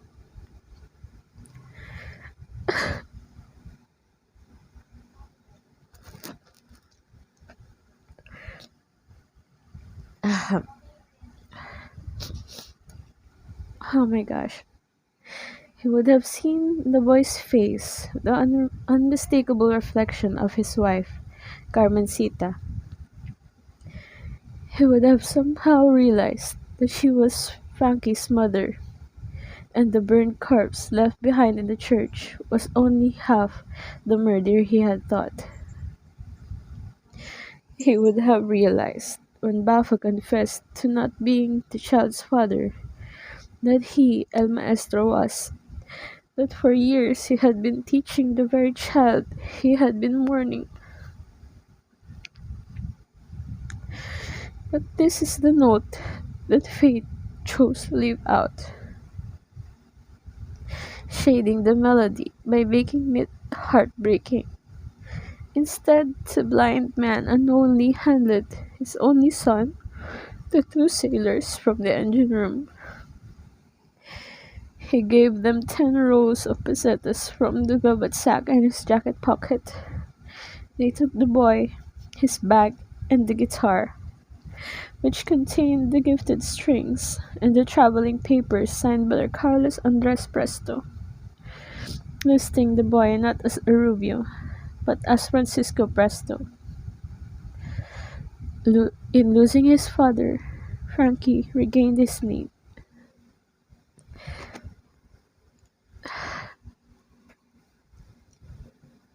Minutes later, the boat pulled away from the harbor. El Maestro heard the croaking engine, the splash of waves against the hull, all the sounds of disengagement.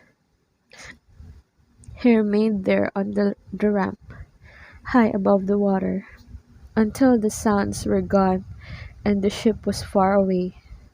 He took off his dark glasses and rubbed his eyes with the back of his hands. Suddenly, he could not stop his tears. Why do you cry, Maestro? Alberto asked. He had no words to answer, only that he felt as hollow as the inside of his guitar. He held out his arm until he found the conga player's shoulder. My friend, thank you for helping me. He could not see the blank expression on Alberto's face. He could not see his eyes get smaller or his jaw set. He only felt the man's hand slip quickly inside his pocket and steal the velvet sack of money. You're welcome, Alberto said. Goodbye. He pushed the blind man over the ledge, dropping him 20 feet into the water, where his tears and the sea became one.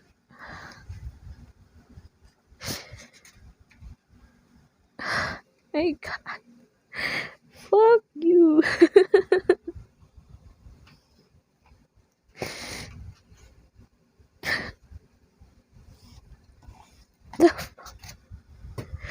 The fuck was that?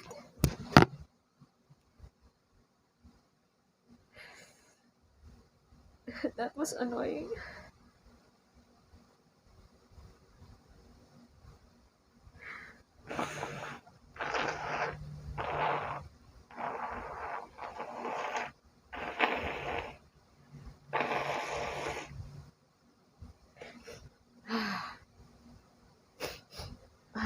Sorry. Please forgive the noise. Okay, I need to drink water.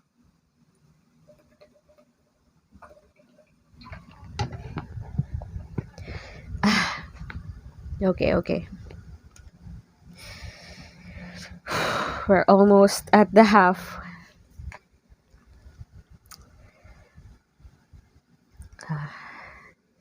Niles Stango, music historian, author. Frankie Presto had stage fright. Did you know that? It's true. He said it stemmed from his childhood. Some performance he did here in Spain, where the audience booed him. He never got over it. He had to kneel down and take deep breaths before every show. A lot of great ones suffer that way. Streisand, Adele, David Bowie, Carly Simon. They sweat, they vomit. But as soon as Frankie Presto got on stage, he never saw nerves.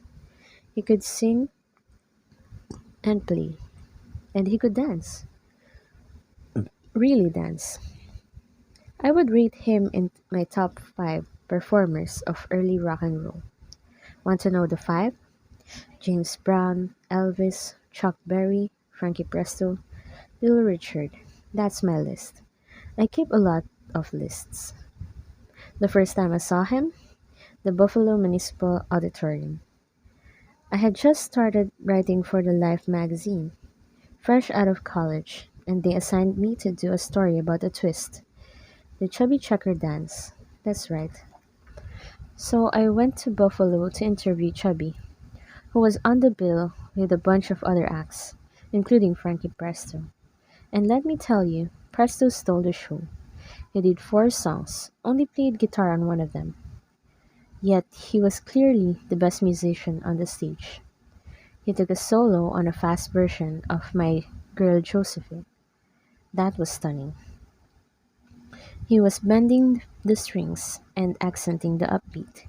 I think he threw a few jazz licks in there, and he did it all while he was dancing, sliding to the left and right, dipping and swinging the guitar like a sword.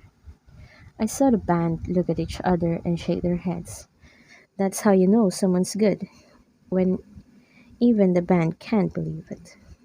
I asked him about the backstage that night. How come you don't play guitar all the time? You're great. He just laughed and said, Oh, I have to be careful with that guitar. It's mighty powerful. Now, I remember those words, mighty powerful, because that's something you'd say if you grew up in Mississippi, not Spain, right? But as we later found out, I wrote about this in my second book, Profiles of Rock. Frankie Presto grew up all over the place. England, Detroit, Nashville, Louisiana, California. I could never get the real story about his time in this country. He'd say, I don't remember much about Spain. I always thought he was lying. Who doesn't remember something? remember something. But you wanted to know about his greatest hits? I have a list for that too. Here's my top three.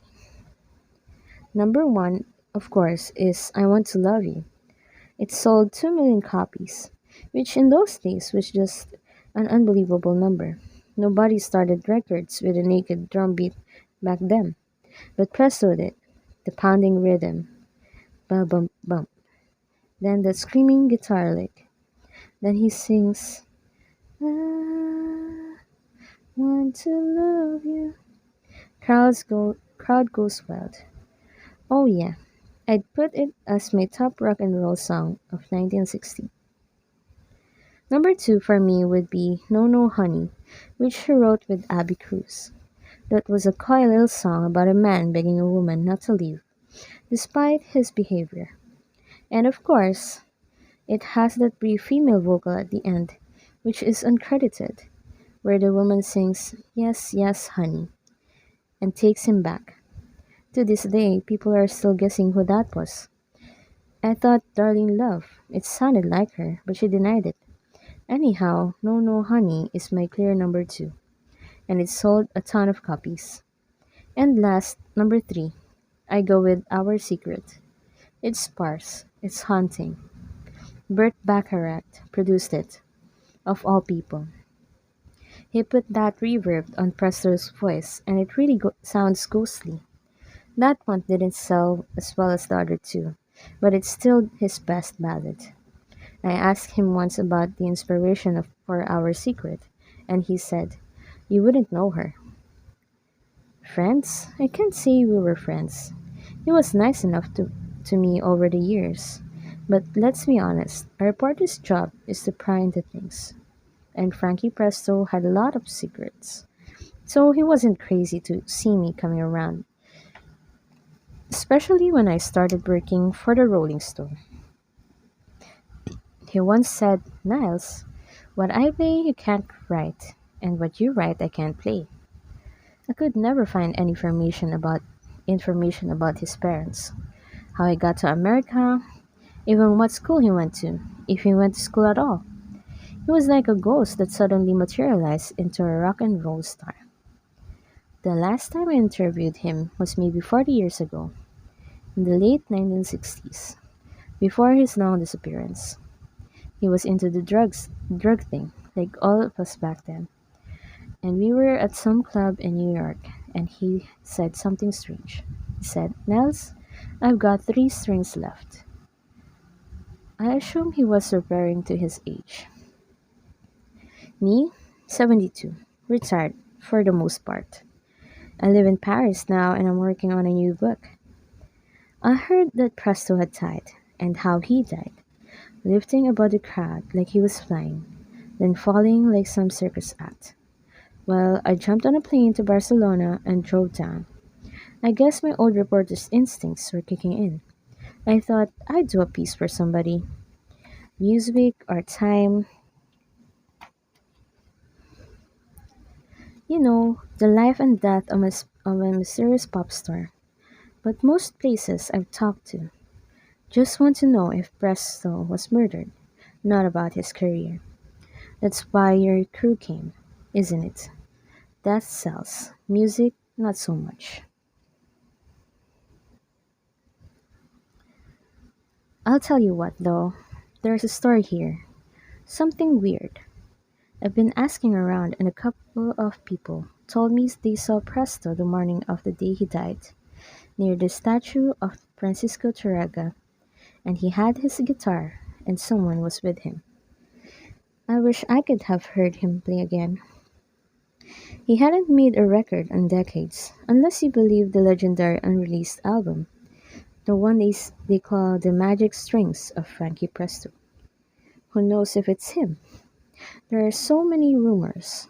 A writer once asked Frankie what his bravest performance was, ever, and he said the time he played alone in the bottom of a boat. I'm thinking, yeah, right, bottom of a boat? What is he, a pirate?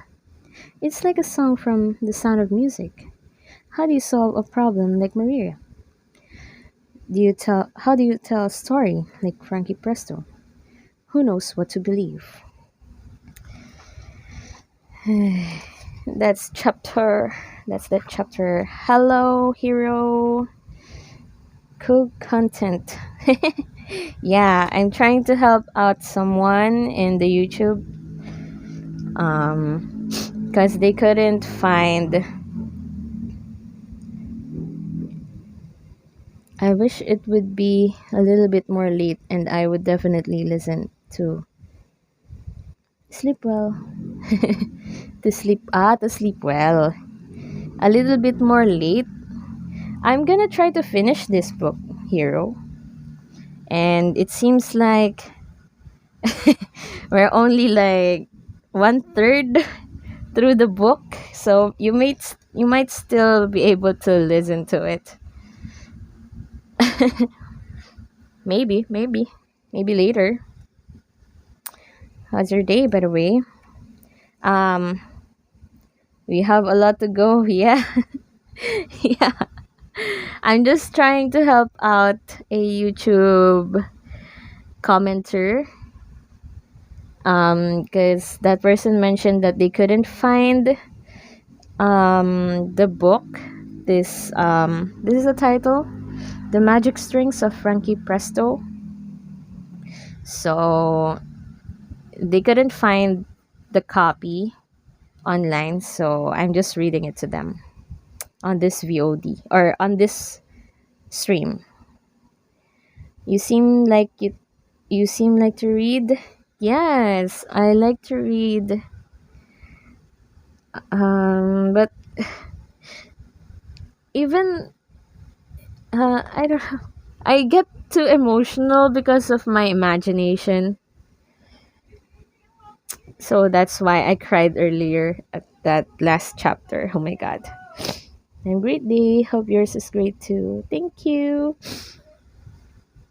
You can return later, maybe, or I would try to upload this VOD tomorrow in YouTube.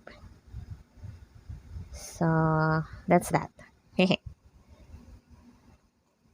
Yeah, that's so sweet.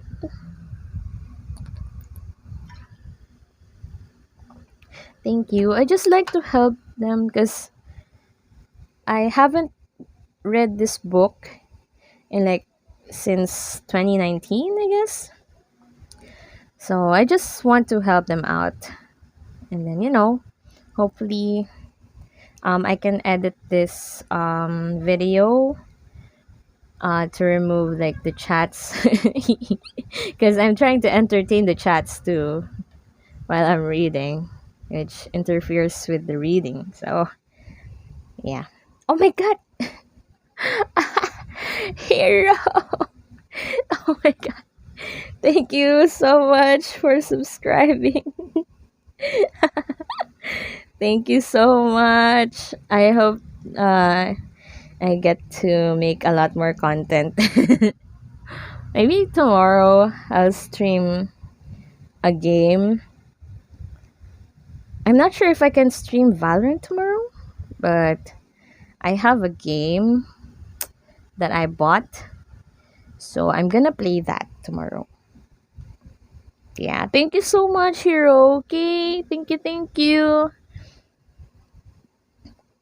You are supporting me too. Oh, thank you. I wish I can support you like subscribe to you as well, but I don't have some funds. But soon, I hope that soon I'll be able to support you properly. Yeah. Thank you so much. My gosh. Thank you. I really appreciate you guys subscribing because um I never really thought of being a VTuber, and now I get a lot of friends, a lot of supporters as well, a lot of friends. Sadly, I don't want to get affiliation, maybe after living abroad. Oh, but why? You're doing great. Thank you. Oh my gosh. Well, um when you're ready to be affiliate, I will try to support you the best I could. Okay. So yeah, thank you so much. Okay, hero. If you want to go back here later, then maybe you'll get to know the end of the story. Hmm? Huh? Because the story for me is pretty interesting. It was it was a bit sad already, but it's okay. It's interesting. It's really interesting to be honest. So I'm I will lurk and listen you at back. Okay, thank you. And yeah, you can comment or you can chat when it's gonna be interesting, or I don't know, maybe when you get back, you can just let me know when you're there, like the other people. So yeah. So oh my gosh, thank you so much, Hiro. Okay, enjoy your lurking. I like 1984. Oh, the book. Oh, nice. I want to read that too, but I don't have a copy. This is the book that I bought when I was still working, my first job. So I said, maybe I'll try to invest in something to read. So I was able to buy two books, or no, one book I was able to buy when I was in college. And then this is the second book that I have. It's a hardbound. I mean hardcover. Like see this? It's so it's so thick, right? And the other people only have the paperback or the softbound. I guess that's what it's called. So I splurged. I splurged for myself. Look at it. Books now are around 800 pesos. But this is 695 pesos. One, two, three. I don't know how much. Thick ass book.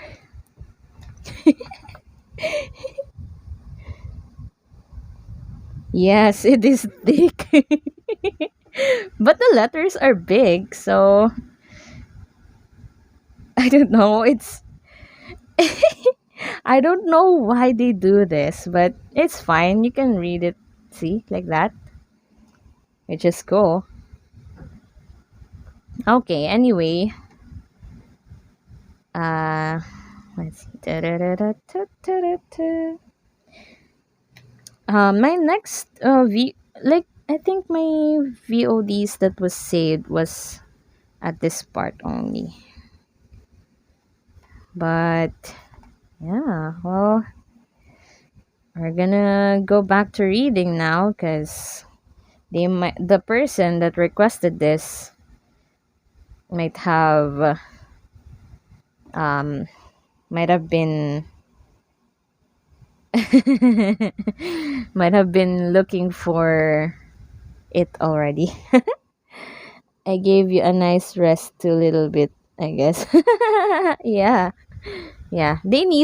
Actually, the person that requested this needed like the whole book by Friday, and it's already like maybe 4 minutes before Friday. So they will have an exam tomorrow, as they mentioned in my VOD's YouTube comment. I'm trying to help them though. I told them that they should just go to my Twitch and watch. And they didn't drop any comment. So maybe I don't know. This might help them or not. I'm still not sure. I'm gonna end this part soon, and then I'm gonna cut the stream later, maybe around 11:30, and then I'll stream again right away. So yeah, let's go back. So this is just chapter 8, 17. Ahem. Don't leave your work for later, dear. Okay. Thank you. You're still gonna lurk, right? Okay. Chapter 17, 1969. Can I help you? The man behind the counter asked. Eggs, Frankie whispered. The man put a finger to his ear. Can't hear you, fella. Frankie was unshaven, his eyes glassy behind aviator sunglasses. As he leaned in, his long black hair fell over his angular cheekbones, and you could barely see his face at all. I need to buy some eggs. A grinning teenager suddenly pushed up to the counter, jostling Frankie's shoulder.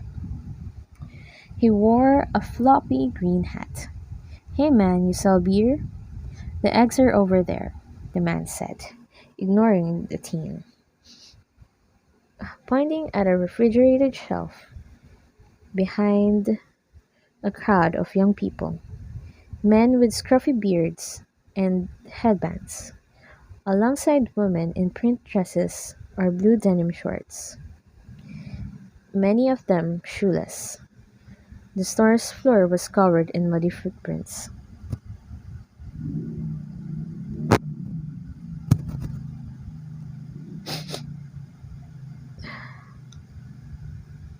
60 cents for the eggs. The man pushed up his glasses. They have 60 cents, fella? Someone screamed. I'm so high. And the others, I, and others roared in approval. A ceiling fan spun overhead. Frankie reached into his pocket and went wobbly on his heels. He could feel his guitar and its soft case on his back, but he couldn't see the man in front of him anymore. He felt as if he were in the middle of a balloon, being squeezed from the outside. Here, Frankie mumbled, fingering a $20 bill off a wad in his hands. Can I have one? The teen asked. Frankie let another bill drop. I'll take 20 beers, the teen announced. Frankie found a carton of eggs and stumbled away. The man yelled after him. You want your change? But Frankie was pushing out the screen door into the sticky summer air. This was America, the calendar year 1969, the month of August, the state of New York, during the 3-day music festival known as Woodstock, where 500,000 people gathered on a 600-acre dairy farm. Frankie, now 33 years old, was tall and lanky, with deep blue eyes, high shoulders, large hands, and dark stubble on his chin and cheeks. His life at this precise moment was, in musical terms, lontano, distant, or from a distance. And in such erratic time signatures it is impossible for me to notate. This was due to something he drank or swallowed behind the festival stage. I cannot tell you what it was. I doubt Frankie knew himself. In a moment I will explain why he have advanced our story so far, and why Frankie's journey at Woodstock would mark a major turning point in his life, his music, and his love affair with Aurora York, the little girl in the tree whom he would spend much of his youth pursuing. But first, I wish to say something about being in an altered state, like the one Frankie was in now. It does not bring you closer to me. It just makes me dizzy. For centuries, musicians have sought to find me at the end of a needle or the bottom of a drink. It is an illusion, and it often ends badly. Take my cherished Russian disciple, Modest Musar- Mussorgsky. In 1881, he lay face down in a St. Petersburg tavern. This man once composed marvelous works, pictures at an exhibition, and Night on Bald Mountain. He later made famous through an animated film called Fantasia. He composed nothing on that barroom floor, believing alcohol made him an artist. He died at 42. I was there to collect his talent. I was there at the hospital deathbed of my beloved Billie Holiday, just 44, her liver destroyed by drinking. I was there inside the hotel room of Charlie Parker, my singular jazz saxophonist, who died in his mid-30s, but whose body was so ravaged by drugs the coroners thought he was 60. Tommy Darcy, the bandleader, choked in his sleep when he was 51, too deep in pills to awaken. Johnny Allen Hendricks, we called him Jimmy, swallowed a handful of barbiturates and expired. He was 27. It is not new, this idea that a purer art awaits you in a substance, but it is naive. I existed before the first grapes were fermented, before the first whiskey was distilled, be it opium or absinthe, marijuana or heroin, cocaine or ecstasy, or whatever will follow. You may alter your state, but you will not alter this truth. I am music. I am here inside you. Why would I hide behind a powder or a vapor? Do you think me so petty? But let us return to Frankie's day's journey through a muddy dairy farm, carrying a guitar and a dozen eggs. A band named Santana was on the stage far from you, and the lead singer's voice seemed to come out of the sky. You've got to change your evil ways, baby. Frankie was lost. The chemicals in his system, which he'd ingested just before sunrise, had led him to wander far from the musician's area. This is all he remembered. He had been with Aurora York, who was now his wife, and she was sleeping on a cotton blanket, pregnant with her first child. He did not want to wake her, but he did. "Francisco?" "Aurora," he whispered. "It means dawn." "I know." "I'm hungry, Francisco. If you love me, you'll get me breakfast." She crinkled her eyes and smiled. Frankie told her to wait there. He would get some eggs and cook them for her. But after that, things got foggy, and now outside the grocery store. He was not sure how long ago that was. Was she a fairy? I don't think so, maestro. Did she have strange eyes? Yes. Was she kind and helpful? Yes. She was a fairy. He shook his head to clear El Maestro's voice, which often popped into his brain. He tried to locate the stage area where he'd left Aurora, but could only see an ocean of spectators, some of whom appeared to have comet tails as they moved. He stepped awkwardly over sleeping bags and blankets. A man's voice blasted over the loudspeakers. "We got a few announcements to make, people. All right, this is cool. The New York State Thruway is closed. We closed the Thruway, man." There was a sweeping roar of applause, and Frankie rolled his head.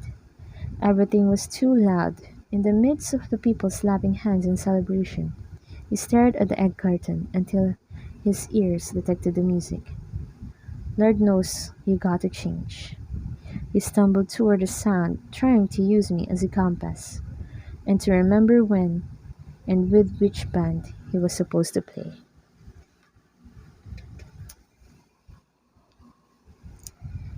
Chapter 18.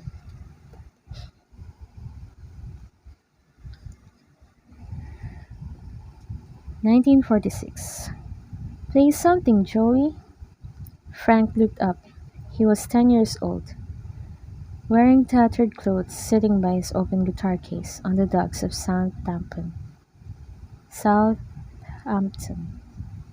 a port on the south coast of England, 2 hours south of London.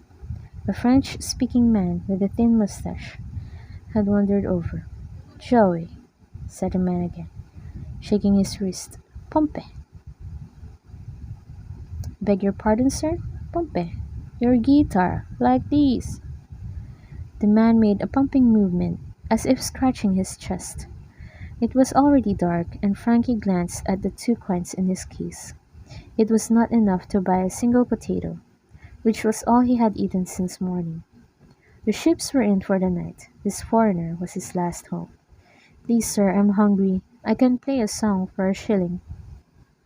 The man bit on a cigarette and pulled a coin from his pocket. "Joey," he said, dropping it. "Something happy, oui?" Something happy. Even the idea seemed foreign to Frankie. It had been more than a year since he'd left Spain on that ship.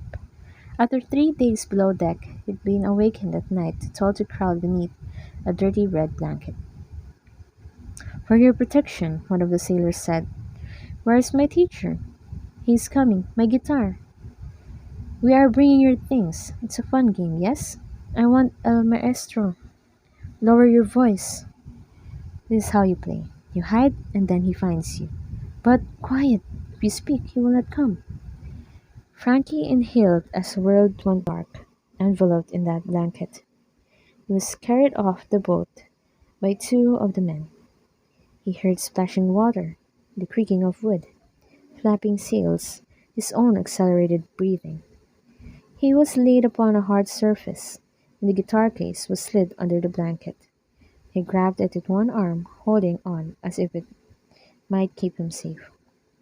"Your teacher comes soon," the sailor whispered. "Stay in the blanket until you hear him." Of course his teacher never came, nor did anyone else. The sailor abandoned him on this British port. In the months that passed, young Francisco Presto joined a long line of talented predecessors, begging, through his music, to keep himself fed. How far back does this go? Francesco Garbetta, my Italian virtuoso of the Baroque guitar, had to play in the streets of Florence in the 17th century. 300 years later, Irving Berlin was singing for pennies on the Lower East Side of Manhattan. "You should be ashamed to treat my children this way. No better than dogs bleating for scraps." Frankie, with his omnipresent guitar, rarely wandered beyond these docks. He knew from the note that he was supposed to find his aunt in America, but the smugglers had taken his money, so that was impossible now. Each night he dreamt of seeing El Maestro stepping off a ship, led by Alberto, the conga player. Frankie would run to his teacher and take his hand, and the blind man would ask, "Have you been practicing, Francisco?" And things would be good again. So the boy remained, waiting in the smelly harbor, playing for travelers, dancing if they wanted him to. He went from musician to performer, and some days he ate and some days he did not. Now he adjusted the guitar on his knee, which was bone thin. His fingernails were uneven from biting to keep them short. Something happy. He chose an upbeat song called Billets Duke, Deuce, by Belgian-born Django Reinhardt, the famous gypsy who was widely considered the greatest jazz guitarist in Europe. El Maestro had once said of him, "He is not of this earth." The song was quick and lively, like a child skipping, and it demanded Frankie's full attention. So as he played, He didn't notice the Frenchman's stunned expressions or see the cigarette fall from his lips. What is name this song? He asked. Billets Dukes. Who write it? The Django Reinhardt. Who he? A great guitar player. What mean, Billets Dukes? I don't know. I just know the names. You play nice. Thank you, sir. Where are you, Mama? Dead, sir. Where are you, Papa? I don't know, sir. The man lit another cigarette and looked at the water. I go on trip, far away. You're lucky, sir. No want to go. Why not, sir? Have baby, boy like you. That's good, sir. Baby died 2 months ago. No want to go on trip. He trapped his hands on the trail. No want to do anything. Frankie didn't know what to say. The water lapped against the wooden pylons. Parlez tu Francais? The man asked suddenly. No, sir. Just French. Just English. So, you are no English? Yes, sir, I am. ¿Hablas español? Frankie didn't respond. Bueno, the man said anyhow, and from that point on, he spoke in broken Spanish. Now where are you really from? Frankie shrugged. Spain, yes. What part? I'm not from there anymore. The man tapped his foot against Frankie's guitar case. Listen to me. Where I am supposed to go, I need someone to speak English. My English is bad. So? Your English is good. You come, translate my words, then maybe I go. No, thank you. I pay you. No, thank you. Give you bed. No, thank you. Give you food. Where are you going? To make music. You're a musician? Oui, not as good as you, perhaps. The man held out his right hand, motioning at Frankie's guitar. Let me try. Don't break it. The man adjusted the strap around his shoulder. He placed his left hand on the neck. Only then did Frankie notice the man's fingers were badly damaged. Two of them were mutilated, and only his first and second digits lined up by the frets. It's good guitar, I know. Where you get such strings? My teacher. Of what they are made, I don't know. He purred as if stroking velvet. Magnifique. Do you really play? Seeing the two fingers, Frankie had his doubts. I try billets douce, the man said. He rolled his chin, exhaled deeply, then played the same song, but so fast that Frankie stopped breathing. The man's two fingers shot across the frets, holding a note, then springing to many others, spilling octave runs as smoothly as oil poured down a funnel. Those two fingers produced more music than any five fingers could, and he finished with sweeping of chords using the pump technique he'd been trying to explain, a syncopated strum that made the guitar sound like a train engine. Billet dux no? The Frenchman said, handing back the guitar. It means love letters. How do you know that? I write it. The man smiled for the first time, his mustache lifting. I am the Django. You? We. I just said so. Frankie took the guitar. He felt goosebumps. What happened to your hands? A fire. Got burnt? When I was young. You play with two fingers? I play with this. He touched his chest, near his heart. Frankie couldn't believe it. He had listened to this man's recordings so many times, sitting beside El Maestro in the flat above the laundry, both of them imagining a guitarist with large, powerful hands and incredible reach. It was the first time my child realized the utter disconnect between a man's body and the music he can make. You are Gypsy? The Django asked Frankie. No, I am Gypsy. Come with me. I show you how to play like Gypsy. Frankie bit his lower lip.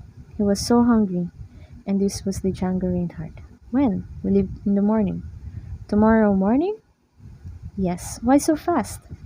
I play with band. They are waiting. What band? Duke Ellington. The Duke Ellington? We. Where? America. Frankie shivered. America? Where his aunt was? The Django held out his palm. You go, I go? Okay, Frankie said. They shook hands. Frankie looked at his guitar. The bottom string had turned blue. Oh my god. This is the first string?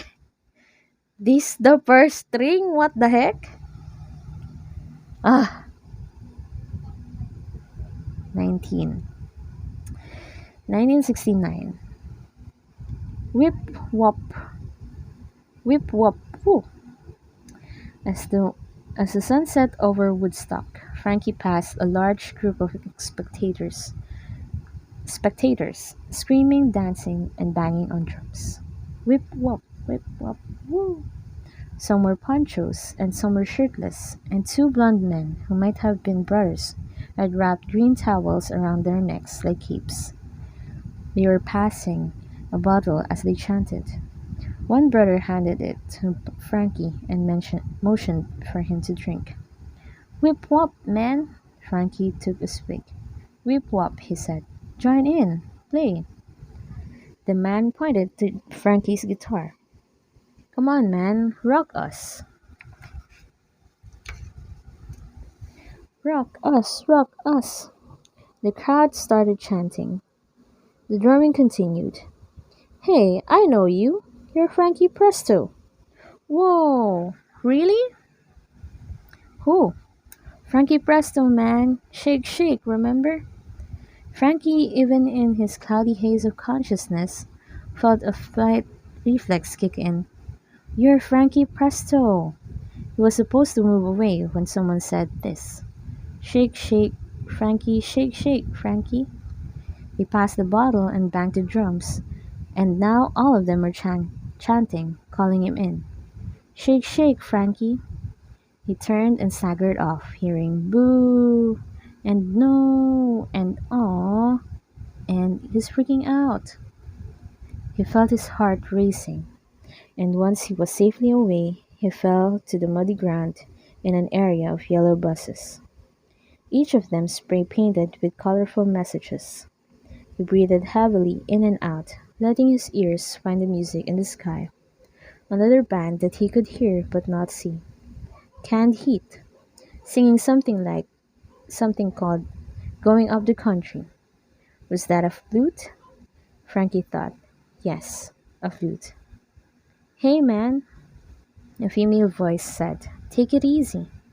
Turned to see an attractive, dark-haired woman sitting inside a purple van. She wore a sleeveless orange top and denim shorts, and her skin was tan and her toenails were painted different colors. She made him think about Aurora. Where had he last seen Aurora? The ex. He had to take her at the ex. If you love me, you'll get me breakfast. What's your name? The woman asked. Frankie. Come here, Frankie, she said. I'm gonna end that stream there. So we can take a little bit of a rest. Then I'm gonna rest my voice because, as you can hear, it's already grumbly. So I might need to drink something warm or just something. Something, something. So yeah, I'm gonna cut the stream here and I'll be right back. Okay? Bye-bye. We're gonna continue. Ah, Lord. We're gonna continue chapter 20. Bye.